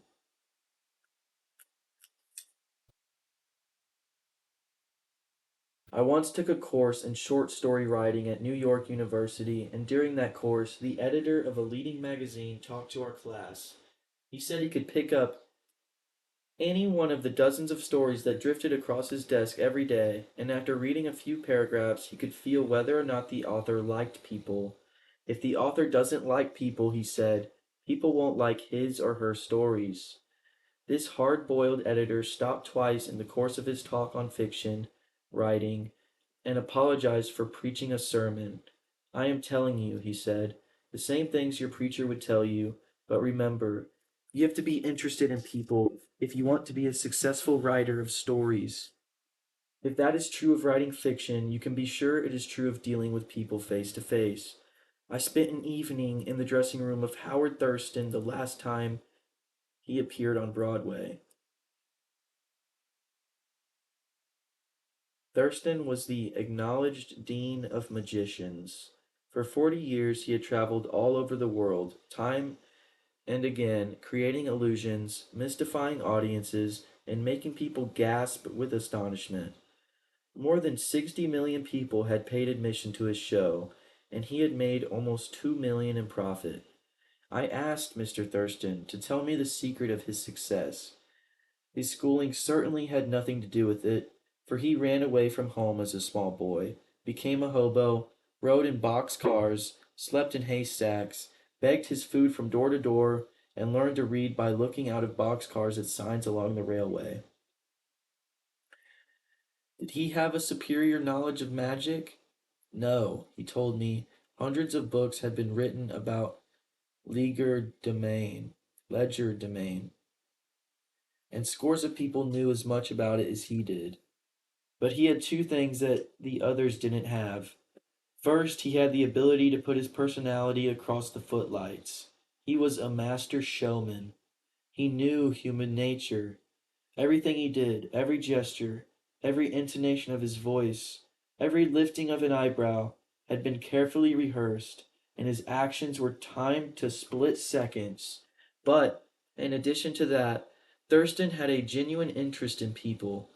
He told me that many magicians would look at the audience and say to themselves, well, well, there is a bunch of suckers out there, a bunch of hicks. I'll fool them all right. But Thurston's method was totally different. He told me that every time he went on stage, he said to himself, I am grateful because these people came to see me. They make it possible for me to make my living in a very agreeable way. I am going to give them the very best I possibly can. He declared he never stopped in front of the footlights without first saying to himself over and over, I love my audience. I love my audience. Ridiculous? Absurd? You are privileged to think anything you like. I am merely passing it on to you, without comment as a receipt as a without comment as a recipe used by one of the most famous magicians of all time.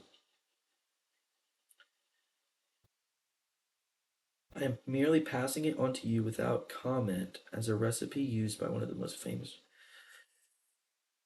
magicians of all time. George Dyke of North Warren, Pennsylvania, was forced to retire from his service station business after 30 years when a new highway was constructed over the site of his station. It was long before the idle days of retirement. It was long before the idle days of retirement began to bore him. So he started filling in his time trying to play music on his old fiddle. Soon he was traveling the area to listen to music and talk with many of the accomplished fiddlers. In his humble and friendly way, he became generally interested in learning the background and interest of every musician he met. Although he was not a great fiddler himself, he made many friends in this pursuit. He attended competitions and soon became known to the country music fans in the eastern part of the United States as Uncle George, the fiddle scraper of Kinzua County. When he heard Uncle George, he was 72 and enjoying every minute of his life. By having a sustained interest in other people, he created a new life for himself at a time when most people consider their productive years over. That, too, was one of the secrets of Theodore Roosevelt's astonishing popularity. Even his servants loved him. His valet, James E. Amos, wrote a book about him entitled Theodore Roosevelt, Hero to His Valet. In that book, Amos relates this illuminating incident. My wife one time asked the president about a bob white. She had never seen one, and he described it to her fully. Some time later, the telephone at our cottage rang. Amos and his wife lived in a little cottage on the Roosevelt estate at Oyster Bay. My wife answered it, and it was Mr. Roosevelt himself. He called her, he said, to tell her that if there was a Bob White outside her window, to tell her that there was a Bob White outside her window, and that if she would look out, she might see it. Little things like that were so characteristic of him. Whenever he went by our cottage, even though we were out of sight, we would hear him call out, "Ooh, ooh, ooh, Annie," or "Ooh, ooh, ooh, James." It was just a friendly greeting as he went by. "Ooh, ooh, ooh, Annie. Ooh, ooh, ooh, James." How could employees keep from liking a man like that? How could anyone keep from liking him? Roosevelt called at the White House one day when the president and Mr. Taft were away. His honest liking for humble people was shown by the fact that he greeted all the old White House servants by name, even the scullery maids. When he saw Alice, the kitchen maid, writes Archie Butt, he asked her if she still made cornbread. Alice told him that she sometimes made it for the servants, but no one ate it upstairs. "They show bad taste," Roosevelt boomed, "and I'll tell the president so when I see him."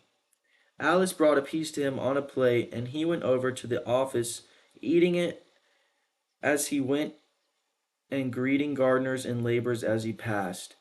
He addressed each person just as he had addressed them in the past. Ike Hoover, who had been head usher at the White House for 40 years, said with tears in his eyes, "It is the only happy day we had in nearly 2 years, and not one of us would exchange it for $100 bill." Oh my gosh, dude. Okay, need this.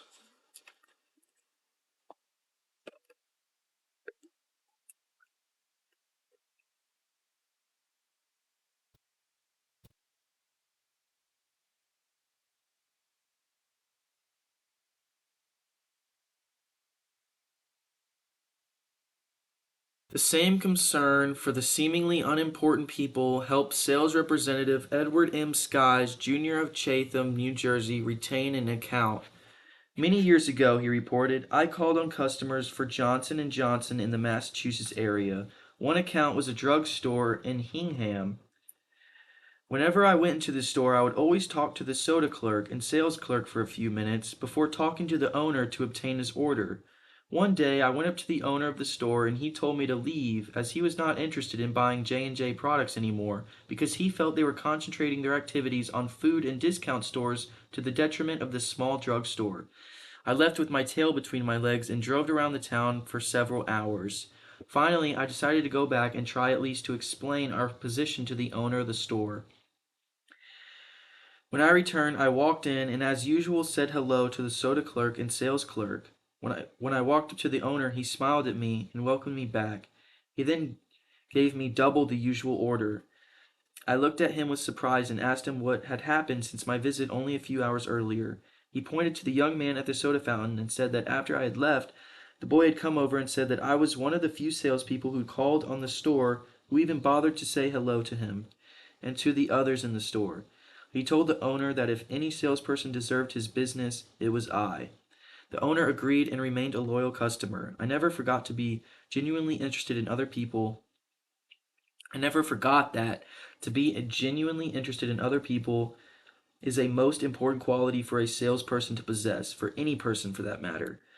I've discovered from personal experience that one can win the attention and time and cooperation of even the most sought after people by becoming genuinely interested in them. Let me illustrate. Years ago, I conducted a course in fiction writing at the Brooklyn Institute of Arts and Science, and we wanted such distinguished and busy authors as Kathleen Norris, Fannie Hurst, Ida Tarbell, Albert Payson Terhune, and Rupert Hughes to come to Brooklyn and give us the benefit of their experience. So we wrote them, saying we admired their work and we were deeply interested in getting their advice and learning the secrets of their success. Each of these letters was signed by about 150 students. We said we realized that these authors were busy, too busy to prepare a lecture, so we enclosed a list of questions for them to answer about themselves and their methods of work. methods of work. They liked that. Who wouldn't like it? So they left their homes and traveled to Brooklyn to give us a helping hand. By using the same method, I persuaded Leslie M. Shaw, Secretary of Treasury in Theodore Roosevelt's cabinet, George W. Wickersham, Attorney General in Taft's cabinet, William Jennings Bryan, Franklin D. Roosevelt, and many other prominent men to come to talk to the students of my courses in public speaking. All of us, be we workers in a factory, clerks in an office, or even a king upon his throne, all of us like people who admire us. Take the German Kaiser, for example.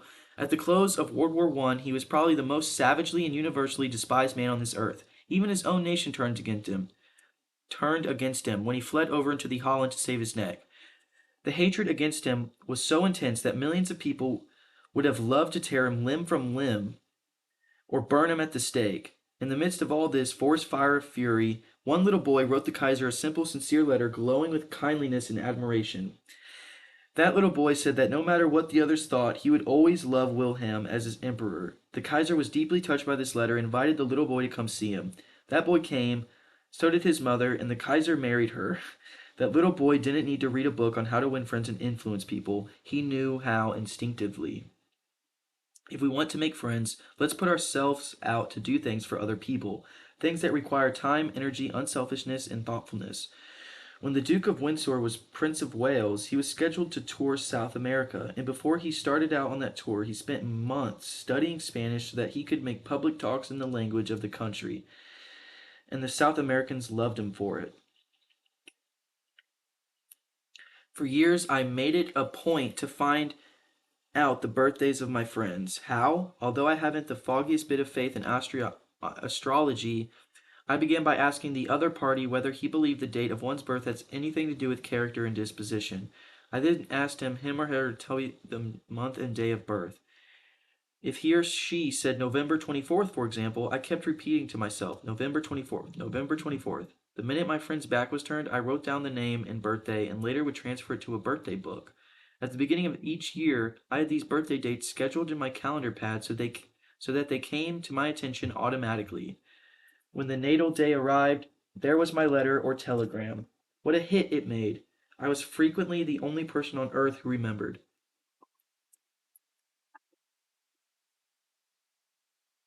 If we want to make friends, let's greet people with animation and enthusiasm. When somebody calls you on the telephone, use the same psychology. Say hello in tones that bespeak how pleased you are to have the person call. Many companies train their telephone operators to greet all callers in a tone that radiates interest and enthusiasm. The callers feel the company is concerned about them. Let's remember that when we answer the telephone tomorrow. Excuse me. Showing a genuine interest in others not only wins friends for you, but may develop in its customers a loyalty to your company. In an issue of the publication of the National Bank of North America of New York, the following letter from Madeline Rosedale, a depositor, was published. I would like you to know how much I appreciate your staff. Everyone is so courteous, polite, and helpful. What a pleasure it is, after waiting on a long line, to have the teller greet you pleasantly.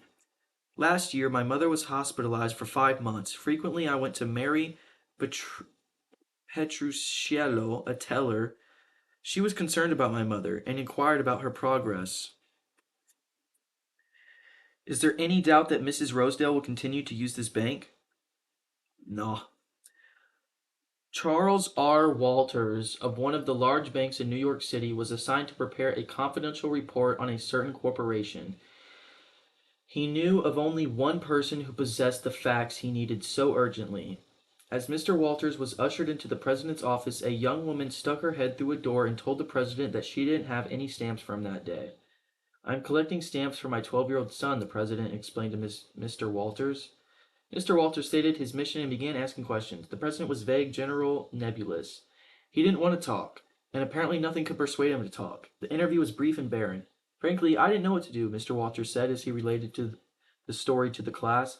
Then I remembered what his secretary had said to him. Stamps, 12-year-old son, and I also recalled that the foreign department of our bank collected stamps. Stamps taken from letters pouring in from every continent washed by the 7 seas.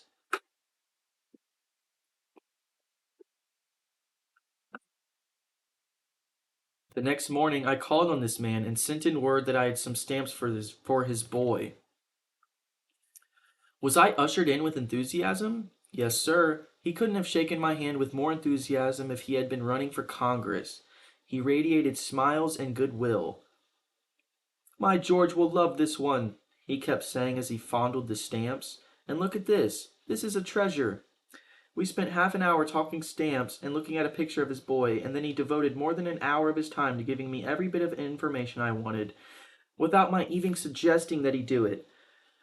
He told me all he knew, and then called in his subordinates and questioned them. He telephoned some of his associates. He loaded me down with facts, figures, reports, and correspondence. In the parlance of newspaper reporters, I had a scoop. Here's another illustration. C.M. Nafley Jr. of Philadelphia had tried for years to sell fuel to a large chain store organization. But the chain store company continued to purchase its fuel from an out-of-town dealer and haul it right past the door of Nafley's office. Mr. Nafley made a speech one night before one of my classes, pouring out his hot wrath upon chain stores, branding them as a curse on the nation, and he still wondered why he couldn't sell them. I suggested that he try different tactics. To put it briefly, this is what happened. We staged a debate between members of the course on whether the spread of the chain stores is doing the country more harm than good. Nafley, at my suggestion, took the negative side. He agreed to defend the chain stores, and then went straight to an executive of the chain store organization that he despised and said, I am not here to try to sell fuel. I have come to ask you to do me a favor. He then told about his debate and said, I have come to you for help because I can't think of anyone else who would be more capable of giving me the facts I want. I'm anxious to win this debate, and I'll deeply appreciate whatever you can give me. Here's the rest of the story in Mr. Nafley's own words. I had asked this man for precisely 1 minute of his time.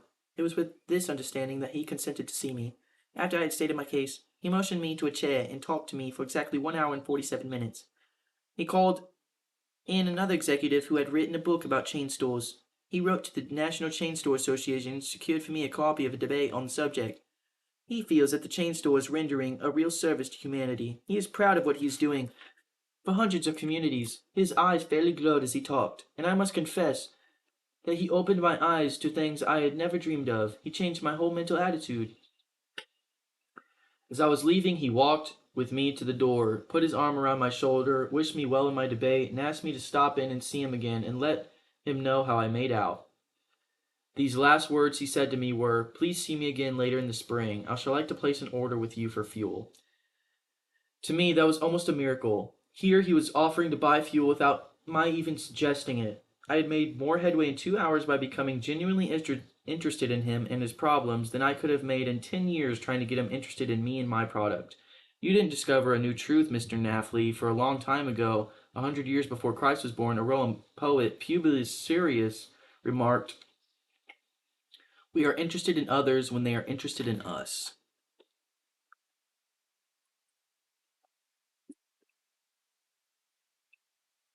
A show of interest, as with every other principle of human relations, must be sincere. It must pay off not only for the person showing the interest, but for the person receiving the attention. It is a two-way street. Both parties benefit. Martin Ginsburg, who took our course in Long Island, New York, reported how the special interest a nurse took in him profoundly affected his life. It was Thanksgiving Day, and I was 10 years old. I was in a welfare ward of a city hospital and was scheduled to undergo major orthopedic surgery the next day. I knew that I could only look forward to months of confinement, convalescence, and pain. My father was dead. My mother and I lived alone in a small apartment and were on welfare. My mother was unable to visit me that day.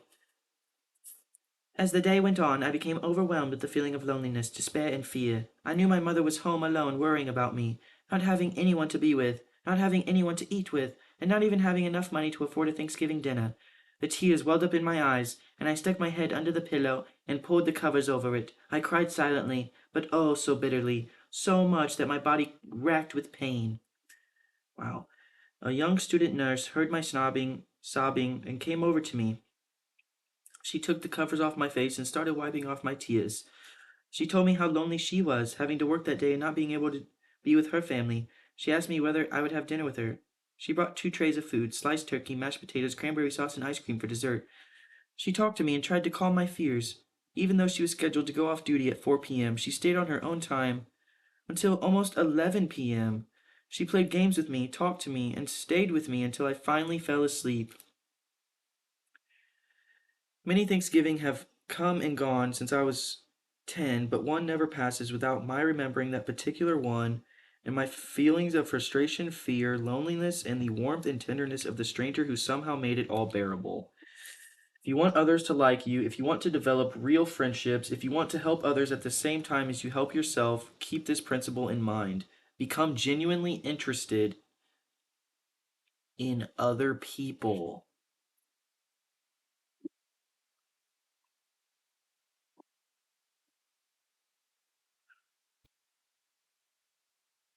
How to make people like you instantly. I was waiting in line to register a letter in the post office at 33rd Street and 8th Avenue in New York. I noticed that the clerk appeared to be bored with the job. Weighing envelopes, handing out stamps, making change, issuing receipts, the same monotonous grind year after year. So I said to myself, am I going to try to make that clerk like me? Obviously, to make him like me, I must say something nice.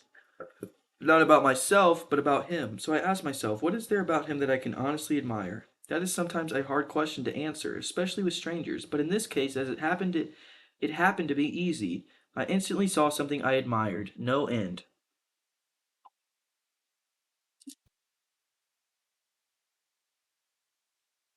So while he was weighing my envelope, I remarked with enthusiasm, I certainly wish I had your head of hair. He looked up, half startled, his face beaming with smiles. Well, it isn't as good as it used to be, he said modestly. I assured him that, although it might have lost some of its pristine glory, nevertheless it was still magnificent. He was immensely pleased. We carried on a pleasant little conversation, and the last thing he said to me was, many people have admired my hair. I bet that person went out to lunch that day walking on air. I'll bet he went home that night and told his wife about it. I'll bet he looked in the mirror and said, it is a beautiful head of hair. I told this story once in public, and a man asked me afterward, what did you want to get out of him? What did I want to get out of him? What did I want to get out of him?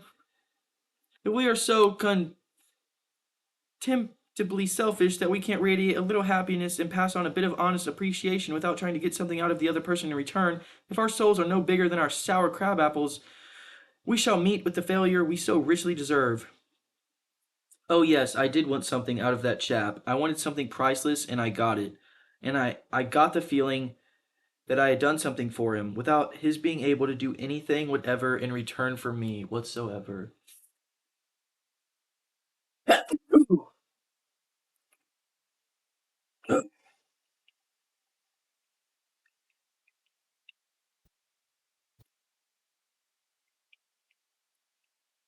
That is a feeling that flows and sings in your memory long after the incident is past.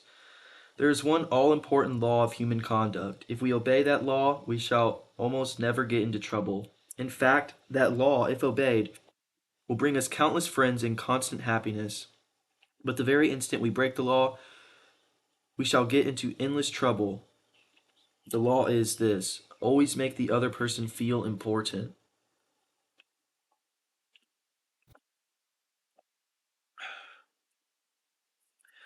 John Dewey, as we have already noted, said that the desire to be important is the deepest urge in human nature. And William James said the deepest principle in human nature is the craving to be appreciated. As I have already pointed out, it is this urge that differentiates us from the animals. It is this urge that has been responsible for civilization itself. Philosophers have been speculating on the rules of human relationships for thousands of years, and out of all that speculation, there has evolved only one important precept. It is not new, it is old as history. Zoroaster taught it to his followers in Persia 2,500 years ago. Confucius preached it in China 24 centuries ago. Lao Tse, the founder of Taoism, taught it to his principles in the valley of the Han 25 years ago. Buddha preached it on the bank of the holy Ganges 500 years before Christ. The sacred books of Hinduism taught it 1,000 years before that. Jesus taught it among the stony hills of Judea 19 centuries ago. Jesus summed it up in one thought, probably the most important rule in the world: do unto others as you would have others do unto you. You want the approval of those with whom you come in contact? You want recognition of your true worth? You want a feeling that you are important in your own little world? You don't want to listen to cheap, insincere flattery, but you do crave sincere appreciation. You do want your friends and associates to be, as Charles Schwab put it, hearty in their approbation and lavish in their praise. All of us want that. So let's obey the golden rule and give unto others what we would have others give unto us. How, when, where? The answer is all the time, everywhere. Just let go. Just let go. Just let go. Just let go. Just let go. Just let go. Just let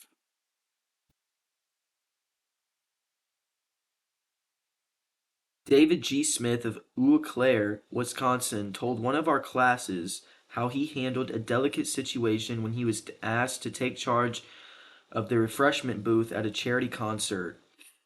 The night of the concert, I arrived at the park and found two elderly ladies in a very bad humor standing next to the refreshment stand. Apparently, each thought that she was in charge of this project.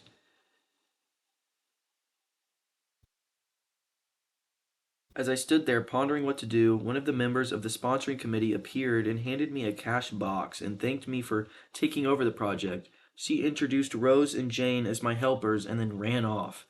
A great silence ensued. Realizing that the cash box was a symbol of authority of sorts, I gave the box to Rose and explained that I might not be able to keep the money straight, and that if she took care of it, I would feel better. I then suggested to Jane that she show two teenagers who had been assigned to refreshments how to operate the soda machine, and I asked her to be responsible for that part of the project. The evening was very enjoyable, with Rose happily counting the money, Jane supervising the teenagers, and me enjoying the concert. You don't have to wait until you are Ambassador of France or Chairman of the Committee of your lodge of your lodge before you use this philosophy of appreciation. You can work magic with it almost every day. If, for example, the waitress brings us mashed potatoes when we have ordered French fries, let's say, "I'm sorry to trouble you, but I prefer French fries." She'll probably reply, "No trouble at all," and will be glad to change the potatoes, because we have shown respect for her. Little phrases such as, "I'm sorry to trouble you, would you be so kind as to," "Won't you please," "Would you mind," "Thank you." Little courtesies like these relieve the monotonous grind of everyday life, and incidentally, they are the hallmark of good breeding. Let's take another illustration. Hall Caine's novels, The Christian, The Deemster, The Man X Man, among others, were all bestsellers in the early part of this century. Millions of people read his novels, countless millions. He was the son of a blacksmith. He never had more than 8 years schooling in his life, yet when he died, he was the richest literary man of his time. The story goes like this. Hall Caine loved sonnets and ballads, so he devoured all of Dante Gabriel Rossetti's poetry. He even wrote an essay chanting the praises of Rossetti's artistic achievement and sent a copy to Rossetti himself. Rossetti was delighted. "Any young man who has such an exalted opinion of my ability," Rossetti probably said to himself, "must be brilliant." So Rossetti invited this blacksmith's son to come to London and act as his secretary. That was the turning point in Hall Caine's life, for, in his new position, he met the literary artist of the day. Profiting by their advice and inspired by their encouragement, he launched upon a career that emblazoned his name across the sky. His home, Greba Castle, on the Isle of Man, became a mecca for tourists from the far corners of the world, and he left a multi-million-dollar estate. Yet, who knows? He might have died poor and unknown had he not written an essay expressing his admiration for a famous man. Such is the power, this stupendous power of sincere, heartfelt appreciation. Rossetti considered himself important. That is not strange. Almost everyone considers himself important, very important. The life of many A person could probably be changed if only someone would make him feel important. Ronald J. Rowland, who is one of the instructors of our course in California, is also a teacher of arts and crafts. He wrote to us about a student named Chris in his beginning art crafts class. Chris was a very quiet, shy boy lacking in self confidence, the kind of student who does not receive the attention he deserves. I also teach an advanced class that had grown to be somewhat of a status symbol and a privilege for a student to have earned the right to be in it. On Wednesday, Chris was diligently working at his desk. I really felt there was a hidden fire deep inside of him. I asked Chris if he would like to be in the advanced class. How I wish I could express the look on Chris's face, the emotions in that shy 14-year-old boy trying to hold back his tears. Who, me, Mr. Rowland, am I good enough? Yes, Chris, you are good enough. I had to leave at that point because tears were coming to my eyes. As Chris walked out of class that day, seemingly 2 inches taller, he looked at me with bright blue eyes and said in a positive voice, "Thank you, Mr. Rowland." Chris taught me a lesson I will never forget, our deep desire to feel important. To help me never forget this rule, I made a sign which reads, "You are important." This sign hangs in the front of the classroom for all to see and to remind me that each student I face is equally important. The unvarnished truth is that almost all the people you meet feel themselves to be superior to you in some way, and a sure way to their hearts is to let them realize in some subtle way that you recognize their importance and recognize it sincerely. Remember what Emerson said? Every man I meet is my superior in some way, and what I learn of him. And the pathetic part of it is that frequently those who have the least justification for a feeling of achievement bolster their egos by a show of tumult and conceit that is truly nauseating. As Shakespeare put it, man, proud man, dressed in a little brief authority, plays such fantastic tricks before high heaven as make the angels weep. I'm going to tell you I'm going to tell you how business people in my own courses have applied these principles with remarkable results. Let's take the case of a Connecticut attorney. Because of his relatives, he prefers not to have his name mentioned. Shortly after joining the course, Mr. R drove to Long Island with his wife to visit some of her relatives. She left him to chat with an old aunt of hers and then rushed off by herself to visit some of the younger relatives. Since he soon had to give a speech professionally on how he applied the principles of appreciation, he thought he would gain some worthwhile experience talking with the elderly lady. So he looked around the house to see what he could honestly admire. "This house was built around 1890, wasn't it?" he inquired. "Yes," she replied. "That is precisely the year it was built. It reminds me of the house I was born in," he said. "It's beautiful, well built, roomy, you know. They don't build houses like this anymore." "You're right," the old lady agreed. "The young folks nowadays don't care for beautiful homes. All they want is a small apartment, and then they go off gadding about in their automobiles. This is a dream house," she said in a voice vibrating with tender memories. "This house was built with love. My husband and I dreamed about it for years before we built it. We didn't have an architect. We planned it all ourselves." She showed Mr. R about the house, and he expressed his hearty admiration for the beautiful treasures she had picked up in her travels and cherished over a lifetime. Paisley shawls, an old English tea set, Wedgwood china, French beds and chairs, Italian paintings, and silk draperies that had once hung in a French chateau. After showing Mr. R through the house, she took him to the garage. There, jacked up on blocks, was a Packard car, in mint condition. "My husband bought that car for me shortly before he passed on," she said softly. "I have never ridden in it since his death. You appreciate nice things, and I'm going to give this car to you." "Why, Auntie?" he said. "You overwhelm me. I appreciate your generosity, of course, but I couldn't possibly accept it. I'm not even a relative of yours. I have a new car, and if you have many relatives who would like to have that Packard—" "Relatives!" she exclaimed. "Yes, I have relatives who are just waiting till I die so they can get that car, but they are not going to get it. If you don't want to give it to them, you can very easily sell it to a second-hand dealer," he told her. "Sell it!" she cried. "Do you think I would sell this car? You think I could stand to see strangers riding up and down the street in that car that my husband bought for me? I wouldn't dream of selling it. I'm going to give it to you. You appreciate beautiful things." He tried to get out of accepting the car, but he couldn't without hurting her feelings. This lady, left all alone in a big house with her paisley shawls, her French antiques, and her memories, was starving for a little recognition. She had once been young and beautiful and sought after. She had once built a house warm with love and had collected things from all over Europe to make it beautiful. Now, in the isolated loneliness of old age, she craved a little human warmth, a little genuine appreciation, and no one gave it to her. And when she found it, like a spring in the desert, her gratitude couldn't adequately express itself with anything less than the gift of her cherished Packard.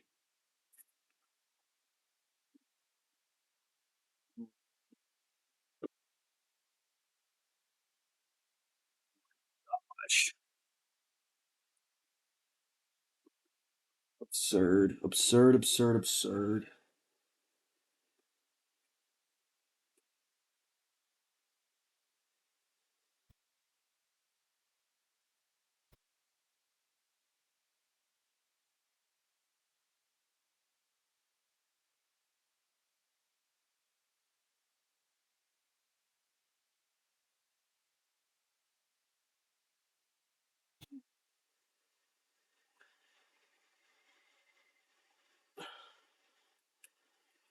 Ah, yeah, ah, yeah.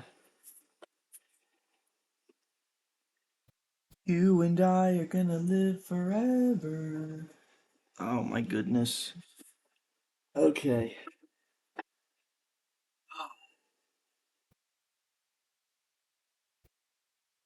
8:03.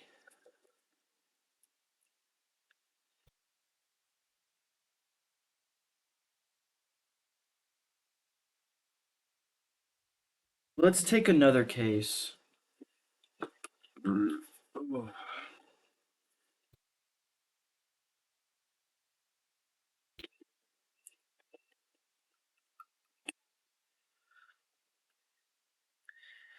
Take another case. Donald M. McMahon, who was superintendent of Lewis and Valentine, nurserymen and landscape architects in Rye, New York, related this incident. Shortly after I attended shortly after I attended the talk, the talk on how to win friends and influence people, I was landscaping the estate of a famous judge. The owner came out to give me a few instructions about where he wished to plant a mass of rhododendrons and azaleas. I said, Judge, you have a lovely hobby.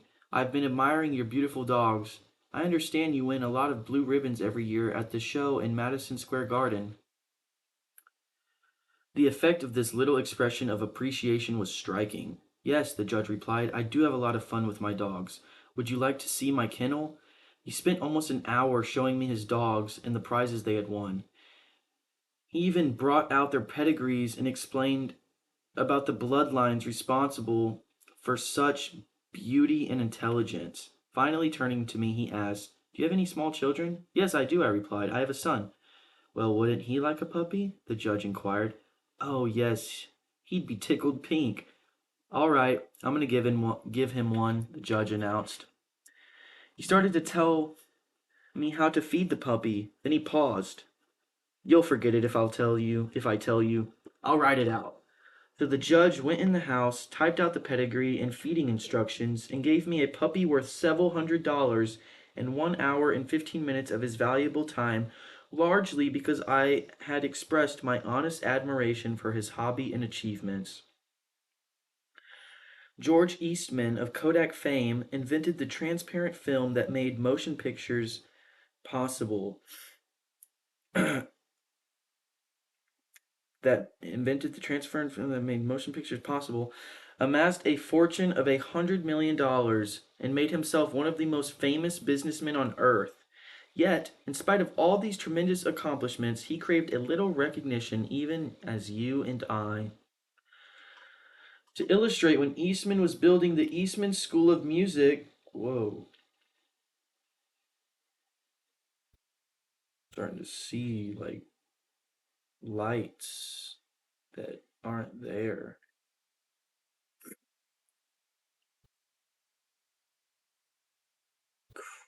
To illustrate, when Eastman was building the Eastman School of Music and also Kilbourne Hall in Rochester, James Adamson, then president of the Superior Seating Company of New York, wanted to get the order to supply the theater chairs for these buildings. Phoning the architect, Mr. Adamson made an appointment to see Mr. Eastman in Rochester. When Adamson arrived, the architect said, I know you want to get this order, but I can tell you right now that you won't stand a ghost of a show if you take more than 5 minutes of George Eastman's time. He is a strict disciplinarian. He's very busy, so tell your story quickly and get out. Adamson was prepared to do just that. When he was ushered into the room, he saw Mr. Eastman bending over a pile of papers at his desk. Presently, Mr. Eastman looked up, removed his glasses, and walked toward the architect, and Mr. Adamson saying, Good morning, gentlemen. What can I do for you? The architect introduced them, and then Mr. Adamson said, Well, we've been waiting for you, Mr. Eastman. I've been admiring your office. I wouldn't mind working in a room like this myself. I'm in the interior woodworking business, and I never saw a more beautiful office in all my life. George Eastman replied, You remind me of something I had almost forgotten. It is beautiful, isn't it? I enjoyed it a great deal when it was first built, but I come down here now with a lot of other things on my mind, and sometimes don't even see the room for weeks at a time. Adamson walked over and rubbed his hand across a panel. This is English oak, isn't it? A little different in texture from Italian oak. Yes, Eastman replied, imported English oak. It was selected for me by a friend who specializes in fine woods. Then Eastman showed him about the room, commenting on the proportions, the coloring, the hand carving, and other efforts he had helped to plan and execute. While drifting about the room, admiring the woodwork, they paused before a window, and George Eastman, in his modest, soft spoken way, pointed out some of his institutions through which he was trying to help humanity. The University of Rochester, the General Hospital, the Homeopathic Hospital, the Friendly Home, the Trojan Hospital. Mr. Adamson congratulated him warmly on the idealistic way he was using his wealth to alleviate the sufferings of humanity. Presently, George Eastman unlocked a glass case and pulled out the first camera he had ever owned, an invention he had bought from an Englishman. Adamson questioned him at length about his early struggles to get started in business, and Mr. Eastman spoke with real feeling about the poverty of his childhood, telling how his widowed mother had kept a boarding house while he clerked in an insurance office. The terror of poverty haunted him day and night, and he resolved to make enough money so that his mother wouldn't have to work. Mr. Adamson drew him out with further questions and listened, absorbed, while he related the story of his experiments with dry photographic plates. He told how he had worked in an office all day and sometimes experimented all night, taking only brief naps while the chemicals were working and sleeping in his clothes for 72 hours at a stretch. James Adamson had been ushered into Eastman's office at 10:15 and had been warned that he must not take more than 5 minutes, but an hour passed, and then 2 hours passed, and they were still talking. Finally, George Eastman turned to Adamson and said, The last time I was in Japan, I bought some chairs, brought them home, and put them in my sun porch. But the sun peeled the paint. So I went downtown the other day and bought some paint and painted the chairs myself. Would you like to see what sort of job I can do painting chairs? All right. Come up to my home and have lunch with me, and I'll show you. After lunch, Mr. Eastman showed Adamson the chairs he had brought from Japan. They weren't worth more than a few dollars, but George Eastman, now a multimillionaire, was proud of them because he himself had painted them. The order for the seats remained. What? How did I. The order for the seats amounted to $90,000. Who do you suppose got the order? James Adamson or one of his competitors? From time to time of this story until Mr. Eastman's death, he and James Adamson were close friends. Claude Marais, a restaurant owner in Rouen, France, used this principle and saved his restaurant the loss of a key employee. This woman in his employ for 5 years had been in his employ for 5 years and was a vital link between Marais and his staff of 21 people. He was shocked to receive a registered letter from her advising him of her resignation. M. Marai reported, I was very surprised and even more disappointed because I was under the impression that I had been fair to her and receptive to her needs, inasmuch as she was a friend as well as an employee.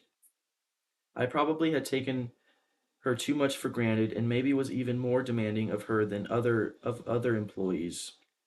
I could not, of course, accept his resignation without some explanation. I took her aside and said, Paulette, you must understand that I cannot accept your resignation. You mean a great deal to me and to this company, and you are as important to the success of this restaurant as I am.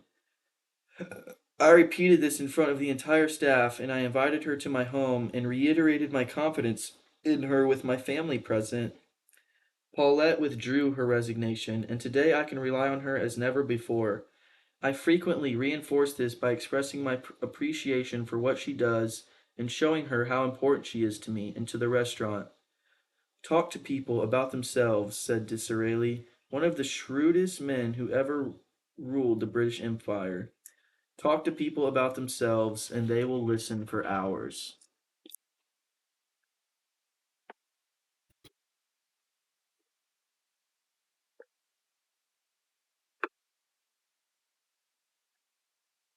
Make the other person feel important and do it sincerely.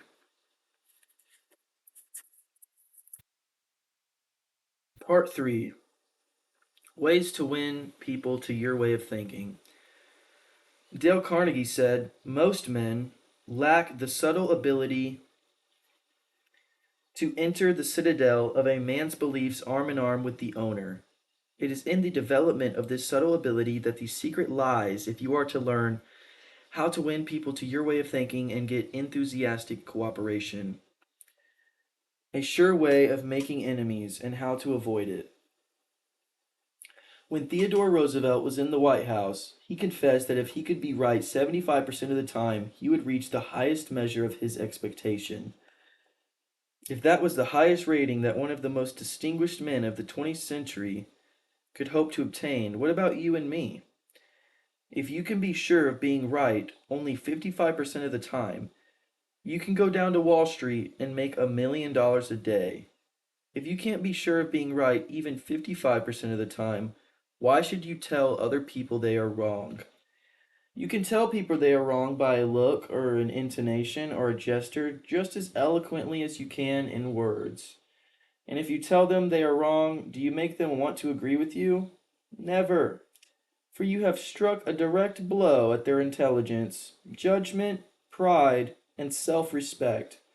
That will make them want to strike back, but it will never make them want to change their minds. You may then hurl at them all the logic of a Plato or an Immanuel Kant, but you will not alter their opinions, for you have hurt their feelings.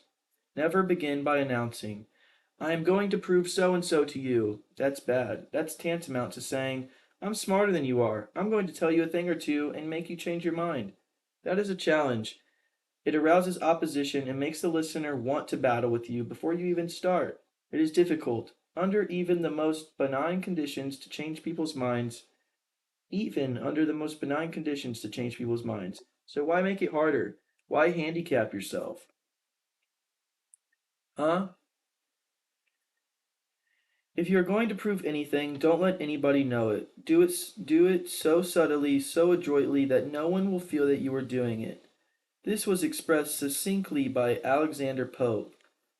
Men must be taught as if you taught them not, and things unknown proposed as things forgot.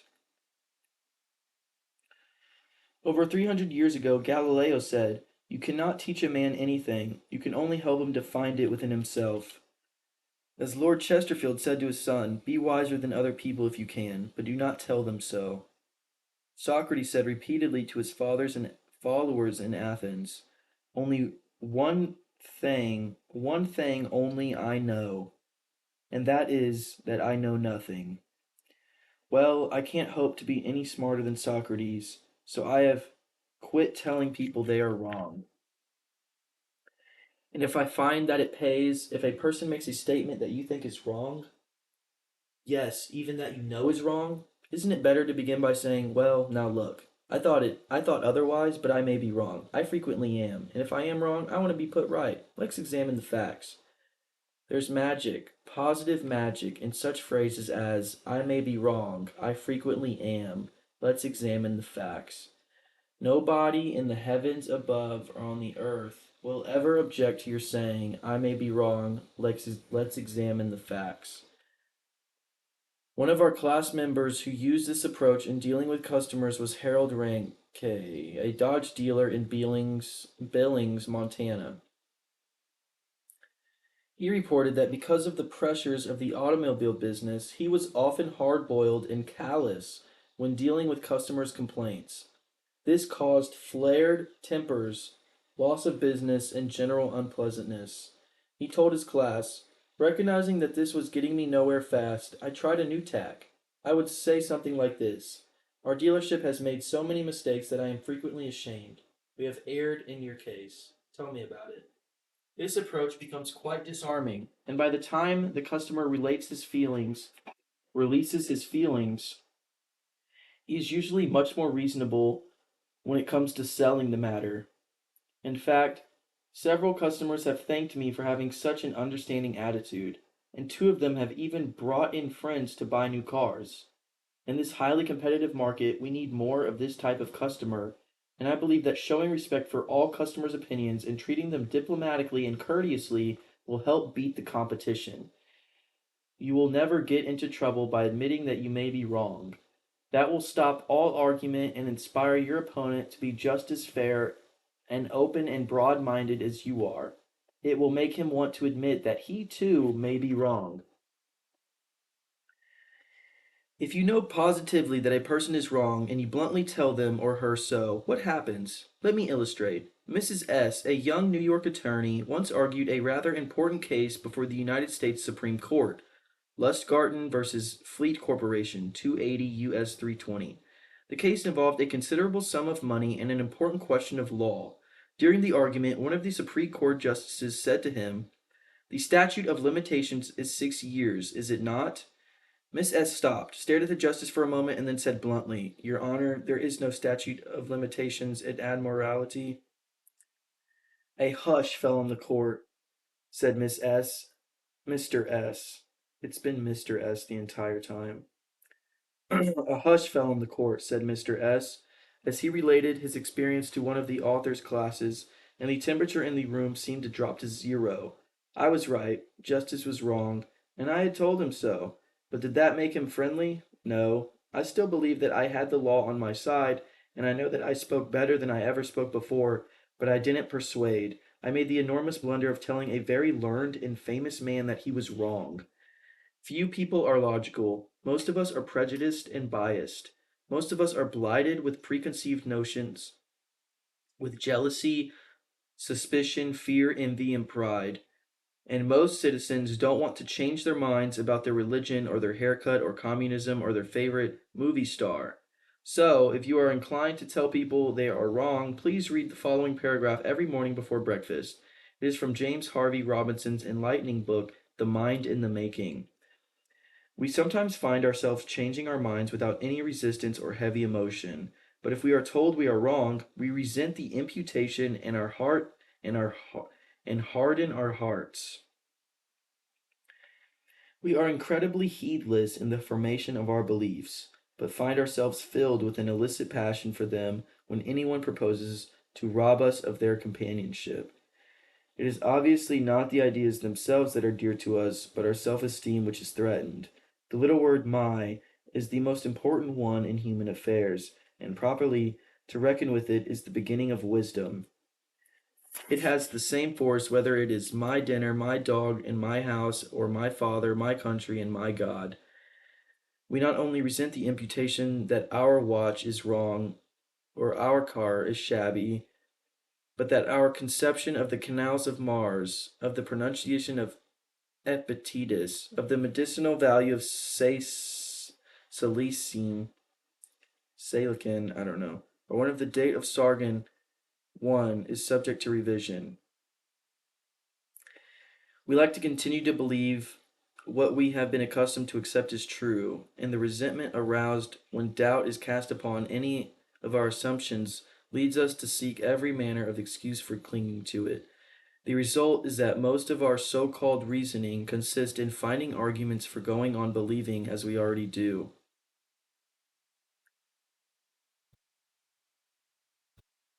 Carl Rogers, the eminent psychologist, wrote in his book on becoming a person, I have found it of enormous value when I can permit to myself to understand the other person. The way in which I have worded this statement may seem strange to you. Is it necessary to permit oneself to understand another? I think it is. Our first reaction to most of the statements which we hear from other people is an evaluation or judgment rather than an understanding of it.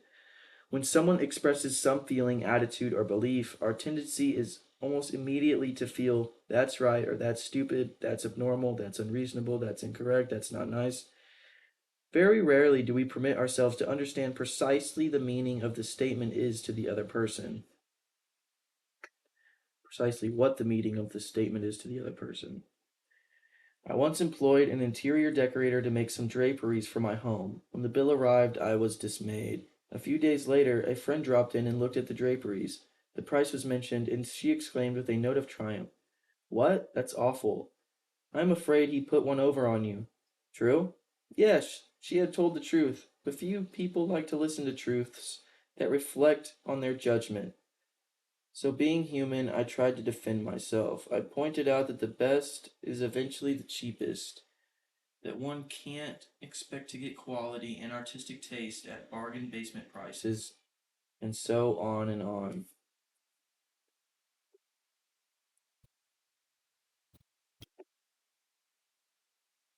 The next day, another friend dropped in, admired the draperies, bubbled over with enthusiasm, and expressed a wish that she could afford such exquisite creations for her home. My reaction was totally different. Well, to tell you the truth, I said, I can't afford them myself. I paid too much. I'm sorry I ordered them. When we are wrong, we may admit it to ourselves, and if we are handled gently and tactfully, we may admit it to others and even take pride in our frankness and broad mindedness. But not if someone else is trying to ram the unpalatable fact down our esophagus. Horace Greeley, the most famous editor in America during the time of the Civil War, disagreed violently with Lincoln's policies.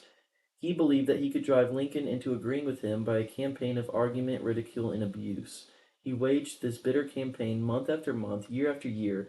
In fact, he wrote a brutal, bitter, sarcastic, and personal attack on President Lincoln the night Booth shot him. But did all this bitterness make Lincoln agree with Greeley? Not at all. Ridicule and abuse never do. If you want some excellent suggestions about dealing with people and managing yourself and improving your personality, read Benjamin Franklin's autobiography. One of the most fascinating life stories ever written, one of the classics of American literature. Ben Franklin tells how he conquered the iniquitous habit of argument and transformed himself into one of the most able, suave, and diplomatic men in American history. One day, when Ben Franklin was a blundering youth, an old Quaker friend took him aside and lashed him with a few stinging truths, something like this: Ben, you are impossible. Your opinions have a slap in them for everyone who differs with you.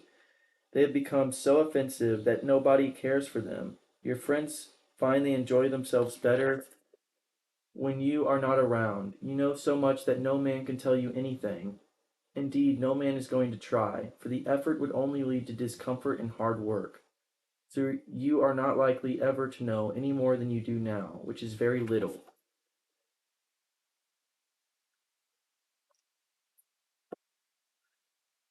One of the finest things I know about Ben Franklin is the way he accepted that smarting rebuke.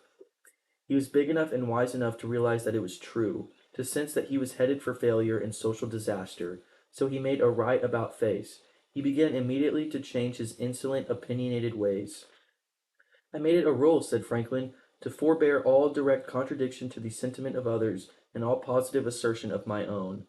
I even forbade myself the use of every word or expression in the language that imported a fixed opinion, such as certainly, undoubtedly, etc., and I adopted instead of them I conceive, I apprehend, or I imagine a thing to be so, or it so appears to me at present, when another asserted something that I Thought in error, I denied myself the pleasure of contradicting him abruptly and of showing immediately some absurdity in his proposition.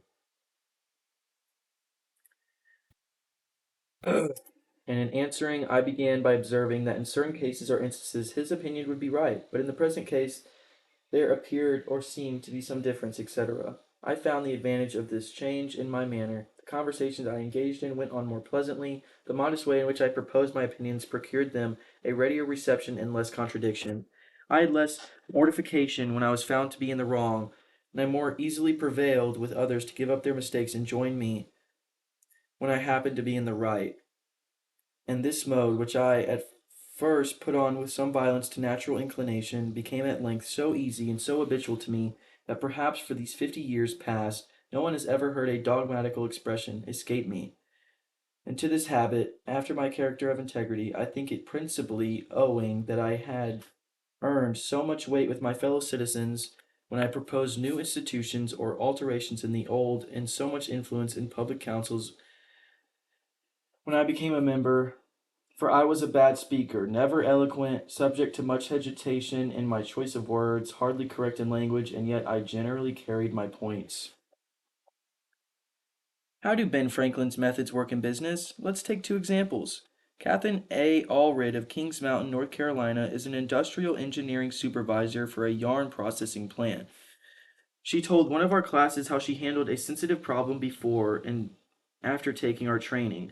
Part of my responsibility, she reported, deals with setting up and maintaining incentive systems and standards for our operators so they can make more money by producing more yarn. The system we were using had worked fine when we had only 2 or 3 different types of yarn, but recently we had expanded our inventory and capabilities to enable us to run more than 12 different varieties. The present system was no longer adequate to pay the operators fairly for the work being performed and give them an incentive to increase production. I had worked up a new system which would enable us to pay the operator by the class of yarn she was running at one particular time. With my new system in hand, I entered the meeting determined to prove to the management that my system was the right approach. I told them in detail how they were wrong and showed where they were being unfair, and I had all the answers they needed. To say the least, I failed miserably. I became so busy defending my position on the new system that I left them no opening to graciously admit their problems on the old one. The issue was dead. After several sessions of this course, I realized all too well where I had made my mistakes. I called another meeting, and this time I asked where they felt their problems were. We discussed each point, and I asked them their opinions on which was the best way to proceed. With a few low-key suggestions at proper intervals, I let them develop my system themselves. At the end of the meeting, when I actually presented my system, they enthusiastically accepted it.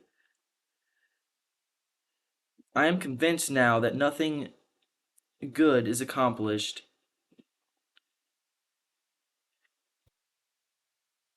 and a lot of damage can be done if you tell a person straight out that he or she is wrong. You only succeed in stripping that person of self dignity and making yourself an unwelcome part of any discussion.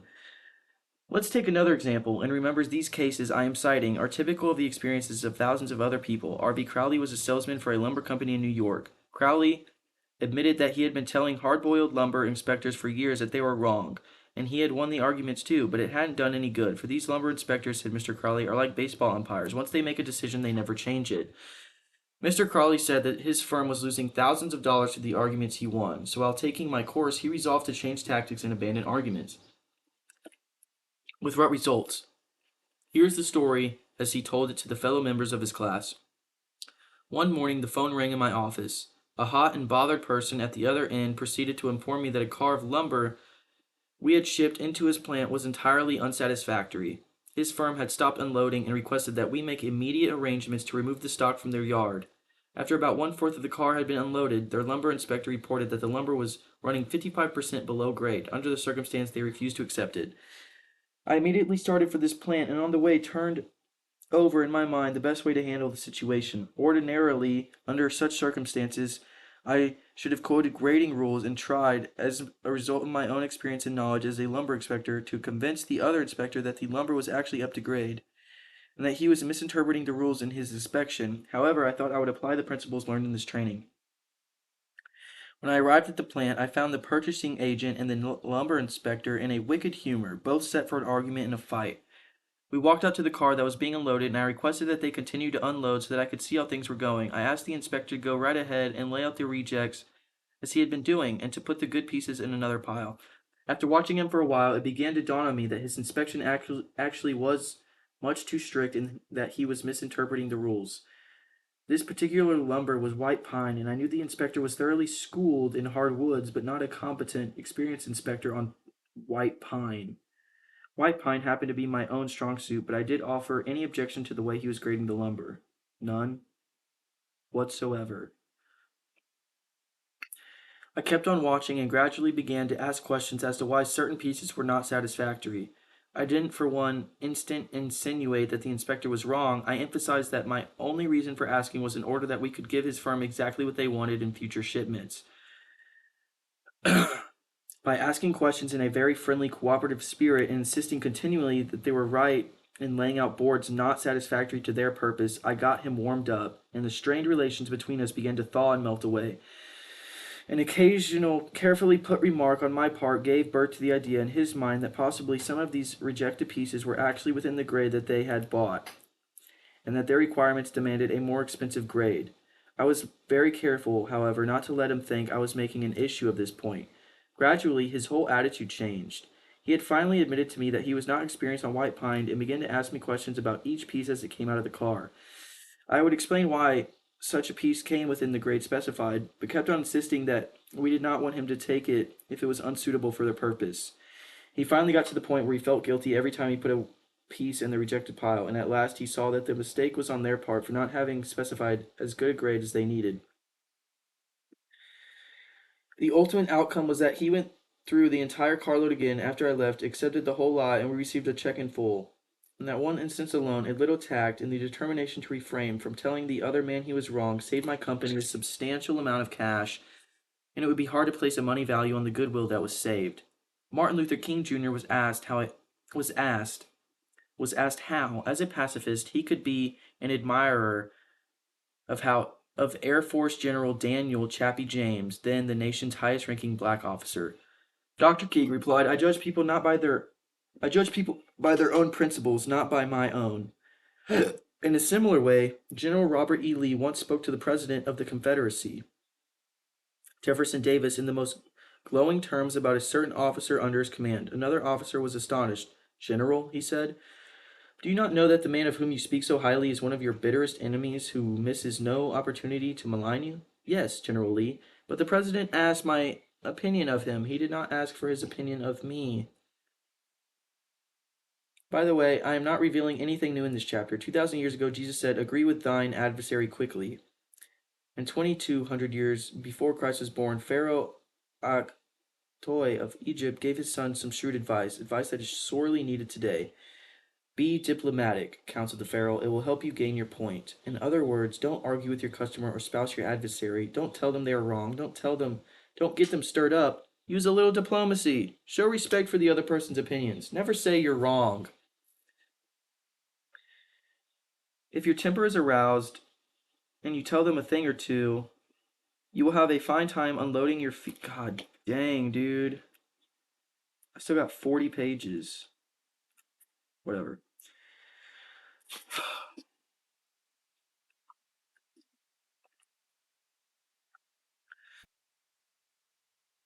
If your temper is aroused and you tell them a thing or two, you will have a fine time unloading your feelings. But what about the other person? Will he share your pleasure? Will your belligerent tones, your hostile attitude make it easy for him to agree with you? If you came at me with your fist doubled, said Woodrow Wilson, I promise you that mine will double as fast as yours. But if you come to me and say, let us sit down and take counsel together, and if we differ from each other, understand why that is that we differ, just what the points at issue are, we will presently find that we are not so far apart after all, that the points on which we differ are few, and the points on which we agree are many, and that if we only have the patience and the candor and the desire to get together, we will get together. Nobody appreciated the truth of Woodrow Wilson's statements more than John D. Rockefeller Jr. back in 1915. Rockefeller was the most fiercely despised man in Colorado. One of the bloodiest strikes in the history of American industry had been shocking the state for 2 terrible years. Irate, belligerent miners were demanding higher wages from the Colorado Fuel and Iron Company. Rockefeller controlled that company. Property had been destroyed, troops had been called out. Blood had been shed, strikers had been shot, their bodies riddled with bullets. At a time like that, with the air seething with hatred, Rockefeller wanted to win the strikers to his way of thinking. And he did it? How? Here's the story. After weeks spent in making friends, Rockefeller addressed the representatives of the strikers. This speech, in its entirety, is a masterpiece. It produced astonishing results. It called the tempestuous waves of hate that threatened to engulf Rockefeller. It won him a host of admirers. It presented facts in such a friendly manner that the strikers went back to work without saying another word about the increase in wages for which they had fought so violently. The opening of that remarkable speech follows. Note how it fairly glows with friendliness. Rockefeller, remember, was talking to men who, a few days previously, had wanted to hang him by the neck to a sour apple tree. Yet he couldn't have been more gracious, more friendly if he had addressed a group of medical missionaries. His speech was radiant, and such phrases as "I am proud to be here," "have visited in your homes, met many of your wives and children. We met here not as strangers, but as friends. Spirit of mutual friendship, our common interest, it is only by your courtesy that I am here."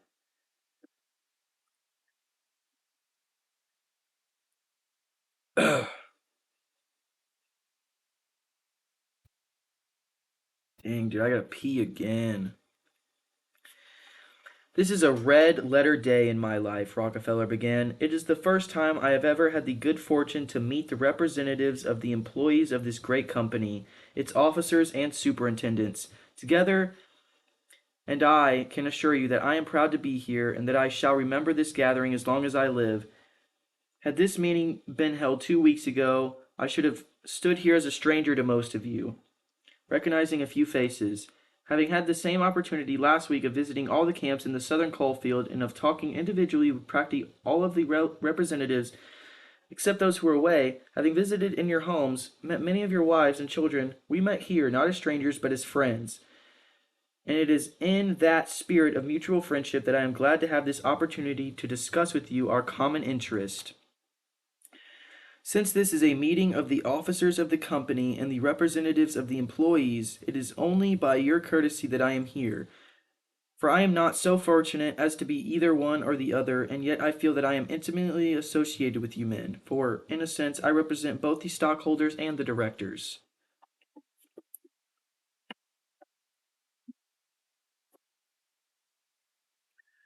Isn't this a superb example of the fine art of making friends out of enemies?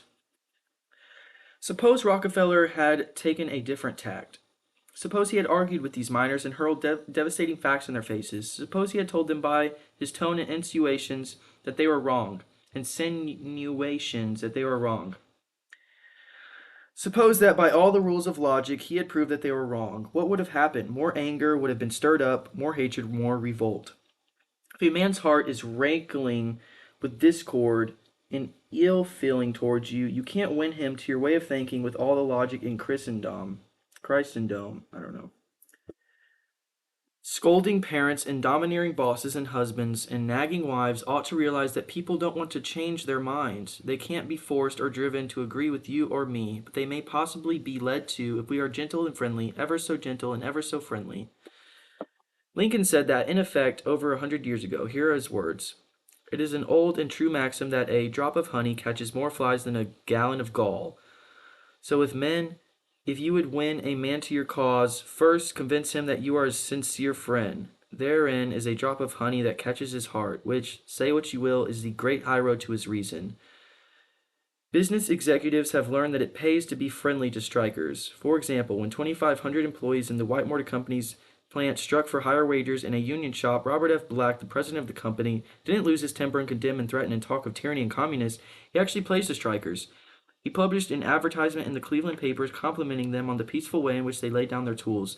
Finding the strike pickets idle, he bought them a couple of dozen baseball bats and gloves and invited them to play ball on vacant lots. For those who preferred bowling, he rented a bowling alley. Dude,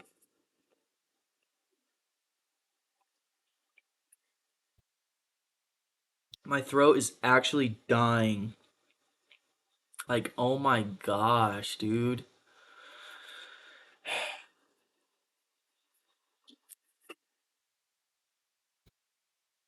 Ah, la la la la la la.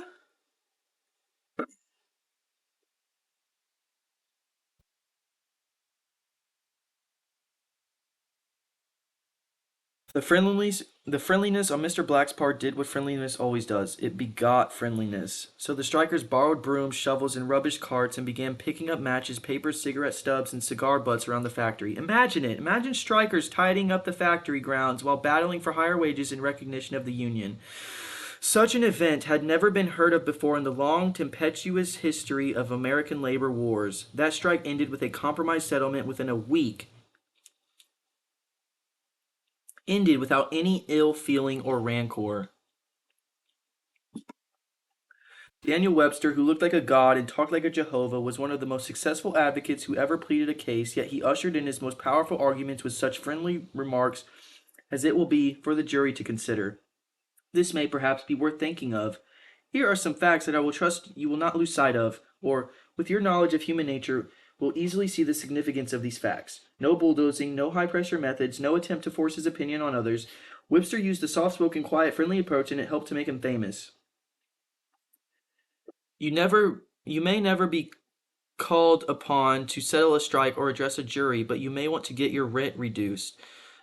Will the friendly approach help you then? Let's see. O.L. Straub, an engineer, wanted to get his rent reduced, and he knew his landlord was hard boiled. I wrote him, Mr. Straub said in a speech before his class, notifying him that I was vacating my apartment as soon as my lease expired. The truth was, I didn't want to move. I wanted to stay if I could get my rent reduced, but this situation seemed homeless. Other tenants had tried and failed. Everyone told me that the landlords are extremely difficult to deal with. But I said to myself, I am studying a course on how to deal with people, so I'll try it on them and see how it works. He and his secretary came to me as soon as I got my letter. I met him at the door with a friendly greeting. I fairly bubbled with goodwill and enthusiasm. I didn't begin talking about how high the rent was. I began talking about how much I liked the apartment house. Believe me, I was hearty in my approbation and lavish in my praise. I complimented him on the way he ran the building and told him I should like so much to stay for another year, but I couldn't afford it.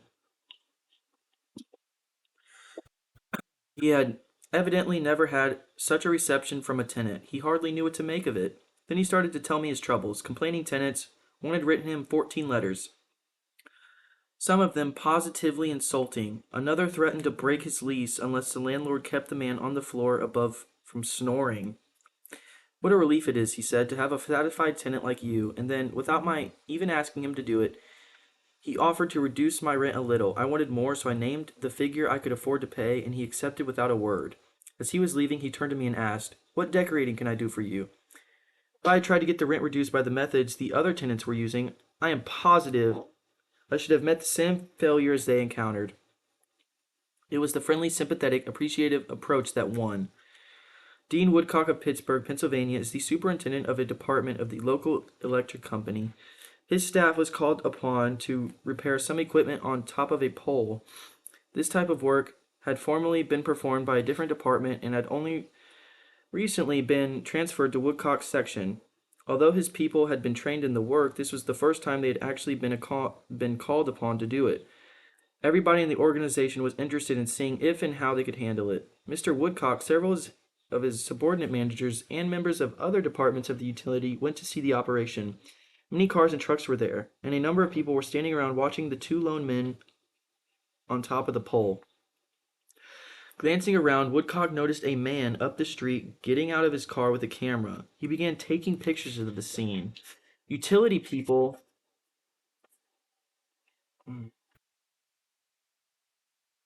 are extremely conscious of public relations, and suddenly Woodcock realized what this setup looked like to the man with the camera. Overkill. Dozens of people being called out to do a two-person job. He strolled up the street to the photographer. I see you're interested in our operation. Yes, and my mother will be more than interested. She owns stock in your company. This will be an eye-opener for her. She may even decide her investment was unwise. I've been telling her for years there's a lot of waste motion in companies like yours. This proves it. The newspaper might like these pictures too. It does look like it, doesn't it? I think the same thing in your position, but this is a unique situation. And Dean Woodcock went on to explain how this was the first job of this type for his department and how everyone from executives down was interested. He assured the man that under normal conditions, two people couldn't handle the job. The photographer put away his camera, shook Woodcock's hand, and thanked him for taking the time to explain the situation to him. Dean Woodcock's friendly approach saved his company much embarrassment and bad publicity. I gotta pee.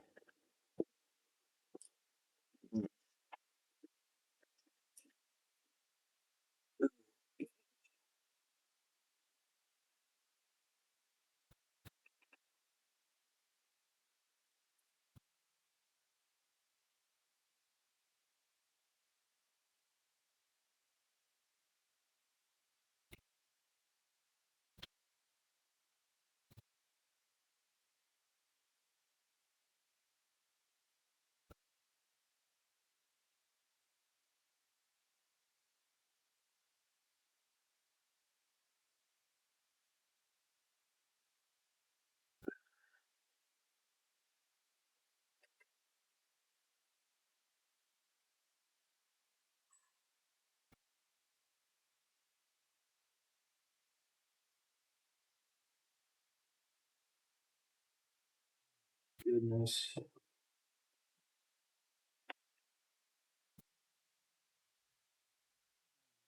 I think I gotta take a little break.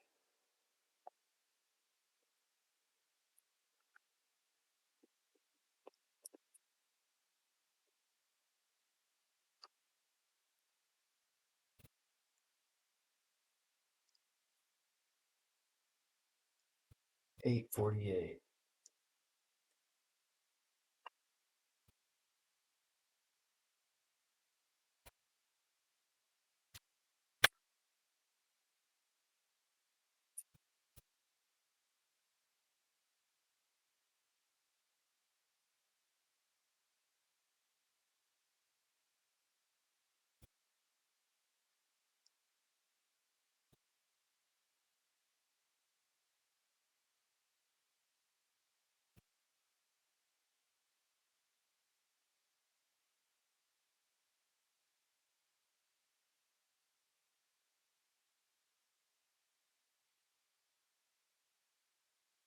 What an experience. My goodness.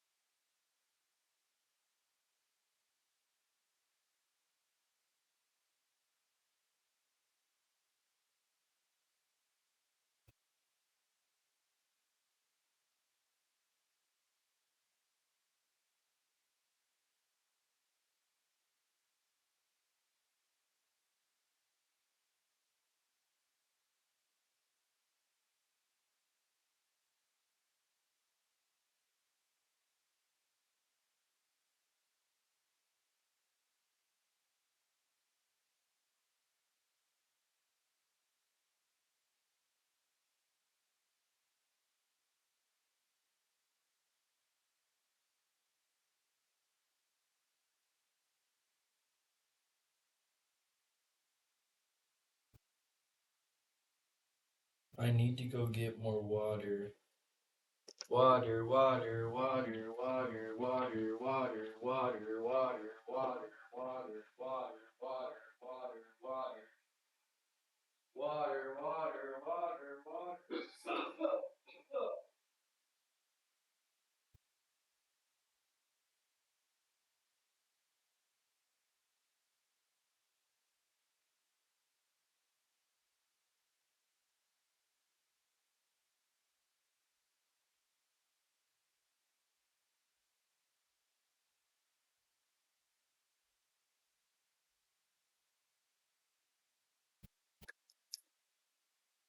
Okay.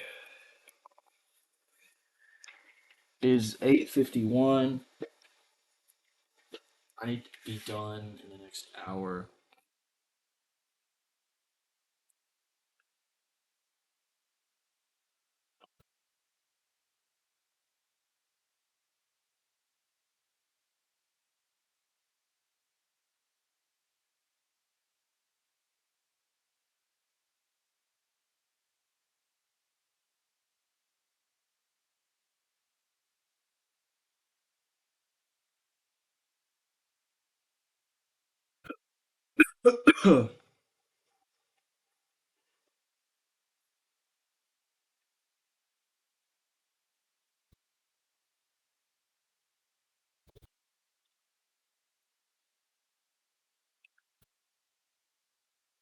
Another member of one of our classes, Gerald H. Wynn of Littleton, New Hampshire, reported how, by using a friendly approach, he obtained a very satisfactory settlement on a damage claim.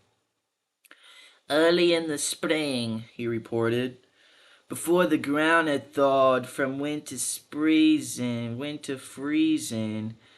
there was an unusually heavy rainstorm, and the water, which normally would have run off to nearby ditches and storm drains along the road, took a new course onto a building lot where I had just built a new home.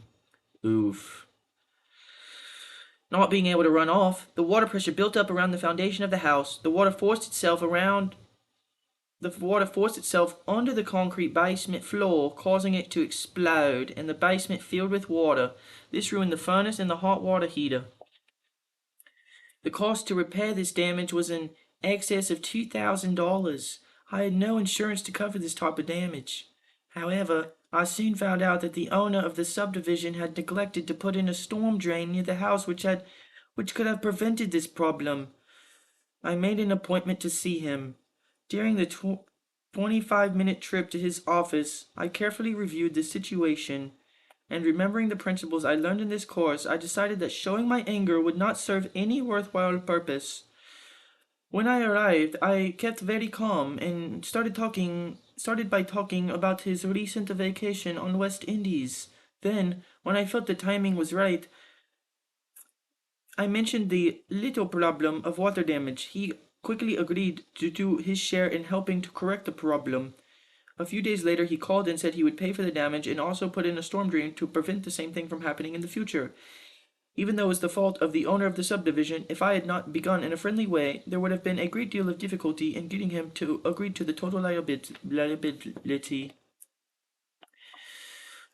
Years ago, when I was a barefoot boy walking through the woods to a country school out in northwest Missouri, I read a fable by Aesop about the sun and the wind. They quarreled about which was the stronger, and the wind said, I'll prove I am. See the old man down there with a coat? I bet I can get his coat off him quicker than you can. So the sun went behind a cloud, and the wind blew until it was almost a tornado. But the harder it blew, the tighter the old man clutched his coat to him.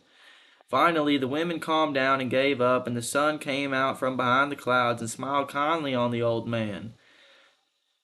Presently, he mopped his brow and pulled off his coat. The sun then told the wind that gentleness and friendliness were always stronger than fury and force. The use of gentleness and friendliness is demonstrated day after day by people who have learned that a drop of honey catches more than flies than a gallon of gall. F. Gale Connor of Lutherville, Maryland, proved this when he had to take his 4-month-old car to the service department of the car dealer for the third time. 4-month-old car, service department, third time. He told our class it was apparent that talking to, reasoning with, or shouting at the service manager was not going to lead to a satisfactory resolution of my problems. I walked over to the showroom and asked to see the agency owner, Mr. White. After a short wait, I was ushered into Mr. White's office. I introduced myself and explained to him that I had bought my car from his dealership. Because of the recommendations of friends who had previous dealings with him, I was told that his prices were very competitive and his service was outstanding. He smiled with satisfaction as he listened to me. I then explained the problem I was having with the service department. I thought you might want to be aware of any situation that might tarnish your fine reputation, I added. He thanked me for calling this to his attention and assured me that my problem would be taken care of.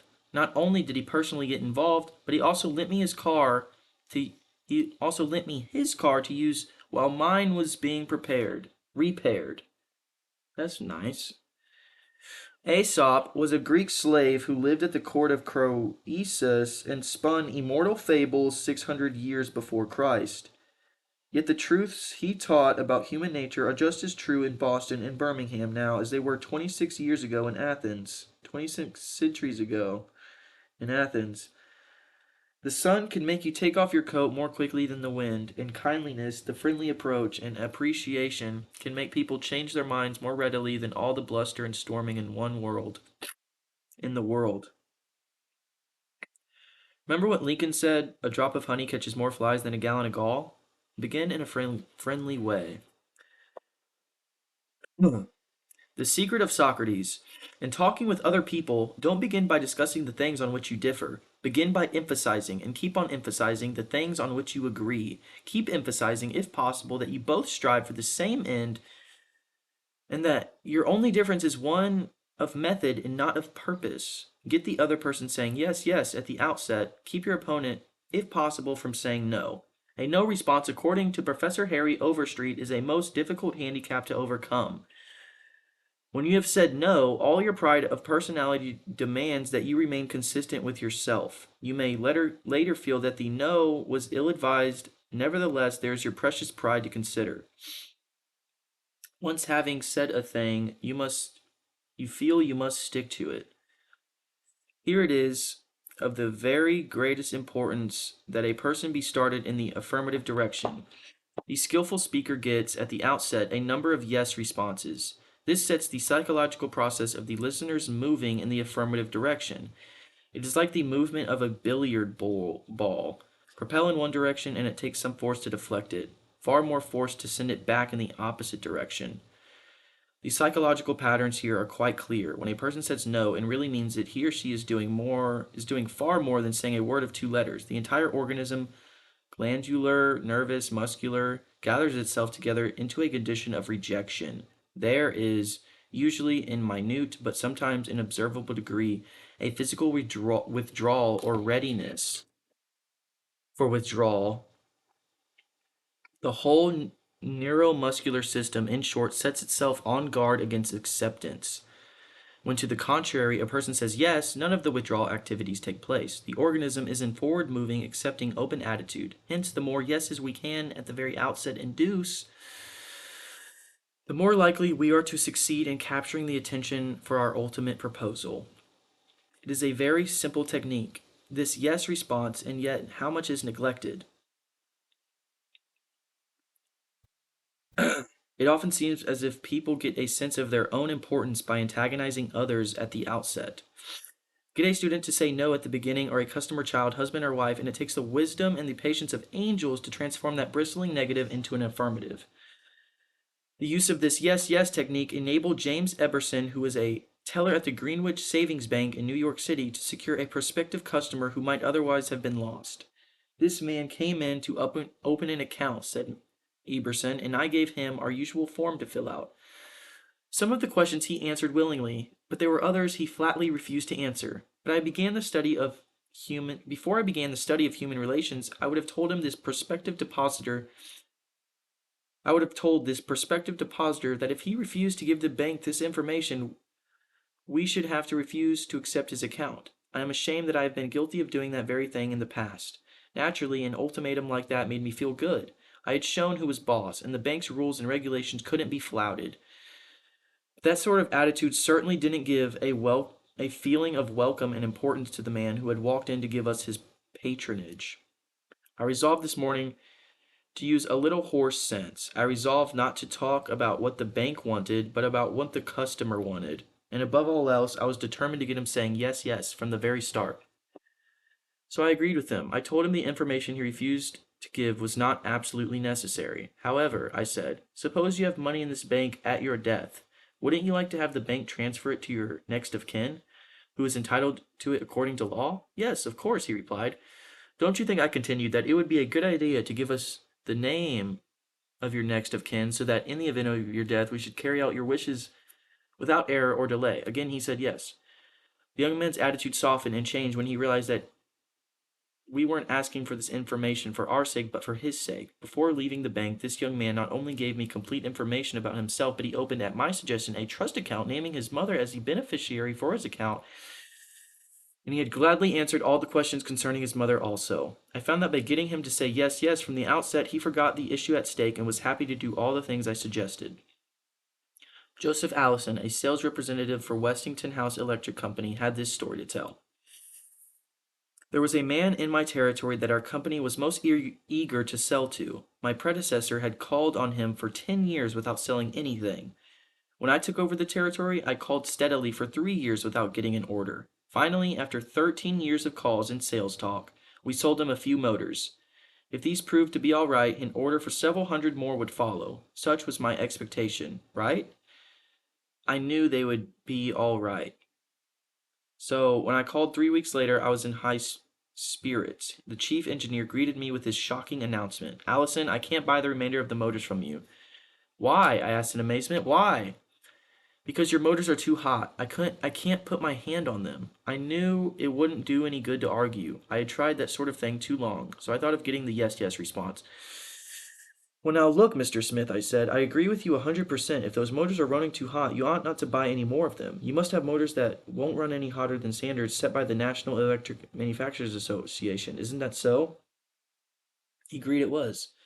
I had gotten my first yes. The Electrical Manufacturers Association regulations say that a properly designed motor may have a temperature of 72 degrees Fahrenheit above room temperature. Is that correct? Yes, he agreed. That's quite correct, but your motors are much hotter. I didn't argue with him. I merely asked, how hot is the mill room? Oh, he said, about 75 degrees Fahrenheit. Well, I replied, if the mill room is 75 degrees and you add 72 to that, that makes a total of 147 degrees Fahrenheit. Wouldn't you scald your hand if you held it under a spigot of hot water at a temperature of 147 degrees Fahrenheit? Well, I suggested. Again, he said yes. Well, I suggested, wouldn't it be a good idea to keep your hands off these motors? Well, I guess you're right, he admitted. We continued to chat for a while, then he called his secretary and lined up approximately $35,000 of business for the ensuing month. It took me years and cost me thousands of dollars in lost business before I finally learned that it doesn't pay to argue, that it is much more profitable and much more interesting to look at things from the other person's point of view and try to get that person saying yes, yes. Eddie Snow, who sponsors our courses in Oakland, California, tells how he became a good customer of a shop because the proprietor got him to say yes, yes. Eddie had become interested in bow and arrow hunting and had spent considerable money in purchasing equipment and supplies from a local store. When his mother was visiting him, he wanted to rent a bow for him from this store. The sales clerk told him they didn't rent bows, so Eddie phoned another store. Eddie described what happened. A very pleasant gentleman answered the phone. His response to my question for a rental was completely different from the other place. He said he was sorry, but they no longer rented bows because they couldn't afford to do so. He then asked if I had rented before. I replied yes, several years ago.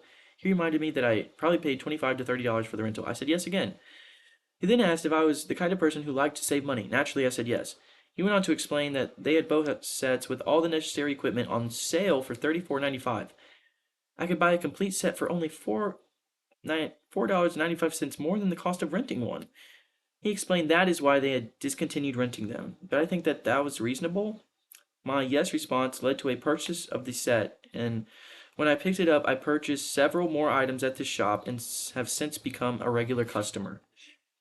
Socrates, the gadfly of Athens, was one of the greatest philosophers the world has ever known. He did something that only a handful of men in all of history have been able to do. He sharply changed the whole course of human thought, and now, 24 centuries after his death, he is considered as one of the wisest persuaders who ever influenced the wrangling world. His method? Did he tell people they were wrong? Oh no, not Socrates. He was far too adroit for that. His whole technique, now called the Socratic method, was based upon getting a yes, yes response. He asked questions with which his opponents would have to agree. He kept on winning one admission after another until he had an armful of yeses. He kept on asking questions until finally, almost without realizing it, his opponents found themselves embracing a conclusion that they would have bitterly denied a few minutes previously. The next time we are tempted to tell someone he or she is wrong, let's remember Socrates and ask a gentle question, a question that will get the yes, yes response. The Chinese have a proverb pregnant with age-old wisdom of the Orient. He who treads softly goes far. They have spent 5,000 years studying human nature, those cultured Chinese, and they have garnered a lot of perspicacity. He who treads softly goes far. Get the other person saying yes, yes immediately. Chapter 16. How to get cooperation. Don't you have much more faith in ideas that you discover for yourself than in ideas that are handed to you on a silver platter?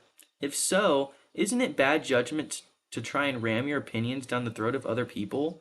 Isn't it wiser to make suggestions and let the other person think out the conclusion? Adolf Seltz of Philadelphia, sales manager in an automobile showroom and a student in one of my courses, suddenly found himself confronted with the necessity of injecting enthusiasm into a discouraged and disorganized group of automobile salespeople. Calling a sales meeting, he urged his people to tell him exactly what they expected from him. As they talked, he wrote their ideas on the blackboard. He then said, "I'll give you all these qualities you expect from me. Now I want you to tell me what I have a right to expect from you." The replies came quick and fast: loyalty, honesty, initiative, optimism, teamwork, 8 hours a day of enthusiastic work. The meeting ended with a new courage, a new inspiration. One salesperson volunteered to work 14 hours a day, and Mr. Seltz reported to me that the increase of sales was phenomenal. The people had made a sort of moral bargain with me, said Mr. Seltz, and as long as I lived up to my part in it, they were determined to live up to theirs. Consulting them about their wishes and desires was just the shot in the arm they needed. No one likes to feel that he or she is being sold something or told to do a thing. We much prefer to feel that we are buying of our own accord or acting on our own ideas. We like to be consulted about our wishes, our wants, our thoughts. Take the case of Eugene Wesson. He lost countless thousands of dollars in commissions before he learned this truth. Mr. Wesson sold sketches for a studio that created designs for stylists and textile manufacturers. Mr. Wesson had called on one of the leading stylists in New York once a week, every week for 3 years. He never refused to see me, said Mr. Wesson, but he never bought. He always looked over my sketches very carefully and then said, "No, Wesson, I guess we don't get together today." After 150 failures, Wesson realized he must be in a mental rut, so he resolved to devote one evening a week to the study of influencing human behavior to help him develop new ideas and generate new enthusiasm. He decided on this new approach. With half a dozen unfinished artist sketches under his arm, he rushed over to the buyer's office. "I want you to do me a little favor, if you will," he said. "Here are some uncompleted sketches. Won't you please tell me how we could finish them up in such a way that you could use them?" The buyer looked at the sketches for a while without uttering a word. Finally, he said, leave these with me for a few days, Wesson, and then come back and see me." Wesson returned 3 days later, got his suggestions, and took the sketches back to their studio and had them finish according to the buyer's ideas.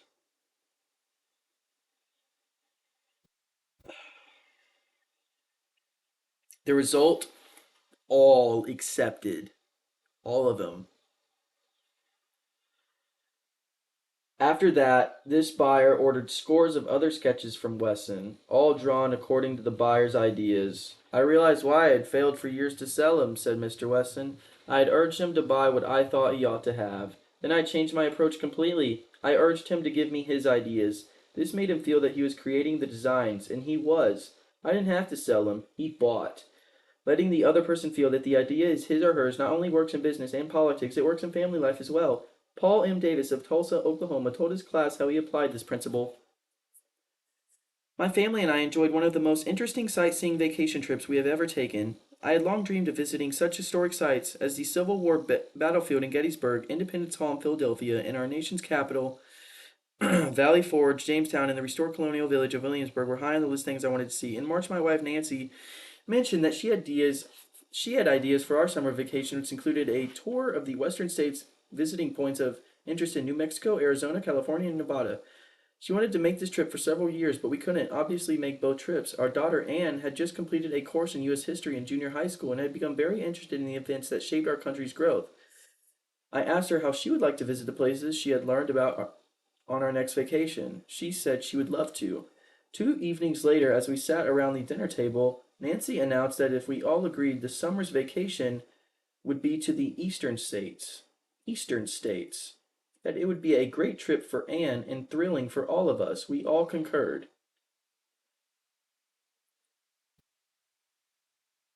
The same psychology was used by an x ray manufacturer to sell his equipment to one of the largest hospitals in Brooklyn. This hospital was building an addition and preparing to equip it with the finest x ray department in America. Dr. L, who was in charge of the x ray department, was overwhelmed with sales representatives, each caroling the praises of his own company's equipment. One manufacturer, however, was more skillful. He knew far more about handling human nature than the others did.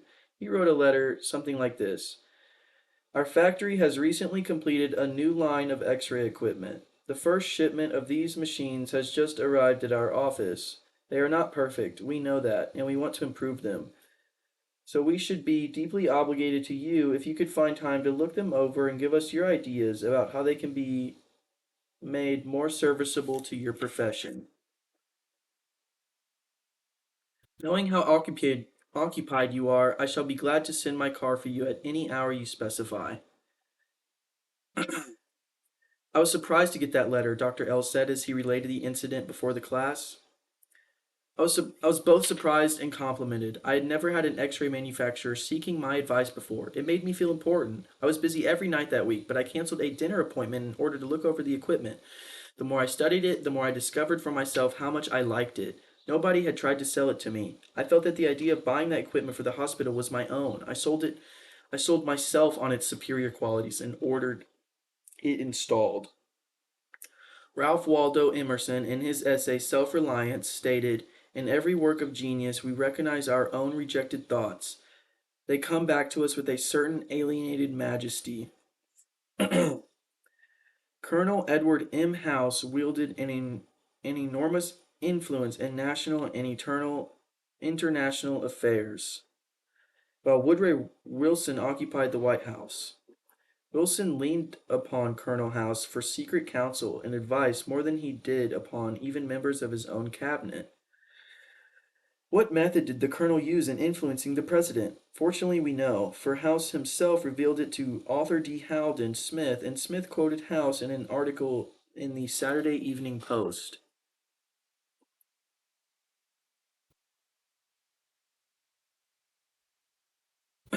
After I got to know the president, House said, I learned the best way to convert him to an idea was to plant it in his mind casually, but so as to interest him in it, so as to get him thinking about it on his own account.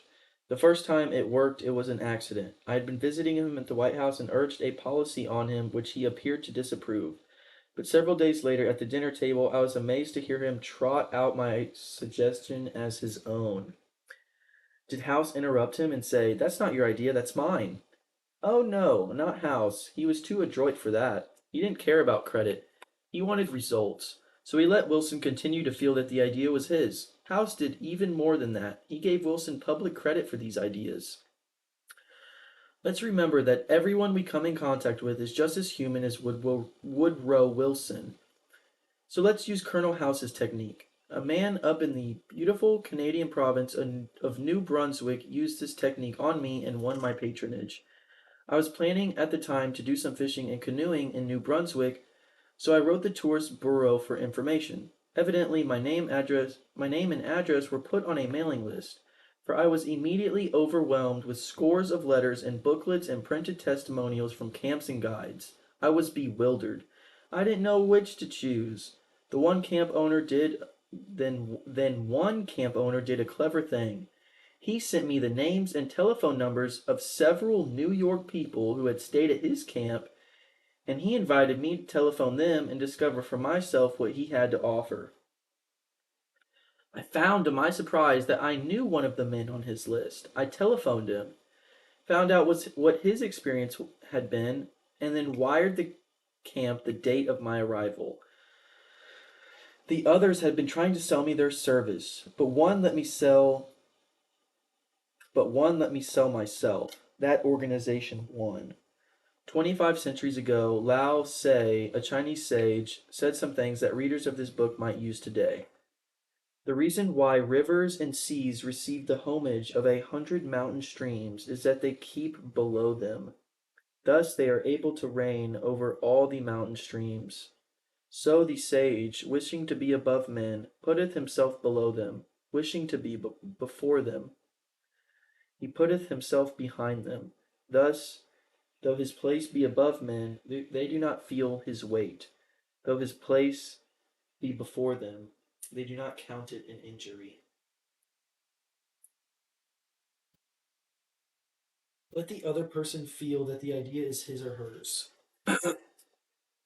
An appeal that everybody likes.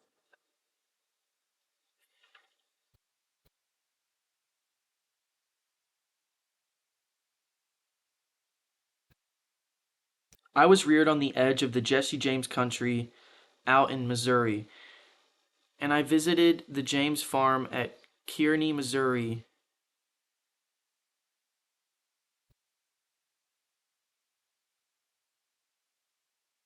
Was then living. His wife told me stories of how Jesse robbed trains and held up banks and then gave money to the neighboring farmers to pay off their mortgages. Jesse James probably regarded himself as an idealist at heart, just as Judge Schultz, Two Gun Crowley, Al Capone, and many other organized crime godfathers did generations later. The fact is that all people you meet have a high regard for themselves and like to be fine and unselfish in their own estimation. J. Pierpont Morgan observed in one of his analytical interludes that a person usually has two good reasons for doing a thing, one that sounds good and a real one. The person himself will think of the real reason. You don't need to emphasize that, but all of us, being idealists at heart, like to think of the motives that sound good. So, in order to change people, appeal to the nobler motives. Is that too idealistic to work in business? Let's see.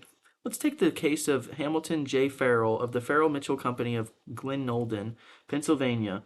Mr. Farrell had a disgruntled tenant who threatened to move. The tenant's lease still had 4 months to run. Nevertheless, he served notice that he was vacating immediately, regardless of lease. These people had lived in my house all winter, the most expensive part of the year, Mr. Farrell said as he told the story to the class, and I knew it. And I knew it would be difficult to rent the apartment again before fall. I could see all that rent income going over the hill, and believe me, I saw red. Now, ordinarily, I would have waded into that tenant and advised him to read his lease again. I would have pointed out that if he moved, the full balance of his rent would fall due at once, and that I could and would take steps to collect. However, instead of flying off the handle and making a scene, I decided to try other tactics. So I started like this. Mr. Doe, I said, I have listened to your story and I still don't believe you intend to move. Years in the renting business have taught me something about human nature, and I sized you up in the first place as being a man of your word. In fact, I am so sure of it that I'm willing to take a gamble. Now here's my proposition. Lay your decision on the table for a few days and think it over. If you come back to me between now and the first of the month when the rent is due and tell me you still intend to move, I give you my word I will accept your decision as final.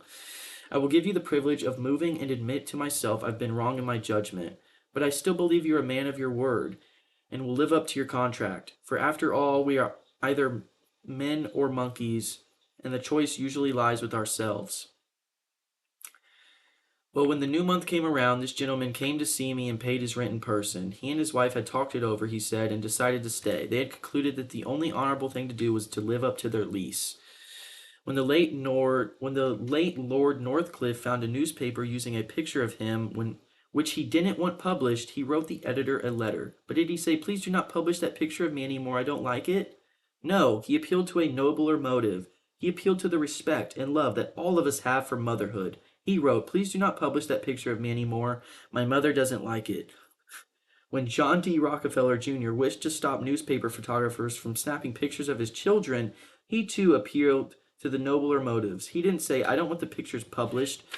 No, he appealed to the desire deep in all of us to refrain from harming children. He said, you know how it is, boys. You've got children yourselves. Some of you, and you know it's good for youngsters.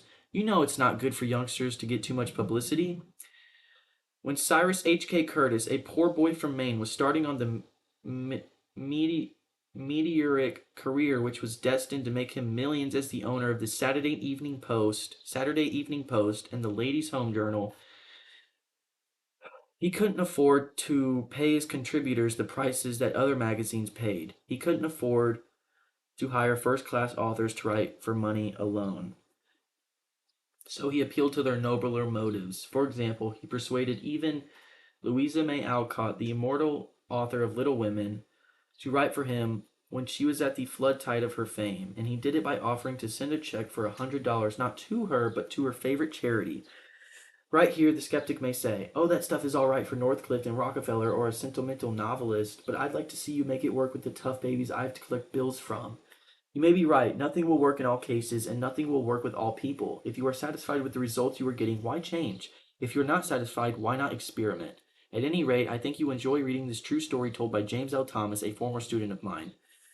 6 customers of a certain automobile company refused to pay their bills for servicing. None of the customers protested the entire bill, but each claimed that one charge was wrong. In each case, the customer had signed for the work done, so the company knew it was right and said so. That was the first mistake.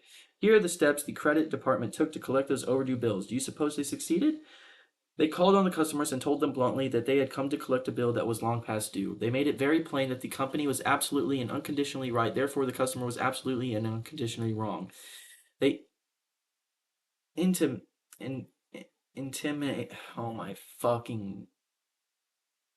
Sorry. They intimated that they intimate.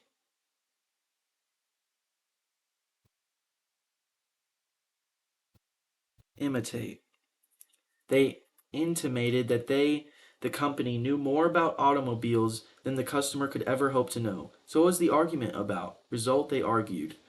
Did any of these methods reconcile the customer and settle the account? You can answer that one yourself. At this stage of affairs, the credit manager was about to open fire with a battery of legal talent, when fortunately the matter came to the attention of the general manager. The manager investigated these defaulting clients and discovered that they all had the reputation of paying their bills promptly.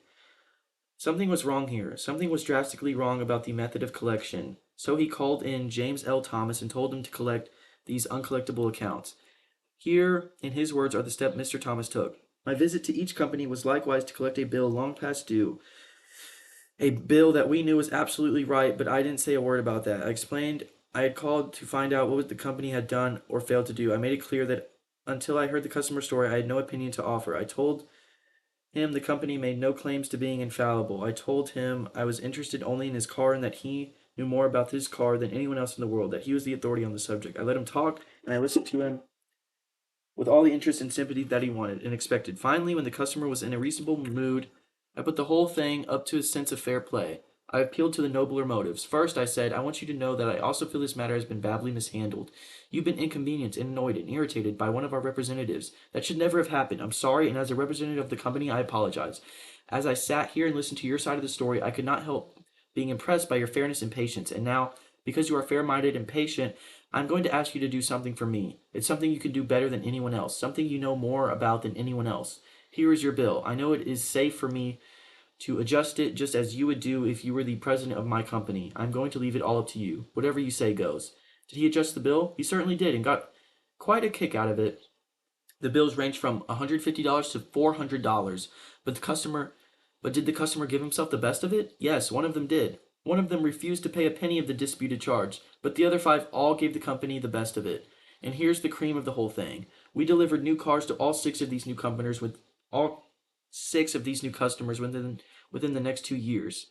Experience has taught me, says Mr. Thomas, that when no information can be secured about the customer, the only sound basis on which to proceed is to assume that he or she is sincere, honest, truthful, and willing and anxious to pay the charges, once convinced they are correct.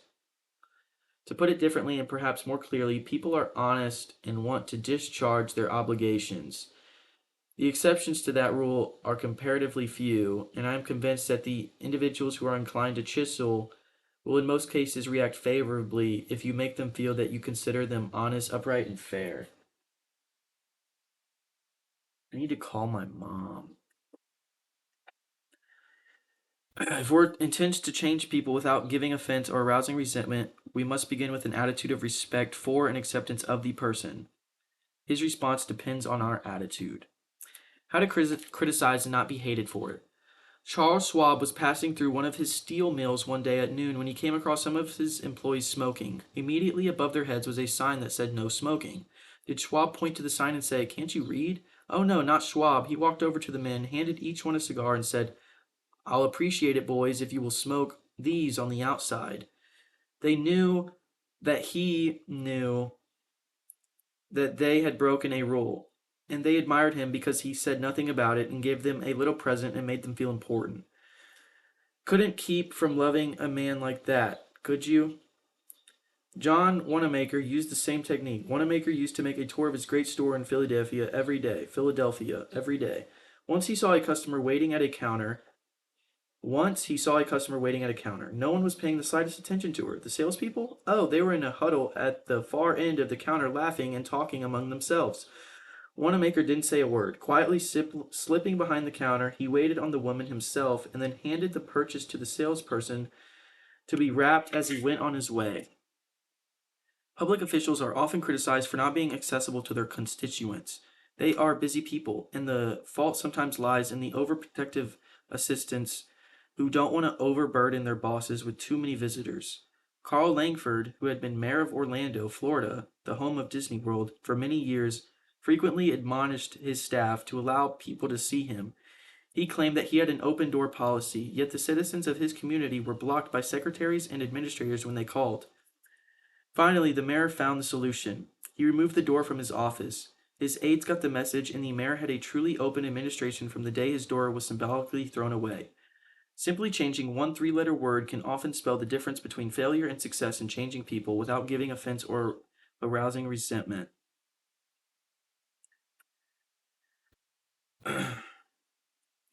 Many people begin their criticism with sincere praise, followed by the word but, and ending with a critical statement. For example, in trying to change a child's careless attitude towards studies, we might say, "We're really proud of you, Johnny, for raising your grades this term. But if you had worked harder on your algebra, the results might have been better." In this case, Johnny might feel encouraged until he heard the word but. He might then question the sincerity of the original praise. To him, the praise might seem only to be a contrived lead-in to a critical inference of failure. Credibility would be strained, and we would probably not achieve our objective of changing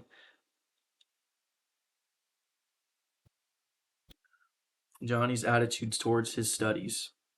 This could easily be overcome by changing the word but to and. "We're really proud of you, Johnny, for raising your grades this term, and if you continue the same conscientious efforts next term, your algebra grade can be up with all the others." Now, Johnny would accept this praise because there was no follow-up of an inference of failure. We have called his attention to the behavior we wish to change indirectly, and the chances are he will try to live up to our expectations. Calling attention indirectly to someone's mistakes works wonders with sensitive people who may resent bitterly any direct criticism. Marge Jacob of Woonsocket, Rhode Island, told one of our classmates how she convinced some sloppy construction workers to clean up after themselves when they were building additions to her house. For the first few days of the work, when Mrs. Jacob returned from her job, she noticed that the yard was strewn with the cut ends of lumber. She didn't want to antagonize the builders because they did excellent work. So after the workers had gone home, she and her husband picked up and neatly piled all the lumber debris in a corner. The following morning, she called the foreman to one side and said, "I'm really pleased with the way the front lawn was left last night. It is nice and clean and does not offend the neighbors." From that day, the workers picked up and piled the debris to one side, and the foreman came in each day seeking approval of the condition the lawn was left in after a day's work. One of the major areas of controversy between members of the Army Reserves and their regular Army trainers is haircuts. The reservists consider themselves civilians, which they are most of the time, and resent having to cut their hair short. Master Sergeant Harley Kaiser of the 542nd USAR School addressed himself to this problem when he was working with a group of reserve non-commissioned officers. As an old-time regular Army Master Sergeant, He might have been expected to yell at his troops and threaten them. Instead, he chose to make his point indirectly. Gentlemen, he startled, you are leaders. You will be most effective when you lead by example. You must be the example for your men to follow. You know what the Army regulations say about haircuts. I'm going to get my haircut today, although it is still much shorter than some of yours. You look at yourself in the mirror and you feel you need a haircut to be a good example. We'll arrange time for you to visit the post barber shop. The result was predictable. Several of the candidates did look in the mirror and went to the barber shop that afternoon and received regulation haircuts. Sergeant Kaiser commented the next morning that he could already see the development of leadership qualities in some of the members of the squad. On March 8, 1887, the eloquent Henry Ward Beecher died. The following Sunday, Lyman Abbott was invited to speak, and the pulpit left silent by Beecher's passing. Eager to do his best, he rewrote, and polished his sermon with the meticulous care of a Flaubert. Then he read to his wife. It was poor, as most written speeches are. She might have said, if she had had less judgment, Lyman, that is terrible. That'll never do. You'll put people to sleep. It reads like an encyclopedia. You ought to know better than that after all the years you have been preaching. For heaven's sake, why don't you talk like a human being? Why don't you act natural? You'll disgrace yourself if you ever read that stuff. That's what she might have said.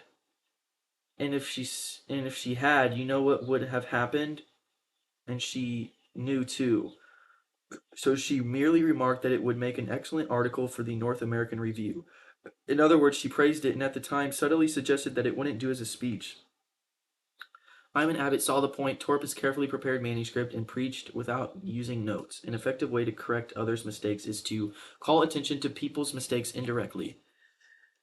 Talk about your own mistakes first. My niece, Josephine Carnegie, had come to New York to be my secretary. She was 19, had graduated from high school 3 years previously, and her business experience was trifle more than zero. She became one of the most proficient secretaries of Suez, but in the beginning she was, well, susceptible to improvement. One day when I started to criticize her, I said to myself, just a minute, Dale Carnegie, just a minute. You are twice as old as Josephine. You have 10,000 times as much business experience. How can you possibly expect her to have your viewpoint, your judgment, your initiative, mediocre though they may be? In just a minute, Dale, what were you doing at 19? Remember the asinine mistakes and blunders you made? Remember the time you did this and that? After thinking the matter over, honestly and impartially, I concluded that Josephine's batting average at 19 was better than mine had been, and that, I'm sorry to confess, isn't paying Josephine much of a compliment. So after that, when I wanted to call Josephine's attention to a mistake, I used to begin by saying, you have made a mistake, Josephine, but the Lord knows it's no worse than many I have made. You were not born with judgment. That only comes with experience, and you are better than I was at your age. I have been guilty of so many stupid, silly things myself. I have very little inclination to criticize you or anyone. But don't you think it would have been wiser if you had done so and so?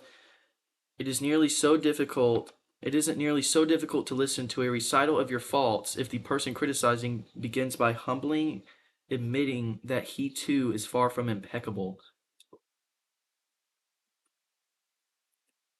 E.G. Dillistone, an engineer in Brandon, Manitoba, Canada, was having problems with his new secretary. Letters he dictated were coming to his desk for signature with 2 or 3 spelling mistakes per page. Mr. Dillistone reported how he handled this. Like many engineers, I have not been noted for my excellent English or spelling. For years, I have kept a little black thumb index book for words I had trouble spelling. When it became apparent that merely pointing out the errors was not going to cause my secretary to do more proofreading and dictionary work, I resolved to take another approach. When the next letter came to my attention that had errors in it, I sat down with the typist and said, somehow this word doesn't look right. It's one of the words I always have had trouble with. That's the reason I started this spelling book of mine. I opened the book to the appropriate page. Yes, here it is. I'm very conscious of the spelling now because people do judge us by our letters, and misspellings make us look less professional. I don't know whether she copied my system or not, but since that conversation, her frequency of spelling errors has been significantly reduced. The polished Prince Bernard Val Bulow learned that sharp necessity of doing this back in 1909. Von Bülow was then the imperial chancellor of Germany, and on the throne sat Wilhelm II. Wilhelm the haughty, Wilhelm the arrogant, Wilhelm the last of the German Kaisers, building an army and navy that he boasted could whip their weight in wildcats.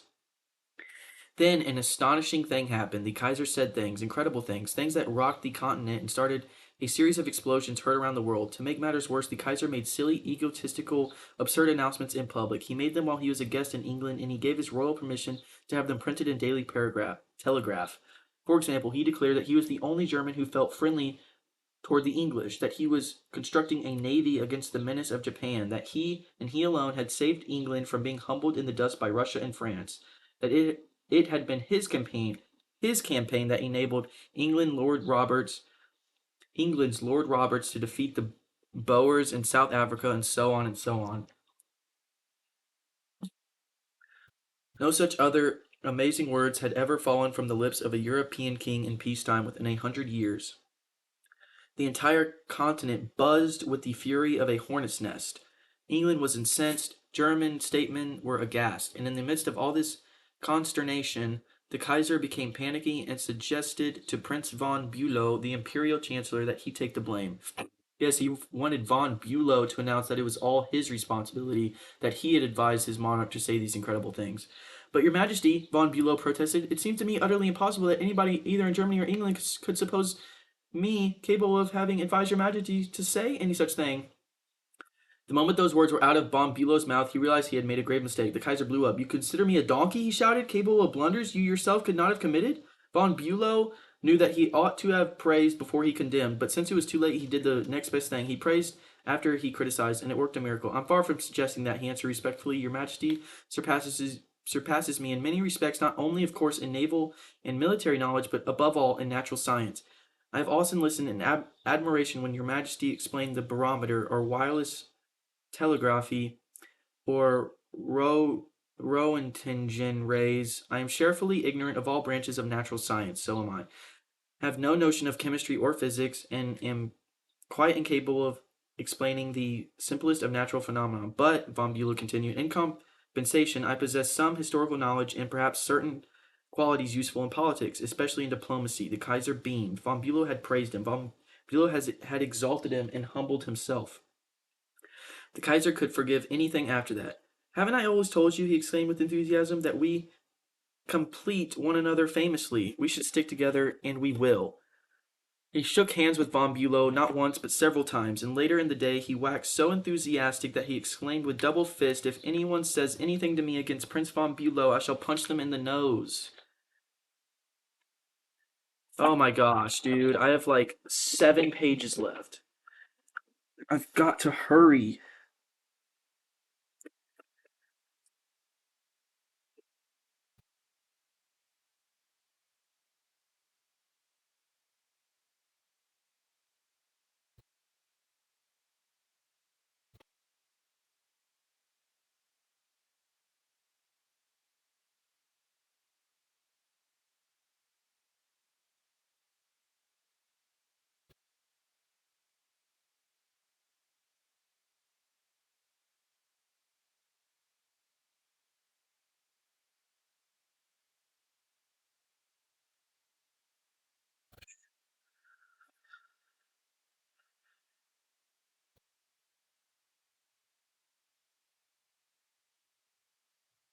Ugh.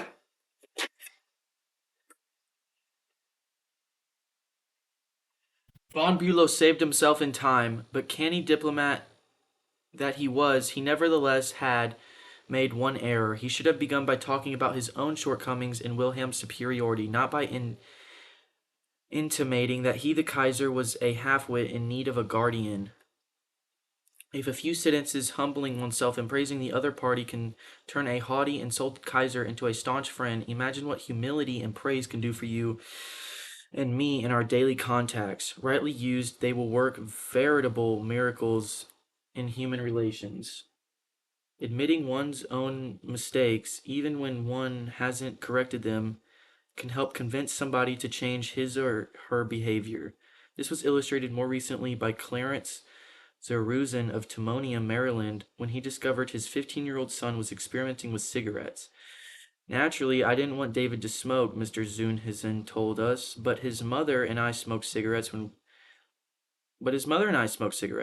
we were giving him a bad example all the time. I explained to Dave how I started smoking at about his age and how the nicotine had gotten the best of me, and now it was nearly impossible for me to stop. I reminded him how irritating my cough was and how he had been after me to give up cigarettes not many years before. I didn't exhort him to stop or make threats or warn him about their dangers. All I did was point out I was hooked on cigarettes and what it had meant to me. He thought about it for a while and decided he wouldn't smoke until he had graduated from high school. As the years went by, David never did start smoking and has no intention of ever doing so. As a result of that conversation, I made the decision to stop smoking myself, and with the support of my family, I have succeeded. A good leader follows this principle. Talk about your own mistakes before criticizing the other person. Chapter 20. I had once the pleasure of dining with Miss Ida Tarbell, the Dean of American Biographers. When I told her I was writing this book, we began discussing this all-important subject of getting along with people, and she told me that while she was writing her biography of Owen D. Young, she interviewed a man who had sat for 3 years in the same office with Mr. Young. This man declared that during all that time he had never heard Owen D. Young give a direct order to anyone. He always gave suggestions, not orders. Owen D. Young never said, for example, do this or do that, or don't do this or don't do that. He would say, you might consider this, or do you think that would work? Frequently he would say, after he had dictated a letter, what do you think of this? And looking over a letter of one of his assistants, he would say, maybe if we were to phrase it this way, it would be better. He always gave people the opportunity to do things themselves. He never told his assistants to do things, he let them do them. He let them learn from their mistakes. A technique like that makes it easy for a person to correct errors. A technique like that saves a person's pride and gives him or her a feeling of importance. It encourages cooperation instead of rebellion. Resentment caused by a brash order may last a long time, even if the order was given to correct an obviously bad situation. Dan Santarelli, a teacher at a vocational school in Wyoming, Pennsylvania, told one of our classes how one of his students had blocked the entranceway to one of the school shops by illegally parking his car in it. One of the other instructors stormed into the classroom and asked in an arrogant tone, whose car is blocking the driveway? When the student who owned the car responded, the instructor screamed, move that car and move it right now, or I'll wrap a chain around it and drag it out of there. Now that student was wrong. The car should not have been parked there, but from that day on, not only did that student resent the instructor's action, but all the students in the class did everything they could to give the instructor a hard time and make his job unpleasant. How could he have handled it differently? If he had asked in a friendly way whose car it is in the driveway and then suggested that if it were moved, other cars could get in and out, the student would have gladly moved it, and neither he nor his classmates would have been upset and resentful. Asking question not only makes us an order more palatable, Asking question not only makes an order more palatable, it often stimulates the creativity of the persons whom you ask. People are more likely to accept an order if they have had a part in the decision that caused the order to be issued. When Ian MacDonald of Johannesburg, South Africa, the general manager of a small manufacturing plant specializing in precision machine parts, had the opportunity to accept a very large order, he was convinced that he would not meet the promised delivery date. The work already scheduled in the shop and the short completion time needed for this order made it seem impossible for him to accept the order. Instead of pushing his people to accelerate their work and rush the order through, he called everybody together, explained the situation to them, and told them how much it would mean to the company and to them if they could make it possible to produce the order on time. Then he started asking questions. Is there anything we can do to handle this order? Can anyone think of different ways to process it through the shop that will make it possible to take the order? Is there any way to adjust our hours, our personnel assignments that would help? The employees came up with many ideas and insisted that he take the order. They approached it with the we can do it attitude, and the order was accepted, produced, and delivered on time. An effective leader will ask questions instead of giving direct orders. Chapter 21. Years ago, the General Electric Company was faced with the delicate task of removing Charles Steinmetz from the head of a department. Steinmetz, a genius of the first magnitude when it came to electricity, was a failure as the head of the calculating department. Yet the company didn't dare offend the man. offend the man. He was indispensable and highly sensitive, so they gave him a new title. They made him consulting engineer of the General Electric Company, a new title for work he was already doing, and let someone else head the department. Steinmetz was happy. So were the officers of GE. They had gently maneuvered their most temperamental star, and they had done it without a storm by letting him save face. Letting someone save face, how important, how vitally important that is. How few of us ever stop to think of it. We ride roughshod over the feelings of others, getting our own way, finding fault, issuing threats, criticizing a child or an employee in front of others without even considering the hurt to the other person's pride. Whereas a few minutes' thought, a considerate word or two, a genuine understanding of the other person's attitude would go so far toward alleviating the sting. Let's remember this the next time we are faced with the distasteful necessity of discharging or reprimanding an employee.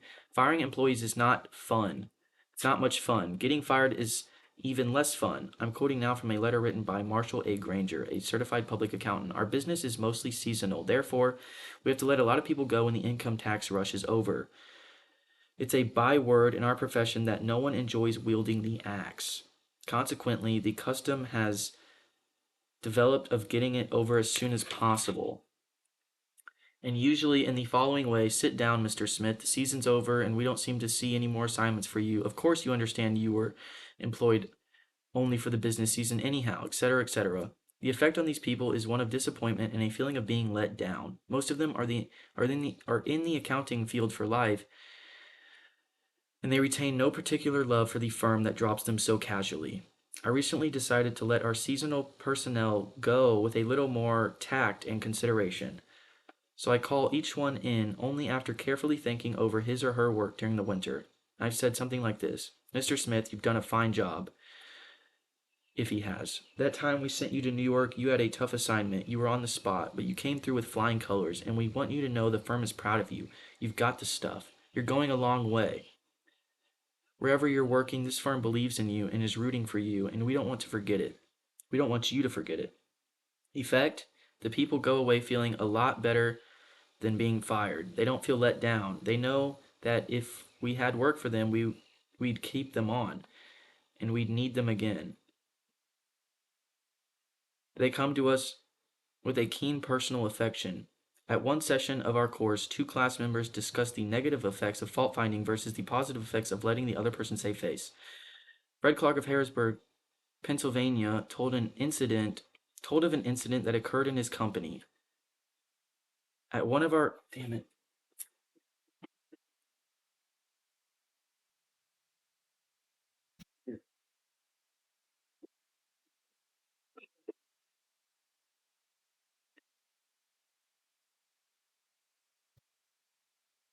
At one session of our course, two class members discussed the negative effects of fault finding versus the positive effects of letting the other person save face. Fred Clark of Harrisburg, Pennsylvania, told of an incident that occurred in his company. At one of our production meetings, a vice president was asked very pointed questions of one of our production supervisors regarding a production process. His tone of voice was aggressive and aimed at pointing out faulty performance on the part of the supervisor. Not wanting to be embarrassed in front of his peers, the supervisor was evasive in his responses. This caused the vice president to lose his temper, berate the supervisor, and accuse him of lying. Any working relationship that might have existed prior to this encounter was destroyed in a few brief moments. This supervisor, who was basically a good worker, was useless to our company from that time on. A few months later, he left our firm and went to work for a competitor, where I understand he is doing a fine job. Page 159. Another class member, Anna Mazzoni, related how a similar incident had occurred at her job, but what a difference in approach and results. Miss Mazzoni, a marketing specialist for a food packer, was given her first major assignment, the test marketing of a new product. She told the class, when the results of the test came in, I was devastated. I had made a serious error in my planning, and the entire test had to be done all over again. To make this worse, I had no time to discuss it with my boss before the meeting in which I was to make my report on the project. When I was called on to give the report, I was shaking with fright. I had all I could do to keep from breaking down, but I had resolved. I would not cry and have all these men make remarks about how women not being able to handle an assignment because they are too emotional. I made my report briefly and stated that due to an error, I would repeat the study before the next meeting. I sat down, expecting my boss to blow up. Instead, he thanked me for my work and remarked that it was not unusual for a person to make an error on a new project and that he had confidence that the repeat survey would be accurate and meaningful to the company. He assured me in front of my colleagues that he had faith in me and knew I had done my best and that my lack of experience, not lack of ability, was the reason for the failure. I left that meeting with my head up in the air and with the determination that I would never let that boss of mine down again. Even if we are right and the other person is definitely wrong, we only destroy ego by causing someone else to lose face. The legendary French aviation pioneer and author Antoine de Saint-Exupéry wrote, "I have no right to say or do anything that diminishes a man in his own eyes. What matters is not what I think of him, but what he thinks of himself. Hurting a man in his dignity is a crime. A real leader will always let the other person save face." In a nutshell, rules from how to stop worrying and start living. Number one, do not imitate others. Number two, apply these four good working habits. A. Clear your desk of all papers except those relating to the immediate problem at hand. B. Do things in the order of their importance. C. When you face a problem, solve it then and there if you have the facts necessary to make a decision. D. Learn to organize, deputize, and supervise. Number 3. Learn to relax at work. Number 4. Put enthusiasm into your work. Number 5. Count your blessings, not your troubles. Number 6. Remember that unjust criticism is often a disguised compliment. Number 7. Do the very best you can. Rules from how to win friends and influence people. Number 1. Don't criticize, condemn, or complain. Number 2. Give honest, sincere appreciation. Number 3. Arouse in the other person an eager want. Number 4. Become genuinely interested in other people. Number 5. Make the person feel important and do it sincerely. Number 6. Show respect for the other person's opinions. Never say, "You're wrong." Number 7. Begin in a friendly way. Number 8. Get the other person saying, "Yes, yes," immediately.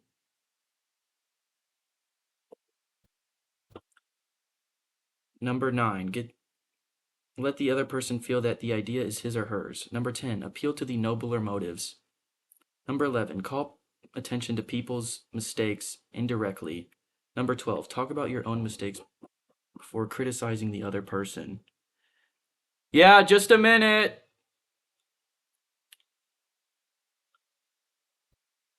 Ask questions instead of giving direct orders.